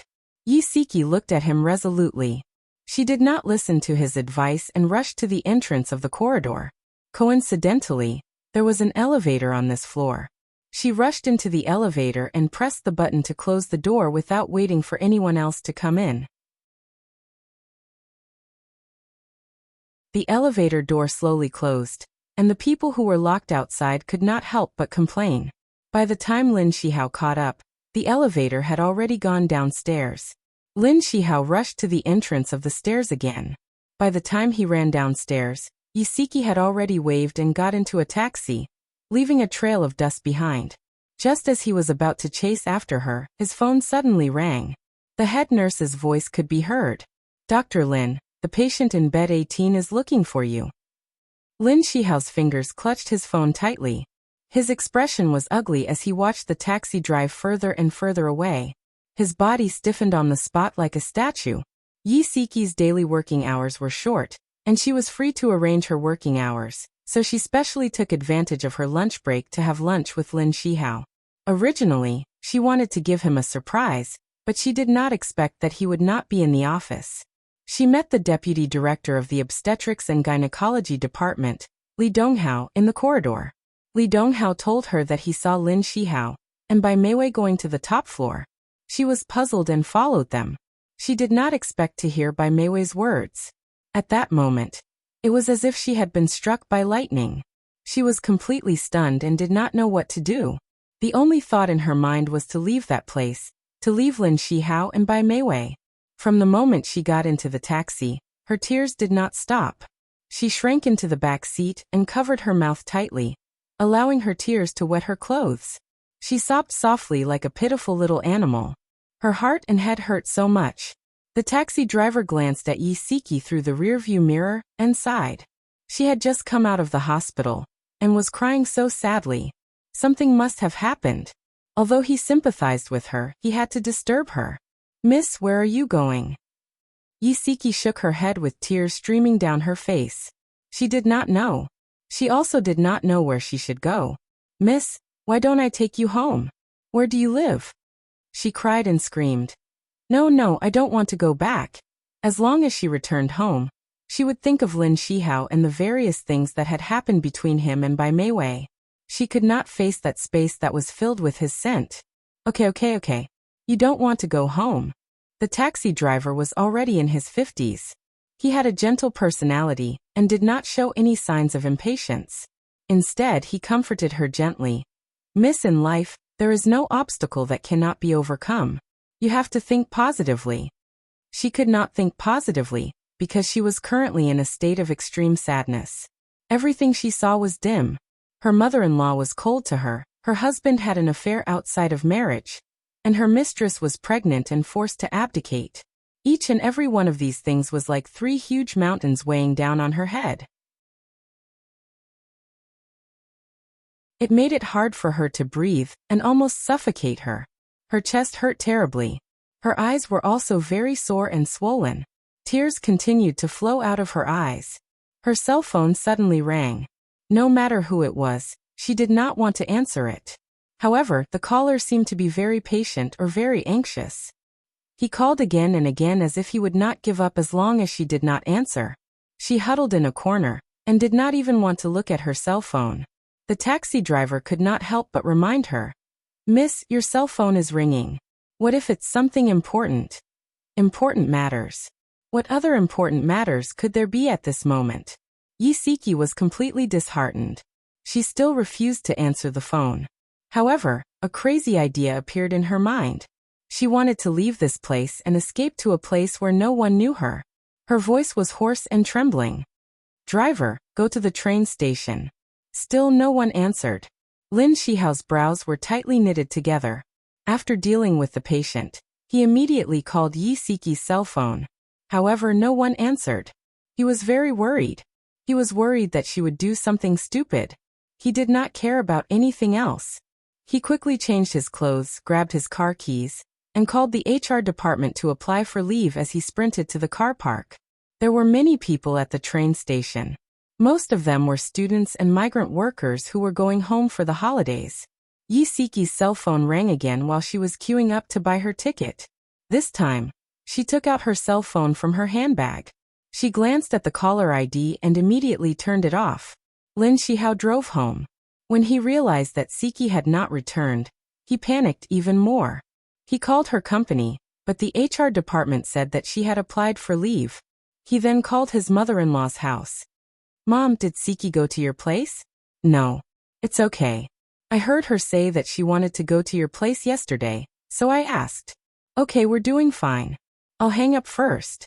After hanging up, Lin Shihao realized that there was no one to ask. Where did Siki go? Was she in danger? He was about to go crazy from anxiety. There was no point in staying at home. He simply drove to the streets to look for her. He went to the places where they had dated before, to her favorite restaurants and cafes, and even to Nyonyo's school. With each disappointment, his heart became heavier and heavier. His brows were tightly knitted together, and his expression was cold and ugly. Yi Siki casually bought a ticket. They would leave in 20 minutes. She did not care about the destination at all. She just wanted to leave this place as soon as possible. There were not many people on the train because this train was going to Lessa. She leaned against the sleeper bed and stared blankly at the passing scenery outside the window. The rumbling of the train filled her ears. She did not know when, but tears flowed down her face again. The scenery outside the window was a blur. After the train traveled for more than an hour, she gradually regained her senses. Nyonyo must be afraid of her sudden disappearance, right? She turned on her phone. There were many missed calls and unchecked text messages. They all came from one number, Lin Shihao.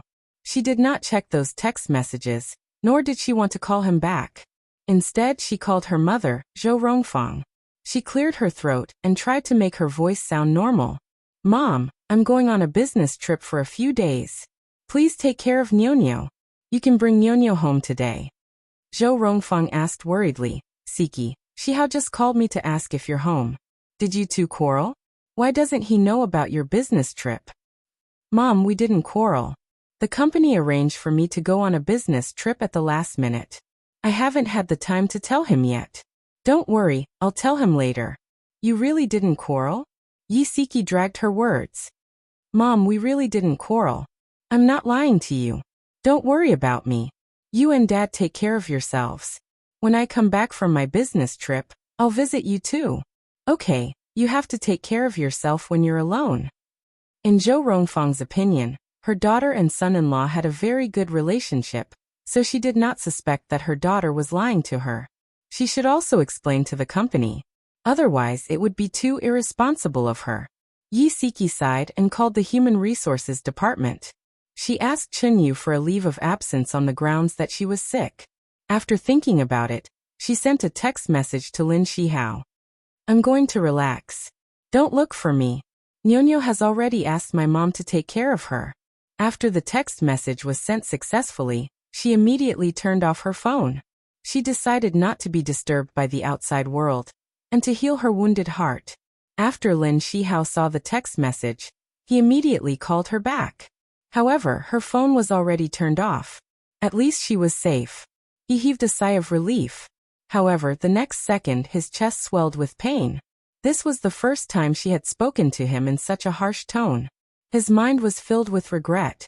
He knew that she had such a resolute personality. He should not have kept it from her.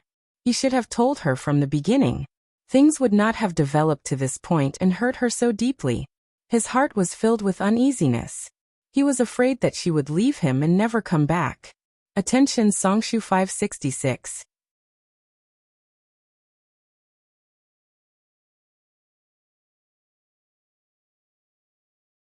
Chapter 423. The food on the train was not delicious. Siki had no appetite to begin with. She forced herself to eat a few mouthfuls, but they tasted like wax. She threw the rest of the food into the trash can. Unable to sleep at night, she opened the curtains. It was pitch black outside. Occasionally, when they passed by a small town, the dim lights were shrouded in a layer of mist. She seemed to be lost in the mist, and did not know how to get out. When the train arrived at Lessa, it was already the third night. Siki was tired and found a hotel near the train station to check in. The hotel owner was very enthusiastic and said that in the highlands, one could not take a bath for too long. Otherwise, there would not be enough oxygen in the bathroom, and one would faint due to lack of oxygen. He also said that if Siki felt dizzy or other altitude sickness, she must inform her in time. She would provide medicine for free. Siki gratefully said, "Thank you." In this season, the temperature in Lessa was very low. It was similar to a city, but it was drier than a city. At noon, the ultraviolet rays were stronger. Before Siki went out, the hotel owner advised her to drink more water and apply sunscreen to prevent her from getting sunburned. Siki smiled and said, "Thank you." Then she asked her where she could buy clothes. The hotel owner told her the name of a place and told her how to take the bus.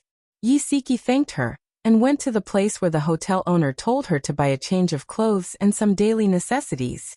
This was the first time in her life that she had made such a reckless decision. She abandoned the people and things she cared about, and came to a remote and unfamiliar place. It was not for faith, nor was it to enjoy the scenery. It was purely to escape. It was said that Tibet was the place closest to heaven. It was as if one could reach out and touch the blue sky.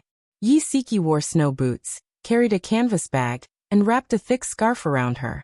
She walked slowly on this magical land. She saw many old nannies holding prayer wheels in their hands, smiling peacefully. She saw many Tibetans kowtowing, so pious that they were almost stubborn. She saw simple people laughing happily, singing songs that she did not understand. Her heart was cleansed by the snowy highlands, and she gradually found peace. Siki bathed in the sunlight as she walked on the square of the Jokhang temple. She saw a familiar figure standing about 10 meters away from her. He was tall, handsome, and outstanding. He was still as carefree and unrestrained as ever. His hands were leisurely in his trouser pockets. The corners of his lips were raised, and his deep eyes carried a faint smile as he quietly gazed at her. Yi Siki smirked and walked towards him. The smile in Xiao Tianxing's eyes widened. His voice was magnetic and gentle. You seem to be doing well. It seems that I was worried for nothing.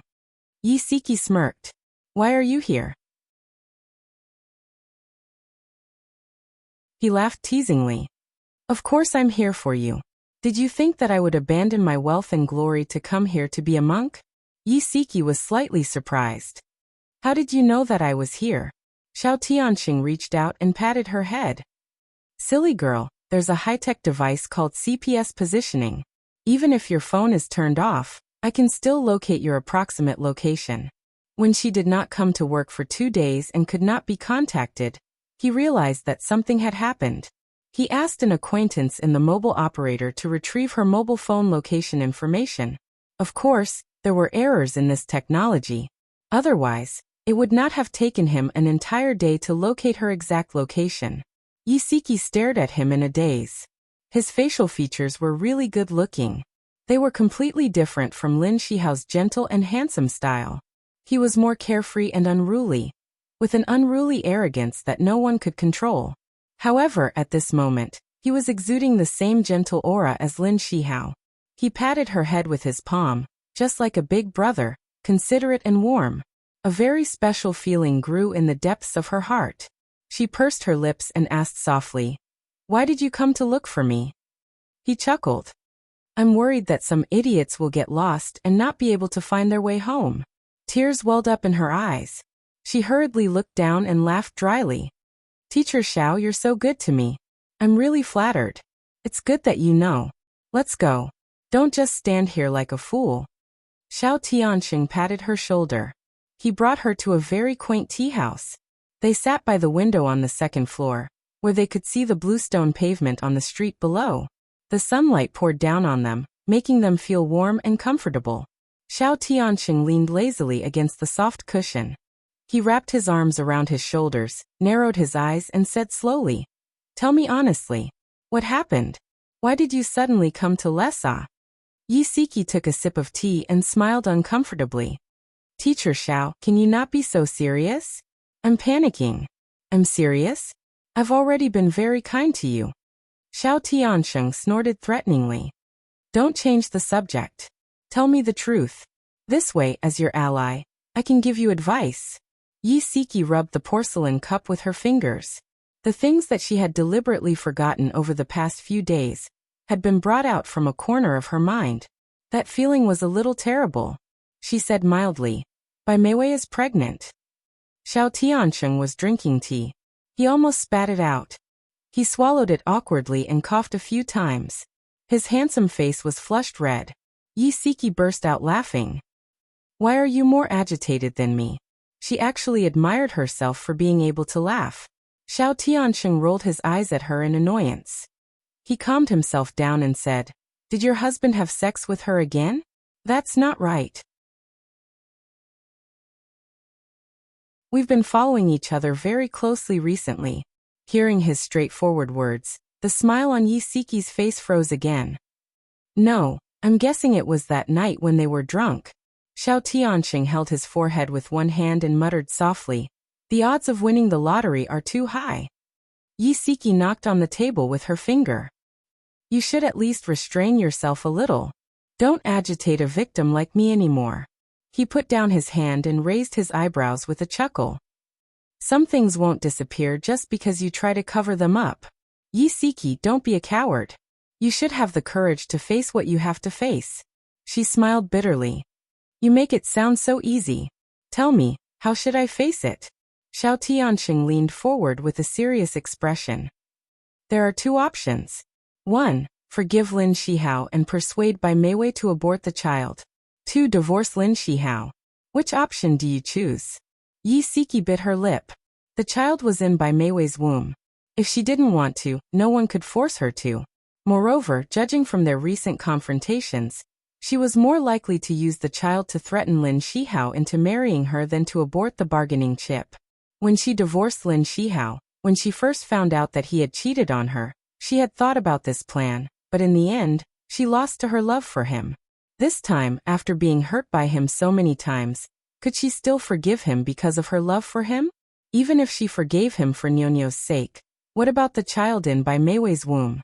Xiao Tianxing leaned forward again and said slowly, "After thinking about it for so many days, you still don't have an answer, right?" Yi Siki didn't answer. She lowered her eyes and bit her lip even harder. There was a faint taste of blood in her mouth. She heard the man in front of her sigh softly.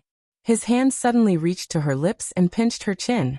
His voice was gentle as he said, "Stop biting. The skin is already broken. If someone sees this, they will think that I did something to you." Even at a time like this, he didn't forget to tease her. But her cold heart warmed slightly because of his words.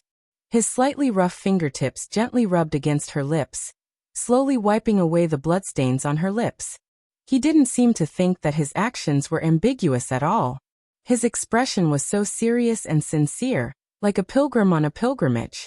She actually felt embarrassed to push him away, because that would only blaspheme his holiness at this moment. Her long eyelashes fluttered. She really wanted to return the favor with a grateful smile. But a teardrop fell from her eyes instead.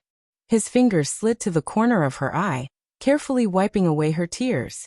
In her blur, she saw a warm smile on his face.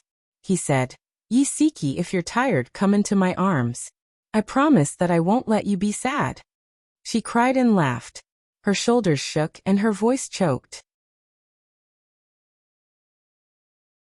"Xiao Tianxing, don't joke around." "I'm not joking. I'm serious." He paused then said, "Yi Siki, I think I've already fallen for you." If it wasn't because he liked her, why would he have rushed all the way from Sidiye to Lessa? If it wasn't because he liked her, why would his heart ache when he saw her cry? This woman had already unknowingly touched his nerves. Yi Siki stared at him blankly. His expression was serious, and his deep eyes were like a whirlpool that wanted to suck her entire soul in. She shook her head frantically. "Xiao Tianxing, don't fall for me. I'm not worth it. Let's just be friends." He smiled gently. It was the first time she had seen such a gentle smile on his face. He said, "Silly girl, it's my business to like you. I won't force you to respond. Why are you so frantic?" Her tears flowed again. It was because she couldn't respond to him that she didn't want to hurt him. Her eyes were hazy with tears. "Xiao Tianxing, you're really a good person. You deserve a better woman. Don't say any more." Xiao Tianxing placed a finger on her lips to stop her from continuing. He smiled. "If you feel troubled, forget what I said just now. We're still normal friends. Of course, if you feel tired, my arms will always be open to you, no matter what your status is." If she wanted to be his friend, then so be it. If she was willing to accept him as her lover, then he would be her lover for life. He made this decision not because he didn't love her deeply enough, but because he didn't want to see her in a difficult position. He only wanted her to be happy. So you see, he didn't spend all these years in the field of love for nothing. He knew how to love someone better. "Yi Siki, what have you done to deserve such a man?" She looked at his smiling eyes, and her tears fell like rain. Awesome novel Songshu 566.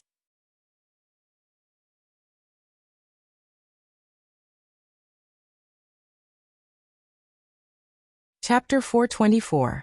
Xiao Tianxing was a man of his words. Since Yi Siki had made her choice, he would return to being her friend. After leaving the tea house, he acted as if he had forgotten that he had confessed to her. He teased her mercilessly. He glanced at her from the corner of his eyes.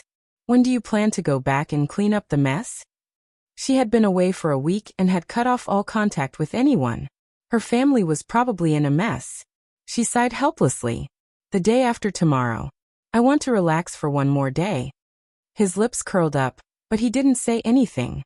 He accompanied her on this vast land, just like two lonely souls.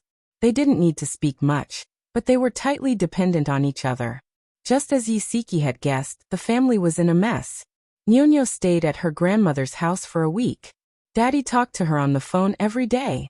Every time she asked when her mommy would be back from her business trip, Daddy would be silent for a moment, and then comfort her that her mommy would be back soon. Nyonya was already 7 years old. She was a very smart child. She felt that her mommy was not just on a business trip. Something seemed to have happened between her daddy and her mommy. One day, she plucked up the courage to ask her grandmother if daddy and mommy had quarreled. Her grandmother was stunned. Then she smiled and patted her head. Nyonyo, don't think too much. Your daddy and mommy are very close. How could they quarrel? Since then, she had never asked that question again. However, she still felt uneasy. Why wasn't her mommy back yet? Nyonyo was not the only one feeling uneasy. Yi Siki's mother, Zhou Rongfang, was also uneasy. Her daughter said that she was on a business trip and had not called for a week. This was not normal at all. Zhou Rongfang could not help but call Lin Shihao and ask him all the questions in her heart. Shihao, tell me the truth. Did you quarrel with Siki? Her business trip was also fake. Did she run away from home? Otherwise, why hasn't she contacted us for so long? Lin Shihao was speechless. He did not know how to explain it to her. Shihao, say something.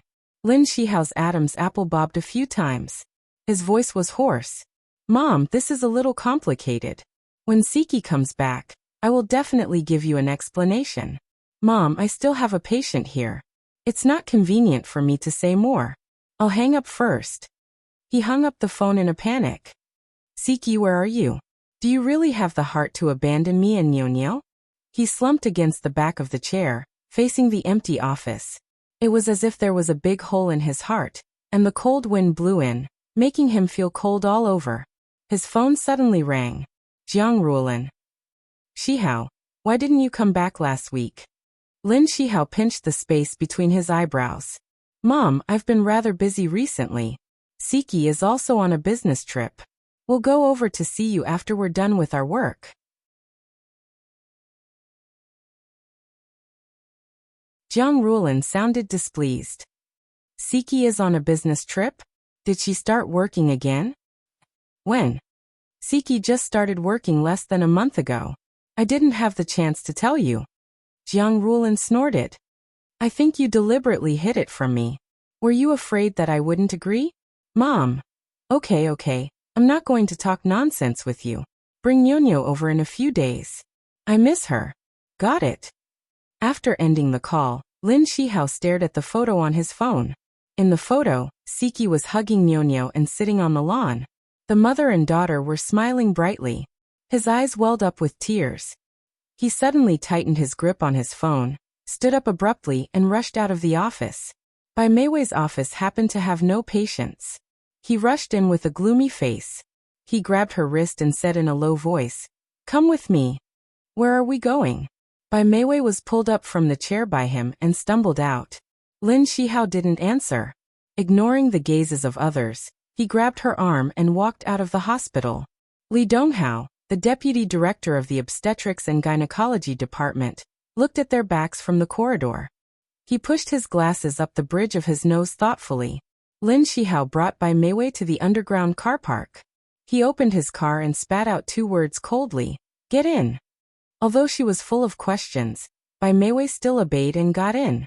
The car drove out of the car park and quickly merged into the traffic on the street. He was driving at an extremely fast speed. His thin lips were tightly pursed, and his expression was extremely ugly. His entire body exuded a cold aura. Bai Meiwei was a little flustered. She grabbed onto the seatbelt and asked, Senior, where exactly are you taking me? Lin Shihao still didn't answer her. His deep and sharp eyes stared at the road ahead. At this moment, there was only one thought in his mind, and that was to abort the child in Bai Meiwei's stomach. Only by doing so could he and Siki reconcile. Otherwise, everything would be ruined. The car stopped outside the maternity and childcare hospital. Lin Shihao quickly got out of the car and opened the door for her. Get out. The uneasiness in Bai Meiwei's heart grew. She clutched the seat belt and shook her head. I'm not getting out of the car. Tell me first, what are we doing here? Lin Shihao stared at her maliciously for a long time. Suddenly his lips curled. What do you think we're doing here? Of course, we're accompanying you for your prenatal checkup. Bai Meiwei widened her eyes in disbelief. Really? His smile became gentle. I'm the child's father.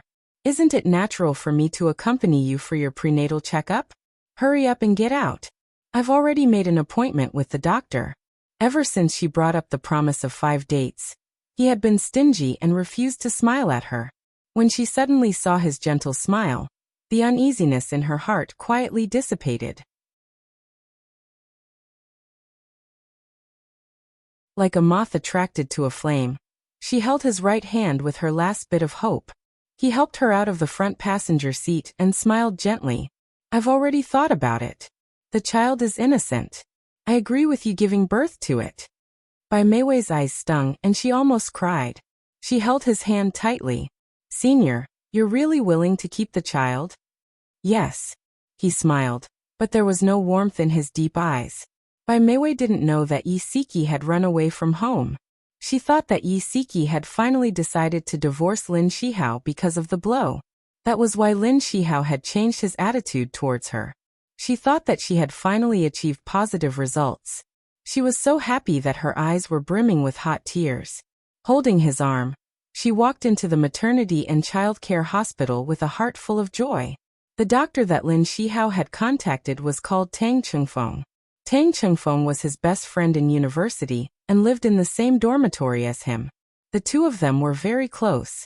When he found Tang Chengfeng and told him about his current situation and asked him for help, Tang Chengfeng almost bit off his own tongue.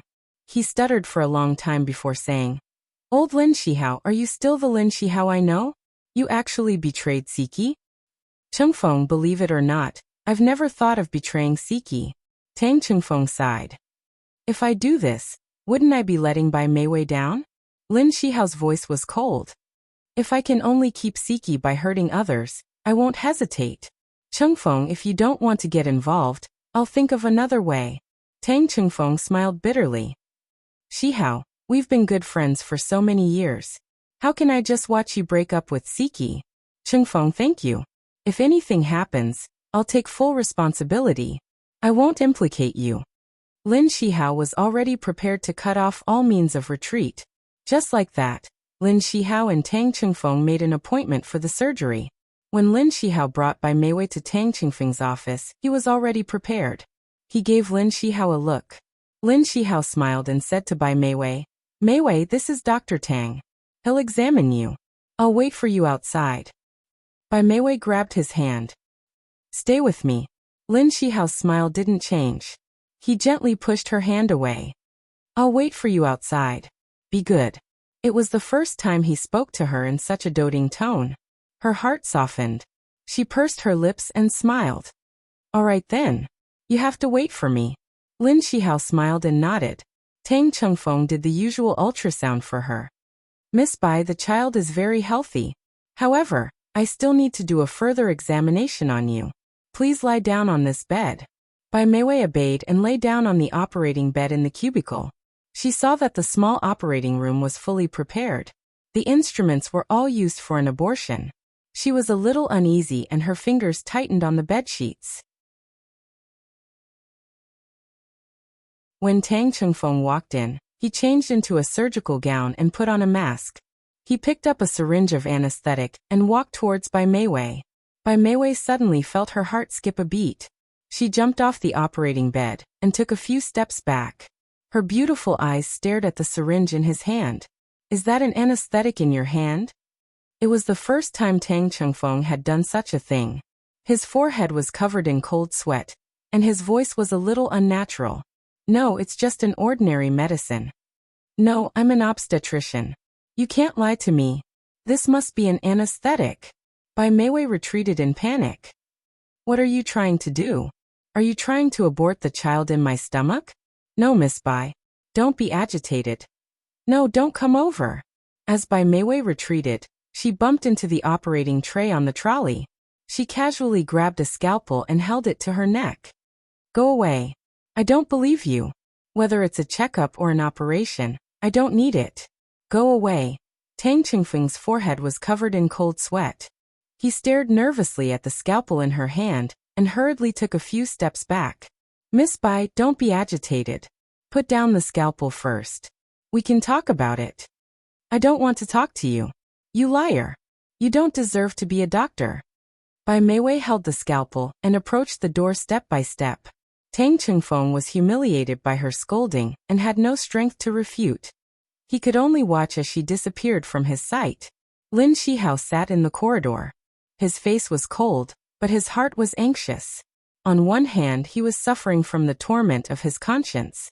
On the other hand, he was worried that he would not succeed. Just as he was suffering, the office door suddenly opened. Bai Meiwei walked out with a scalpel in her hand and an angry face. Attention Xingwu 799.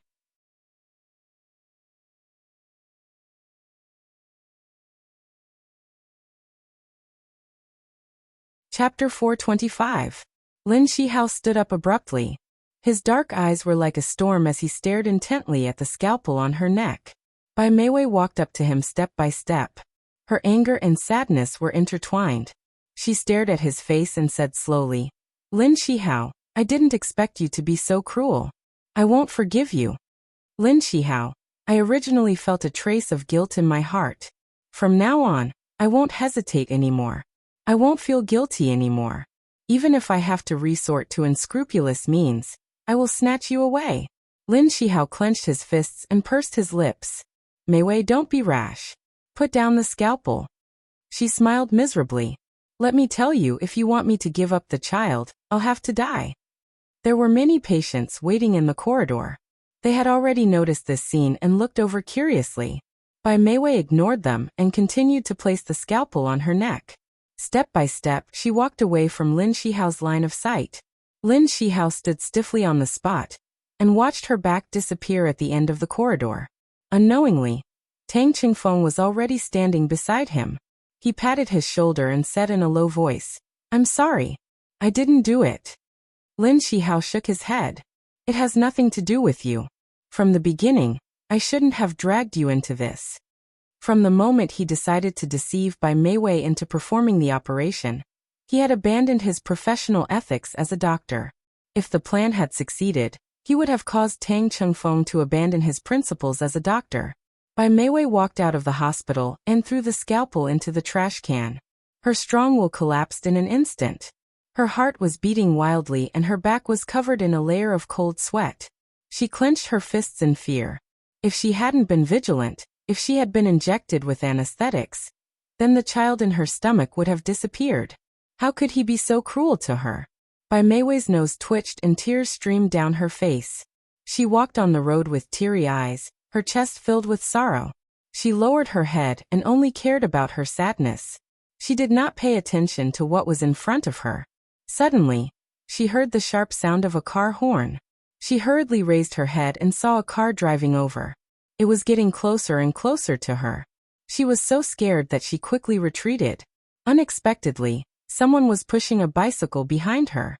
She happened to bump into that person. Bai Meiwei lay on the ground in agony. Her stomach was in so much pain that there was a warm current flowing out from her body, flowing along the inside of her thighs. She tried her best to suppress the panic in her heart, and asked the people around her for help. Please save me, save my child. The owner of the bicycle had already ridden away. Many people stayed far away, not wanting to get into trouble. A middle-aged woman couldn't bear it, and went forward to take a look. She immediately screamed, "Oh my God, she's bleeding.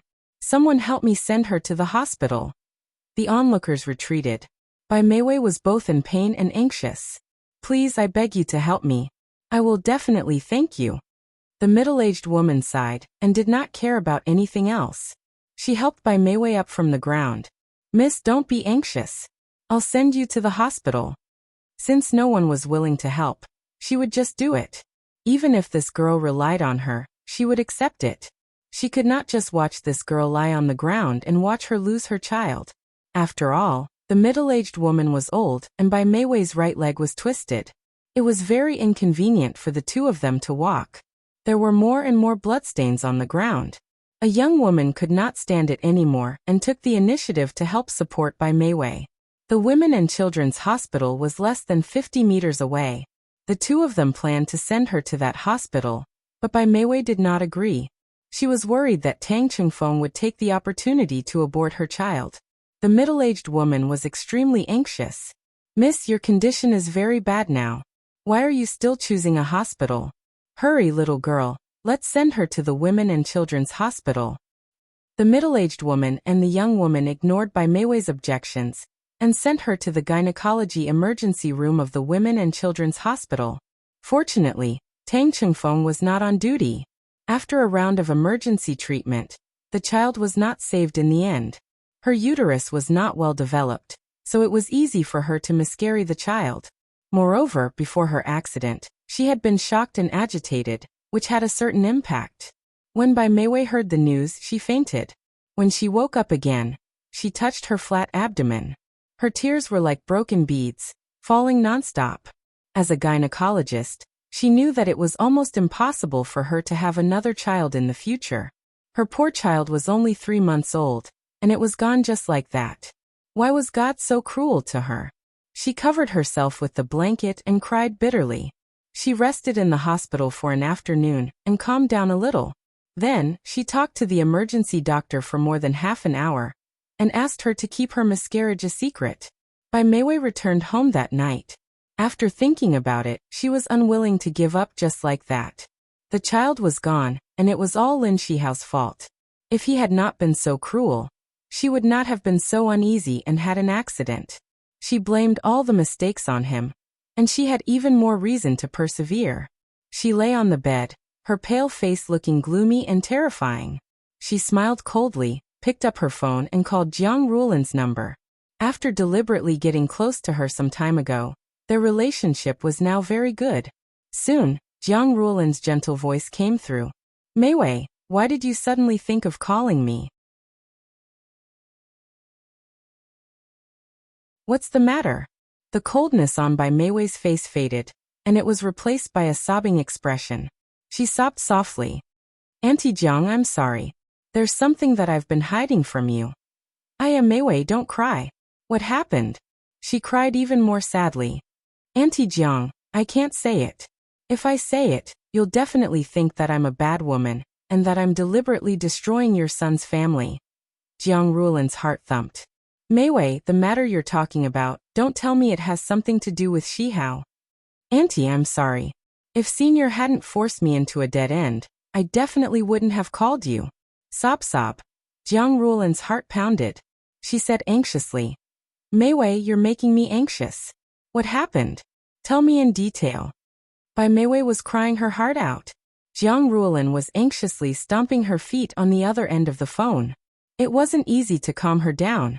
She sobbed and said, 3 months ago, Senior and I attended a seminar. Senior drank too much, so I sent him to his room to rest. In the end, I wanted to resist, but he was too strong. I couldn't do anything. Jiang Rulin sat heavily on the sofa, her vision turning black. Her son, after drinking, actually raped Meiwei? Later, I found out that I was pregnant. I originally wanted to abort the child, but my uterus was maldeveloped. If I aborted the child, I might not be able to be a mother for the rest of my life. So I begged Senior to let me give birth to the child. I swore that I would never destroy his family, but he wasn't willing. Today, he tricked me into going to the hospital to abort the child. Fortunately, I found out in time and escaped. Jiang Rulin almost fainted. How could this be? Bai Meiwei sobbed. Auntie Jiang, I beg you.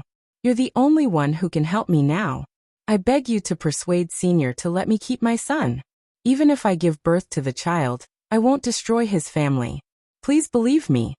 Jiang Rulin's head buzzed. Her fingers trembled slightly. She was silent for a long time before she said, Meiwei, I'm very sorry that Shihao forced you. As for the child, let me think about it. Bai Meiwei sobbed. Thank you, Auntie Jiang. Jiang Rulin felt extremely guilty. It was clearly her son who hurt her. But this silly girl was still thanking her. She was so ashamed that she couldn't show her face. After ending the call, Jiang Rulin wanted to immediately run to Lin Shihao and question him. However, it was already late at night, so it was obviously not suitable. Moreover, she had to think about how to deal with the child in Bai Meiwei's stomach. The next day was Saturday. It was supposed to be a leisurely holiday, but for Jiang Rulin and Lin Shihao, it was the beginning of a war. Lin Shihao heard a knock on the door early in the morning. When he opened the door, he saw his mother standing at the door in a towering rage. He frowned. "Mom, what's wrong with you?" Jiang Ruolin quickly changed her shoes and entered the room. She closed the door with a bang. She pointed at his nose and scolded. "You brat, look at what wicked things you've done." She had never scolded him so harshly before. His frown deepened. "Mom, speak clearly. When did I make you angry again?" Jiang Ruolin was so angry that her eyes were blazing. She roared. "Don't you know what you've done? Tell me yourself. What did you do to Bai Meiwei? You became muddle-headed after drinking a little wine. Not only did you ruin her chastity, you even forced her to abort the child. How can you be so cruel? Are you still my son?" Lin Shihao's pupils contracted abruptly, and his fists clenched tightly. He knew that Bai Meiwei must have told her the truth. He gritted his teeth and said sternly, "Mom, it's my fault for ruining her chastity. I had my reasons for forcing her to abort the child. I didn't want her to ruin my marriage with Siki. Meiwei already swore to me that she would never ruin your marriage. The child is already more than 3 months old. If she really wanted to ruin your marriage, why would she wait until now?" Lin Shihao said sternly, "Mom, you don't understand at all. Bai Meiwei isn't as simple as you think. She's deliberately stalling for time. She had an agreement with me previously. If I went on 5 dates with her, she would abort the child on her own accord. But in reality, she had no intention of aborting the child at all. She was lying to me. Even when she got close to you, she had a motive. She wanted to use you." Slap. Jiang Ruolin slapped his face. Both of them were stunned at the same time. Lin Shihao's face hurt. He stared at his mother with a complicated expression. Since they were young, he had always been her pride. She had never hit him. Beauty novel Songshu 566.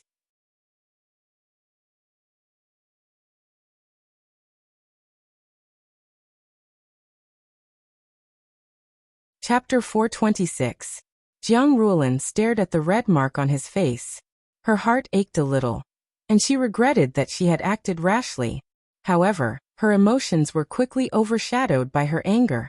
She said angrily, "Lin Shihao, is this how I taught you? You've done something wrong, yet you refuse to admit it and make up for it. Instead, you push the blame onto others. Is this how I taught you?" Lin Shihao was so angry that he laughed.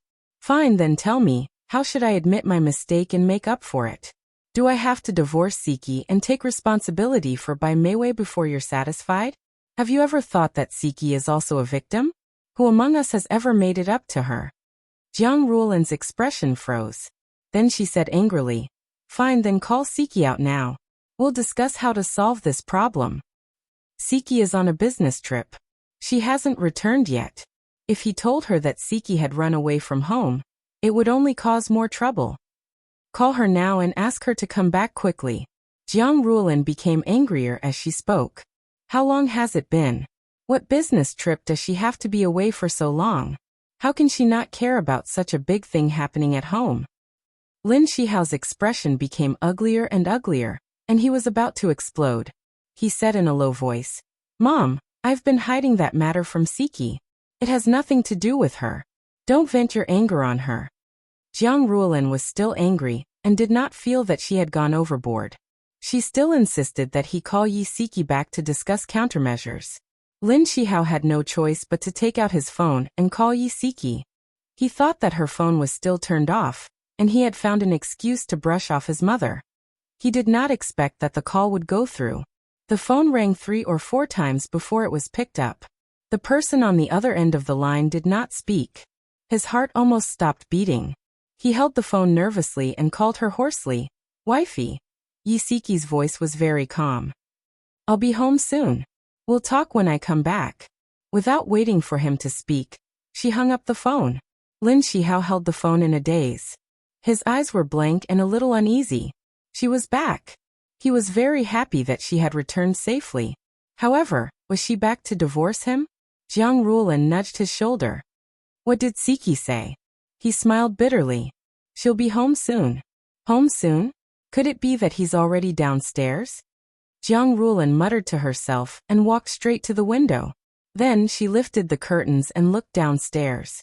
They lived on the 5th floor and could clearly see a luxury car parked in the residential area downstairs. Other than that, they didn't see anyone else. Jiang Ruolin shook her head.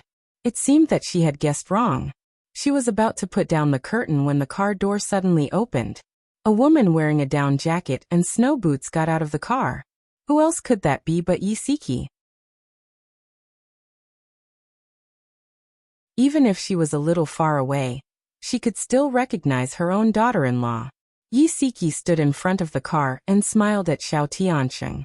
Hurry home and rest. Be careful on the road. Xiao Tianxing smiled. If you need any help, feel free to contact me. Got it. She waved her hand and turned to go upstairs. Xiao Tianxing was about to start the car when he suddenly saw the scarf she had left on the seat. He hurriedly called her name. Yisiki stopped in her tracks and turned around. He had already gotten out of the car and was holding her scarf in his hand. Your scarf. Thank you. I was too careless. She quickly took 2 steps forward and wanted to take the scarf from his hand. He didn't give it to her. Instead, he raised his arm and wrapped the scarf around her neck. His actions were gentle and meticulous. Yisiki awkwardly grabbed the scarf and took a step back. Thank you. I'll leave first. Jiang Ruolin naturally saw this scene. She was so shocked that she shouted, Shihao, come over quickly. Look at the man with Siki. Who is he? Lin Shihao's heart tightened. He strode to the window and happened to see Xiao Tianxing standing in the same spot as he watched Siki go upstairs. Could it be that Siki had been with Xiao Tianxing all this time when she ran away from home? Do you know that man? I just saw him putting the scarf around Siki's neck. Their actions are too intimate. Jiang Ruolin said angrily. Xiao Tianxing was putting a scarf around her neck? Lin Shihao's fingers suddenly clenched, and his heart almost stopped. Although he couldn't see Xiao Tianxing's expression clearly, he felt uneasy seeing him standing downstairs for so long, and looking in the direction Siki had left. He hadn't guessed wrongly. Xiao Tianxing really liked her. They must have been together for the past 7 or 8 days. Lin Shihao's heart was flustered and in pain. He was worried that Siki had really come back to divorce him. He supported himself against the wall with one hand. His face was deathly pale. He lowered his head slightly, and his fine hair covered his eyes. His movements were stiff as he maintained this position. Jiang Ruolin was still nagging at Siki when she suddenly realized that something was wrong with her son. She quickly held his arm. Shihao, what's wrong? Why do you look so pale? I'm fine. Lin Shihao avoided her hand. Click. The door was unlocked. Lin Shihao and Jiang Ruolin looked up at the door at the same time. Yisiki pushed the door open and stood at the door. The moment she saw Jiang Ruolin, she was stunned. Mom, you're here. Jiang Ruolin's face was solemn. She didn't say anything and sat down on the sofa with her hands on her knees. She looked like she was about to be interrogated. Yisiki didn't say anything else. She bent down to change her shoes, hung her coat on the hanger, and said calmly, Mom, have a seat. I'll go make some tea. Jiang Ruolin's tone was stiff. No need. Come here. I have something to say. Yisiki sat on the sofa opposite her with a calm expression. She had already prepared herself mentally, and was waiting for the storm to come. Lin Shihao naturally sat beside her. His expression was terrible. Siki hadn't looked at him since she entered. She was so cold that it made him uneasy. Jiang Ruolin glanced at her son, then turned her gaze to Yisiki. She asked coldly, Where have you been these past few days? Yisiki said calmly, Lhasa, Tibet. Lin Shihao's pupils suddenly shrank. Jiang Ruolin snorted. Who did you go with? Alone. Jiang Ruolin's anger suddenly swelled. She slammed the table. Alone? Do you think I'm blind? Who was the man who sent you back downstairs just now? Did you go with him? Yisiki calmly looked at her angry face. Mom, I went to Tibet alone. He's my boss. He used a private plane to bring me back from Lhasa. That's all. He helped you with your scarf just now. Is this a normal superior-subordinate relationship? Tell me, is there something between you and him that can't be revealed? What business trip? It's all fake. I think it's more like you went out to fool around. Lin Shihao couldn't take it anymore. He stopped her sternly. Mom, don't talk nonsense. Siki isn't that kind of person. Jiang Rulin glared at her son. Shut up. We'll talk about your business later. Yi Siki suddenly found it very funny. Although she had expected to be greeted with a storm, she didn't expect it to be so exciting. It turned out that she was the one who was in the wrong. She chuckled and said calmly, Mom, you're right. Actually, I didn't go on a business trip. I went out to relax. As for why I went out to relax, I think you should be very clear. I know whether I did anything to let your son down. He knows very well. You're so anxious to force me to admit those groundless things. Do you think that if I also made a mistake, there's no reason not to forgive your son's mistakes? Jiang Rulin's hidden intentions were exposed. Her face turned red and white, and she looked very ugly. Yi Siki continued, Mom, I'm not stupid. I understand some things. I'm just pretending not to understand because I don't want to be so calculative. In my heart, you're all my family. How can there be so many petty things between family members? But after all these years, have you ever treated me as family? Even if you raised a dog for 8 years, you would still have feelings for it. They had been together for 8 years. How could she not have any scruples about the serious crime of infidelity on her head for her son's sake? Yi Siki's calm gaze fell on Jiang Rulin. There was no blame or anger, but it was so calm that it made her heart palpitate. She said angrily, Even if there's nothing between you and that man, you can't deny that he has other intentions for you. You abandoned your family and your son these past few days. Do you think you're in the right? Mom, stop talking. Lin Shihao's face was ashen. He said agitatedly, Siki went out to relax because of me. It has nothing to do with her at all. Don't push all the blame onto her. Jiang Rulin was so angry at her son that she wanted to vomit blood. Who did she say so much for? Wasn't it to save some face for him? Yet he was standing on his daughter-in-law's side. He had completely thrown away his dignity as the man in charge of the family. Lin Shihao didn't care about her anger at all. He said in a low voice, Mom, you didn't come here today to blame Siki. You came here to discuss how to solve Bai Meiwei's problem. Don't get the main point wrong. Jiang Rulin was so angry that her fingers trembled. She glared at him fiercely. Fine. Then tell me, what do you plan to do? The child is already 3 months old. Don't tell me you still want her to abort the child? Lin Shihao glanced at the expressionless Yi Siki with her eyebrows lowered. He said slowly, the child can't be kept. I plan to ask Director Bai for forgiveness. Director Bai will definitely not agree to Bai Meiwei keeping the child. Jiang Rulin snorted coldly. I think you're too naive. If Director Bai knew that his daughter's uterus was stunted and she couldn't have another child after aborting the child, do you think he would still force his daughter to abort the child? What's more, have you thought about the consequences of asking Director Bai for forgiveness? If it's a light punishment, you'll be fired from the hospital and lose your job. If it's a heavy punishment, you'll be sued in court and your reputation will be ruined. Lin Shihao clenched his fists. His eyes were frighteningly hazy. I've already made preparations. Even if I end up with nothing and my reputation ruined, I'll protect this family. Jiang Rulin's voice was fierce. Then have you considered for Niao?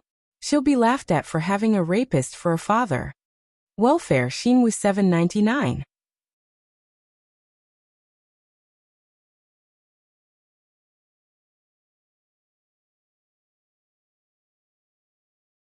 Chapter 427. Jiang Rulin said sternly, Then have you considered Niao's situation? She'll be laughed at for having a rapist for a father. Lin Shihao pursed his thin lips.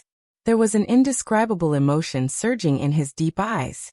He clenched his fists tightly and said in a low and cold voice, Being laughed at is better than being in a single-parent family. I won't let Niao lose her father or mother. After Jiang Rulin's intense outburst, she seemed to have lost all her energy. She leaned against the sofa stiffly and tiredly and said weakly, Siki, what do you think? Yi Siki stroked the hair by her ear and said calmly, My thoughts are simple. If Bai Meiwei wants to give birth to the child, I'll take Niao and leave. Lin Shihao's body stiffened and he blurted out, I won't let her give birth to the child. Jiang Rulin was silent for a few seconds and said, things haven't reached that stage yet. Let's have a good talk with Mei Wei. The atmosphere froze and the three of them fell silent. Yi Siki didn't want to dwell on this issue and said calmly, I'm going to visit my parents and bring Nyonyo back. She got up to leave, but Lin Shihao grabbed her wrist and stood up. I'll go with you. His mother-in-law had become suspicious these days and had asked him many times if there were any problems with his relationship with Siki. He should tell them the truth. Even if they scolded and punished him, he would ask for their forgiveness. Jiang Rulin guessed her son's thoughts and wanted to stop him, but when she saw his determined expression, she swallowed her words. I'm going to change. Yi Siki slowly pushed his hand away with an indifferent expression. Lin Shihao drove while Yi Siki sat in the passenger's seat. She turned her head to look out the window. It was almost the spring festival, and the shops were booming with business. Many people had already started to buy New Year's goods. In the past, she would happily buy new clothes for her husband and child at this time. But this year, she felt dispirited and desolate. She didn't know if their family of three could have a reunion. Honey, Lin Shihao suddenly spoke in a low voice. Did you see the messages I sent you? She was silent for a while before she said faintly, no, I deleted them all. Lin Shihao tilted his head and looked at her frail back view. His heart felt uncomfortable. His slender fingers gripped the steering wheel tightly, and his expression was gloomy. Honey, I've lied to you 3 times. The first time, I said that I was celebrating my colleague's birthday, but I was actually on a date with Mei Wei. We went to see a movie. The second time, I said I was going to attend a seminar, but I was actually eating with Mei Wei at the revolving restaurant. The third time on Christmas Day, I said, enough, Yi Siki interrupted him coldly. You don't have to say any more. I already knew that you were lying to me, and I was lying to you too. I placed a tracker in the trunk of your car. I know where you and Mei Wei went like the back of my hand. It wasn't an accident that we ran into each other at the revolving restaurant and the clothing store. I did it on purpose. My goal was to ruin your date. Lin Shihao's eyes widened. He couldn't believe what he had just heard. She closed her eyes, and her tone was slightly tired. I've always trusted you, and I've never doubted you. But you've shattered my trust in you time and time again. You see, there's no such thing as trust between us anymore. You lied to me, and I lied to you. We're even now. He could tell that she was disheartened. His heart clenched as he slammed on the brakes and pulled the car to the side. He abruptly turned her shoulders around to face him. He stared into her eyes and said anxiously, Honey, listen to me. The reason why I went on a date with Mei Wei was because I had a promise with her. Within a month we had to go on 5 dates, and then she would have to abort the child. I was worried that you would leave me if you found out that she was pregnant, so I kept it from you. It's my fault. I shouldn't have kept it from you, and I shouldn't have lied to you. It's all my fault. Please give me another chance. The man who was gentle and calm, open-minded and unrestrained, who would remain calm even if Mount Tai collapsed in front of him, was gone. Yi Siki only saw a face full of panic. Her heart felt a little uncomfortable, and her eyes felt a little sour. She thought that after the trip to Lhasa, she could face him calmly, but she had overestimated her ability to bear it. She bit her lip hard and lowered her eyes. She didn't want to see his deep and painful eyes. She said lightly, I didn't want to come back, but I can't let go of Nyonyo. Let Mei Wei abort the child. Otherwise, I'll take Nyonyo away. This was already her bottom line. She couldn't give in anymore. Lin Shihao suddenly pulled her into his arms. His strong and powerful arms hugged her tightly, and his voice was hoarse. I'll make her abort the child. I'll definitely make her abort the child. Zhou Rongfeng and Yi Weiliang were both honest retired workers. The couple had a son and a daughter. Their son and daughter-in-law lived in another city. Their daughter, Yi Siki, was married in this city and often went back to visit the old couple. This time, their daughter went on a business trip for 7 to 8 days and didn't even make a phone call. The old couple's hearts were in turmoil. They kept feeling that something had happened between their daughter and son-in-law. When Lin Shihao and his wife arrived at the Yi family's house, the old couple accompanied their granddaughter, Nyonyo, to do her homework in the living room. When Nyonya saw her parents, whom she hadn't seen for a few days, she excitedly pounced on them and hugged their legs, refusing to let go. "Mommy, why did you go on a business trip for so long? I missed you so much." Yisiki picked up her daughter and smiled as she pinched her face. "Mommy is back now. Tell Mommy, did you listen to Grandpa and Grandma at home?" "Yes, I'm very obedient. I help Grandma clean up the dishes every day. Isn't that right, Grandma?" Nyonya hugged her neck and turned her little head to Zhou Rongfang. She winked mischievously. "Yes, our family's Nyonya is very obedient." Zhou Rongfang smiled as she welcomed the couple into the house and made tea for them. "Siki, take Nyonya back to her room to do her homework. I have something to discuss with Dad and Mom." Siki glanced at Lin Shihao. His expression was solemn. He must have made a decision. She pursed her lips. "Dad, Mom, I'll take Nyonya back to her room first." She picked up her daughter's homework book and led her back to her room. She locked the door. Nyonya sat in front of the desk. Her skinny back was straight. She held a ballpoint pen in her hand and wrote her homework stroke by stroke. Siki's gaze fell on her daughter, but all her attention was elsewhere. She didn't know how Lin Shihao's discussion with his parents went. She didn't know if her parents would blame him. In the living room, Lin Shihao told the two elders about his drunken mistake, and by Meiwei's pregnancy in full detail. Zhou Rongfang couldn't believe her ears. After the shock, her body trembled slightly. How could this be? How could this happen? Yi Weiliang's face was ashen. He almost fainted. His back slumped against the sofa as he gasped heavily. Zhou Rongfang hurriedly rushed over and rubbed his chest. "Old man, don't be agitated. Be careful of your high blood pressure." Lin Shihao strode over to the cupboard and took out the medicine bottle for treating high blood pressure. He poured out a few pills and brought a cup of warm water to Yi Weiliang.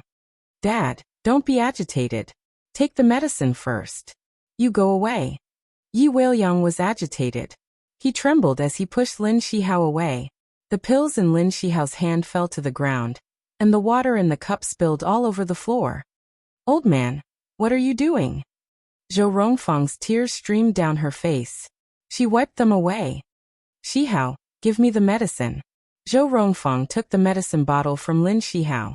She poured out the pills again and fed them to Yi Weiliang. Yi Weiliang slowly closed his eyes and leaned against the sofa in dejection and exhaustion.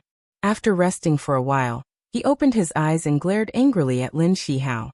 He squeezed out a few words from between his teeth. "Go away. I don't want to see you. Old man, what's the use of chasing him away now? The most important thing is that we have to come up with a countermeasure." Yi Weiliang was impatient. He was so angry that he almost lost his mind. Although Zhou Rongfang was angry, she still had reason. She tried to persuade her husband. Lin Shihao clenched his fists. His eyes were as dark as the sea. His tall and straight body was like a mountain standing in front of them.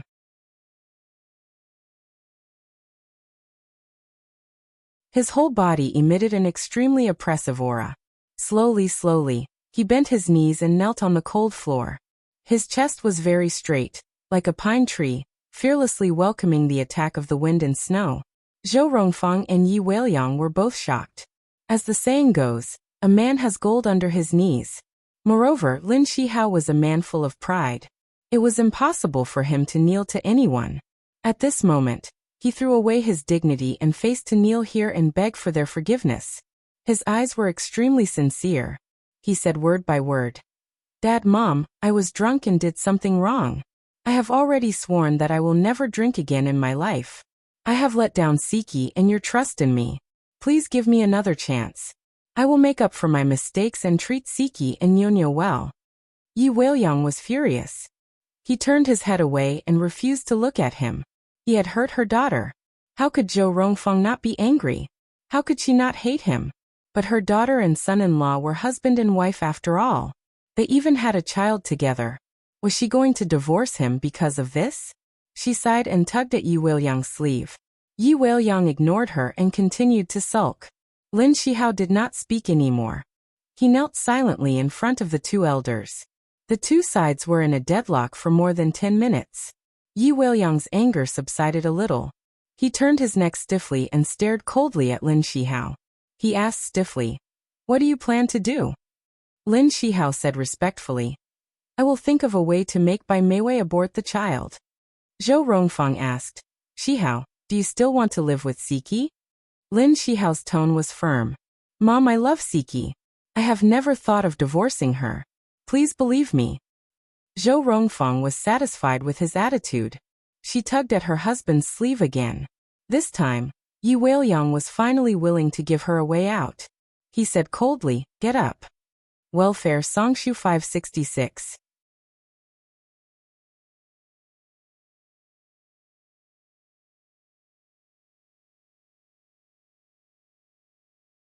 Chapter 428. When Yi Siki came out of the bedroom, they had already finished talking. Her mother's eyes were slightly red, and her father was sulking. When Lin Shihao saw her come out, his eyes moved and he pursed his lips slightly. "Dad, Mom, I'll go in and see Niu." Zhou Rongfang nodded. Only the three of them were left in the living room. Yi Siki sat opposite her parents. Zhou Rongfang looked at her and sighed. "Siki, why didn't you tell us earlier that such a big thing happened?" Yi Siki said gently, "Mom, I thought that I could solve it, so I didn't want you to worry." "Dad, Mom, I'm sorry." Zhou Rongfang's eyes reddened again. She choked a little. "Silly girl, we were worried about you." "Mom, I'm fine." Yi Siki got up and sat beside her. She held her hands and smiled. Yi Weiliang coughed and said in a deep voice, "Siki, although we didn't make things difficult for Lin Shihao, it's still up to you whether you want to forgive him." Zhou Rongfang frowned and held Siki's hands tightly. "Siki, tell me honestly, do you still want to be with him?" She was worried that her daughter was stubborn and wouldn't forgive Lin Shihao. Yi Siki pursed her lips. "Dad, Mom, I want to give him another chance. It's not for myself, but for Niu. I don't want my child to grow up in a single-parent family." Zhou Rongfang heaved a sigh of relief. Actually, she didn't approve of them getting a divorce. After all, they still had feelings for each other. Yi Siki didn't want to get a divorce for her daughter's sake, but her condition was that Bai Meiwei had to abort the child. How to make Bai Meiwei abort the child had already become a headache for Lin Shihao. On the other hand, Jiang Rulin was also in a dilemma. She didn't want her son and daughter-in-law to get a divorce, but she also wanted to help Bai Meiwei keep the child. As for why she wanted to help Bai Meiwei keep the child, there were two reasons. First, if Bai Meiwei aborted the child, she wouldn't be able to have children in the future. Jiang Rulin couldn't bear to see Bai Meiwei fall into that situation. Secondly, Bai Meiwei had already said that she was pregnant with a son. Jiang Rulin had always dreamed of holding a grandson. Although this grandson was not the legitimate son, he was still her son's seed. Of course, she couldn't bear to let Bai Meiwei abort it. Due to the above two reasons, Jiang Rulin didn't actively help her son come up with a plan to abort the child. Instead, she tried to persuade Lin Shihao and his wife to have a good talk with Bai Meiwei, hoping that both sides would reach an agreement. Soon, they began a 4-person meeting to discuss the child's fate. In the VIP room of the restaurant, the 3 members of the Lin family had already taken their seats. Bai Meiwei arrived late. She was wearing a white coat, which made her originally white cheeks appear even paler. When the waiter pulled out a chair for her, she stretched out her right hand and carefully protected her abdomen. This protective posture of a mother-to-be hurt Yi Siki's eyes. She lowered her eyes, picked up the teacup, and took a sip of hot tea. Bai Meiwei smiled gently. "Auntie Jiang, I'm sorry I'm late. There was a bit of a traffic jam on the way." "It's okay. It's the weekend. It's normal to have a lot of traffic on the road." Jiang Rulin smiled kindly. The two of them had a lot in common and quickly chatted. Yi Siki drank her tea silently. Lin Shihao said expressionlessly, "Let's talk business." Bai Meiwei smiled slightly. "Okay." Lin Shihao looked at her and said in a low voice, "Meiwei, I hope you can give up on the child." The smile on Bai Meiwei's face froze. She put down the teacup in her hand and said in a sad tone, "Senior, if I abort this child, I won't be able to be a mother in the future. Are you really that heartless? I've already said that I won't destroy your and sister-in-law's family. After I give birth to the child, I'll stay far away and never disturb you again. Can't I do that? Lin Shihao's expression changed slightly, and he clenched his fists. His voice was still cold as he said, "The child in your stomach is like a thorn in my and Siki's heart. If we don't remove it, the three of us won't be able to live a peaceful life. Your body is special. It's just that it's difficult for you to give birth. It's not completely impossible. I believe that with current medical standards, your illness can definitely be cured. Meiwei, you're still young. You still have a bright future ahead of you. Don't ruin yourself because of this child." "Senior, you don't understand at all. Even if my illness can be cured, I can't risk the child in my stomach. He's my child. He's my flesh and blood. He's already been in my body for more than 3 months, and has become one with my flesh and blood. How can I be heartless enough to abandon him?" Bai Meiwei's beautiful eyes were already misty and her expression was distressed. Her sobbing appearance really made one's heart ache. At least, she had aroused Jiang Ruolin's sympathy. Her teary eyes turned slightly and her gaze fell on Jiang Ruolin. "Auntie Jiang, you're also a mother. You'll definitely understand my feelings as a mother. Even if I lose everything, even if I'm penniless, I still want to protect my child. I also want to raise my child into an adult." Jiang Ruolin's heart ached. Bai Meiwei's words evoked her sad past. She wasn't a strong woman from the start. After her husband passed away, she had no choice but to be strong for the sake of her son, who was still in high school. Even if she had to sell everything she had, she still wanted to raise her son into a talent.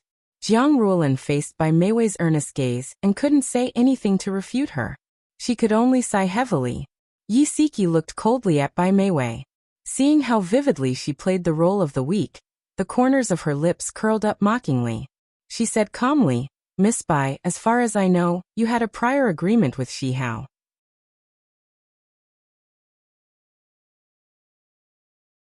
If he went on 5 dates with you within a month, you would agree to abort the child. Am I right?" Bai Meiwei was slightly taken aback. "Yes, we did have such an agreement. But now I've already..." Before she could finish speaking, Yi Siki interrupted her. "In other words, you originally planned to give up the child." Bai Meiwei bit her lip. "I've already changed my mind. Besides, I only went on 3 dates with Senior. Even if I changed my mind, I didn't violate our agreement." "Is that so?" Yi Siki responded calmly. She took out her phone and scrolled through a few photos. Then she raised the phone to face her. "You said that you wouldn't break up our family. Then let me ask you, why did you send me photos of you and my husband on a date?" Bai Meiwei glanced at the photos. It was a profile shot of Lin Shihao standing in front of a hot beverage store. She smiled calmly. "Sister-in-law, you might have misunderstood. I never sent you these photos. The sender's number isn't mine." Yi Siki chuckled.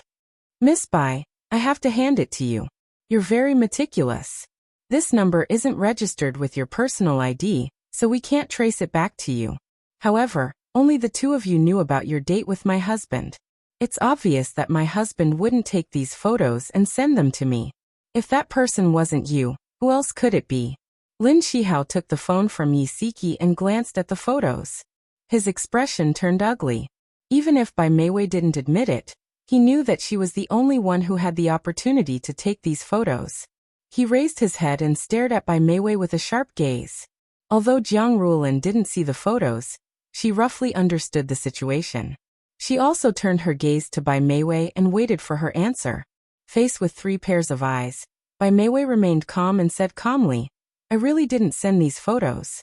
Maybe someone who knows us found out that I was dating Senior, so they secretly took our photos and sent them to you on purpose to attract your attention. Sister-in-law, if I really wanted to ruin your relationship, I wouldn't have used such a troublesome method. I would have just told you about my pregnancy. I've been hiding it from you all this time because I didn't want to ruin your relationship with Senior." Her words were spoken in a solemn and sincere manner. Yi Siki and Lin Shihao had already seen through her true colors and didn't believe her anymore. However, Jiang Ruolin was different. She had only known Bai Meiwei for a short period of time, and Bai Meiwei had deliberately tried to get close to her, leaving her with a good impression. Therefore, she easily believed Bai Meiwei's words. Jiang Ruolin helped her smooth things over. "I believe that Meiwei wouldn't do such a thing. There's no need to talk about the past now. Let's think about the main purpose of our visit today. No matter how Lin Shihao tried to persuade her, Bai Meiwei refused to give up the child.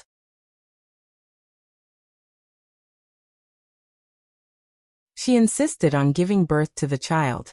In the end, both parties parted on bad terms. On the way home, Lin Shihao, Yi Siki, and Yi Siki's hearts were heavy. No one spoke. Lin Shihao dropped Jiang Ruolin off at her neighborhood. Jiang Ruolin wasn't in a hurry to get out of the car. She glanced at Yi Siki, who was sitting in the back seat with her, and then looked at Lin Shihao, who was driving. She slowly said, "On the way back, I've been thinking about the child. I've thought of an idea, but I'm afraid you won't agree." Lin Shihao turned his head. "Mom, tell me. What's the idea?" Jiang Ruolin coughed and said uncomfortably, "Agree to Bai Meiwei giving birth to the child. After the child is born, we'll bring him back to our family and raise him. He'll take your surname. As for Meiwei, she can visit the child regularly." Before she could finish speaking, Lin Shihao angrily interrupted her. "Mom, how could you come up with such a ridiculous idea? I definitely won't keep this child." The most difficult thing to say had already been said, so Jiang Ruolin couldn't care about anything else. When her son shouted, she immediately flew into a rage out of humiliation. Bai Meiwei is pregnant with a son. He's also our Lin family's child. What's wrong with letting her give birth to the child? And let him acknowledge his ancestors. Yi Siki clenched her fists tightly and pinched her palms. She was trying her best to suppress the bitterness in her heart. Her mother-in-law actually said such things. Lin Shihao's face was ashen. He said angrily, "Only the child my wife gives birth to will be a descendant of the Lin family. I only have one child, Nyo. Mom, don't ever mention such things again." Welfare Hongcha 866.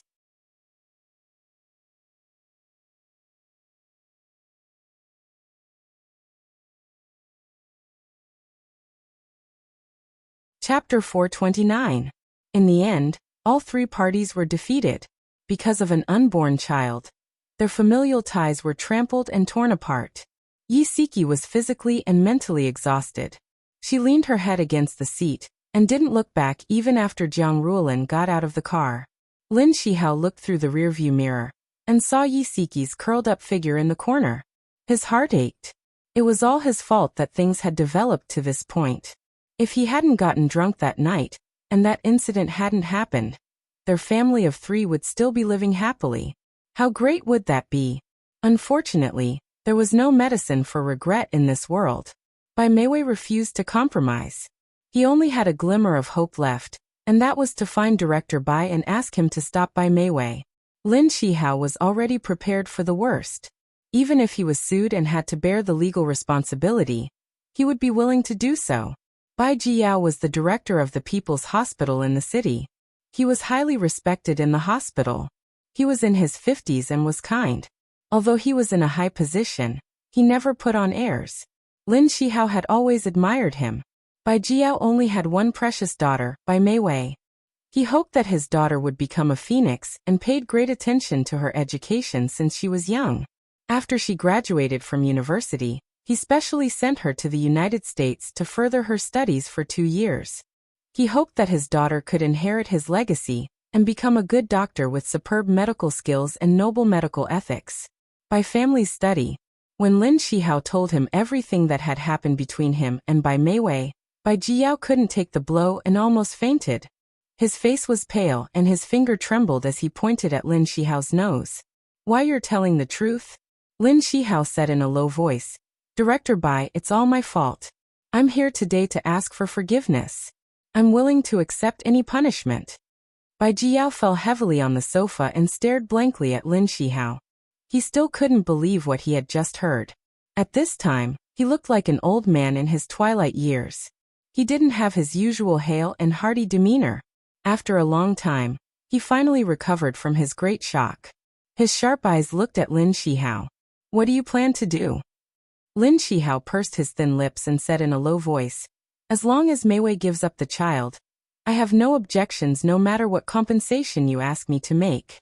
Bai Jiyao was silent for a moment. He picked up the landline and informed the servant to invite Miss to his study. 2 minutes later, Bai Meiwei knocked on the door of the study. She didn't know that Lin Shihao was here. When she saw him, her heart tightened. Then she carefully observed her father's face. It was dark and frowning. It seemed that he was trying to suppress his anger. She immediately felt uneasy. It seemed that Lin Shihao had told her father about her pregnancy. She pretended that nothing had happened and smiled. "Dad, are you looking for me?" Bai Jiao sat on the sofa. His eyes were burning with anger. He stared at Bai Meiwei, who was standing not far away, and shouted sternly, "Kneel." Bai Meiwei bit her lip and bent her legs. Gigai knelt on the ground. Her long eyelashes fluttered and bean-sized tears immediately rolled down her face. Her tear-stained face was full of helplessness and grievance. Bai Jiao stiffened his neck and shouted angrily, "You unfilial daughter! Tell me, what embarrassing things have you done?" "Dad," Bai Meiwei sobbed. "Dad, don't be angry. I didn't do it on purpose. I really didn't do it on purpose." Lin Shihao clenched his fists tightly. His expression was extremely ugly. His deep eyes fell on Bai Meiwei's face. He gritted his teeth and said in a low voice, "Director Bai, all of this has nothing to do with Meiwei. I was drunk and harmed her. If you want to hit, scold, blame, or punish, do it all to me. I won't have any objections." "Dad, Senior didn't do it on purpose, he was just drunk.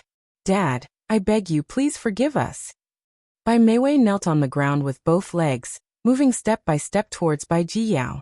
She was crying her heart out, making people with a heart of stone unable to help but feel pity for her, let alone her father. Bai Jiao clenched his fists. The veins on the back of his hands were throbbing. He closed his eyes and slowly opened them again. In a cold voice he said, "Meiwei, abort the child. As for you, Lin Shihao, hand over your work and leave the hospital. Don't ever let me see you again." "No, Dad."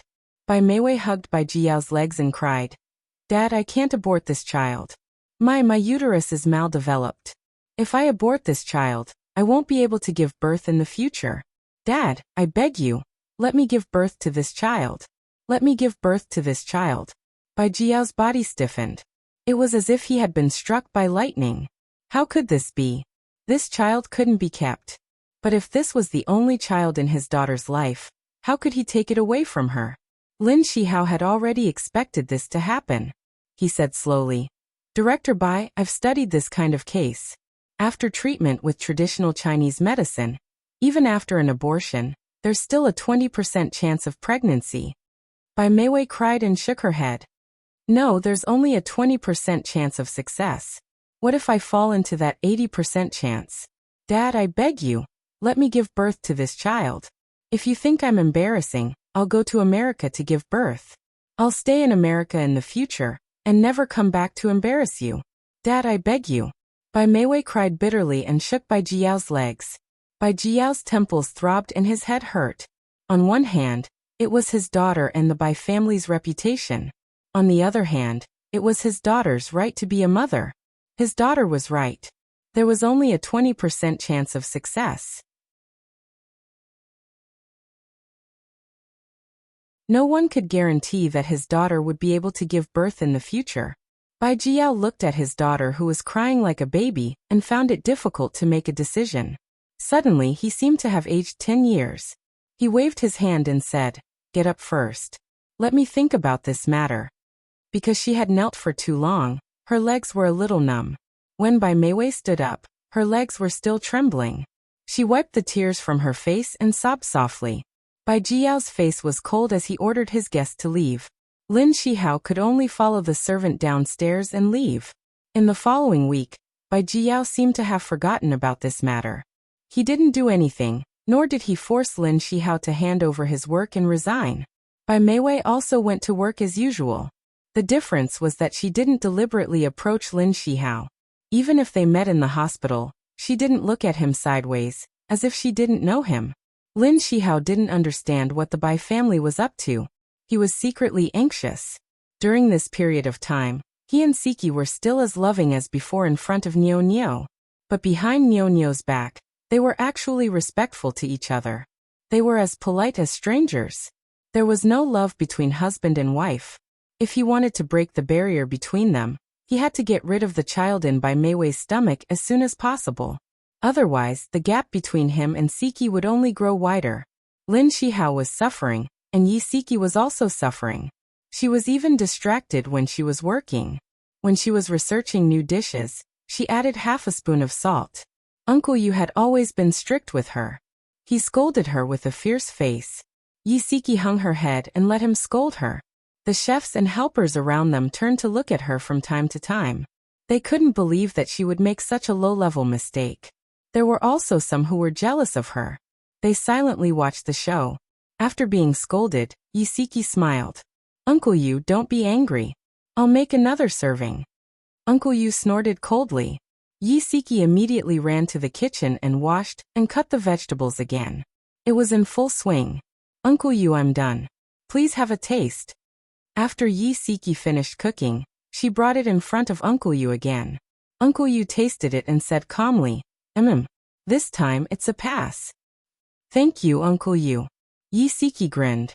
When she finished clearing the dishes and turned to go back to the kitchen, Uncle Yu said calmly, whether it's being a nutritionist or doing other jobs, don't bring your personal feelings into your work. Yi Siki stopped in her tracks. Her eyes were hot as she grinned. I know, Uncle Yu.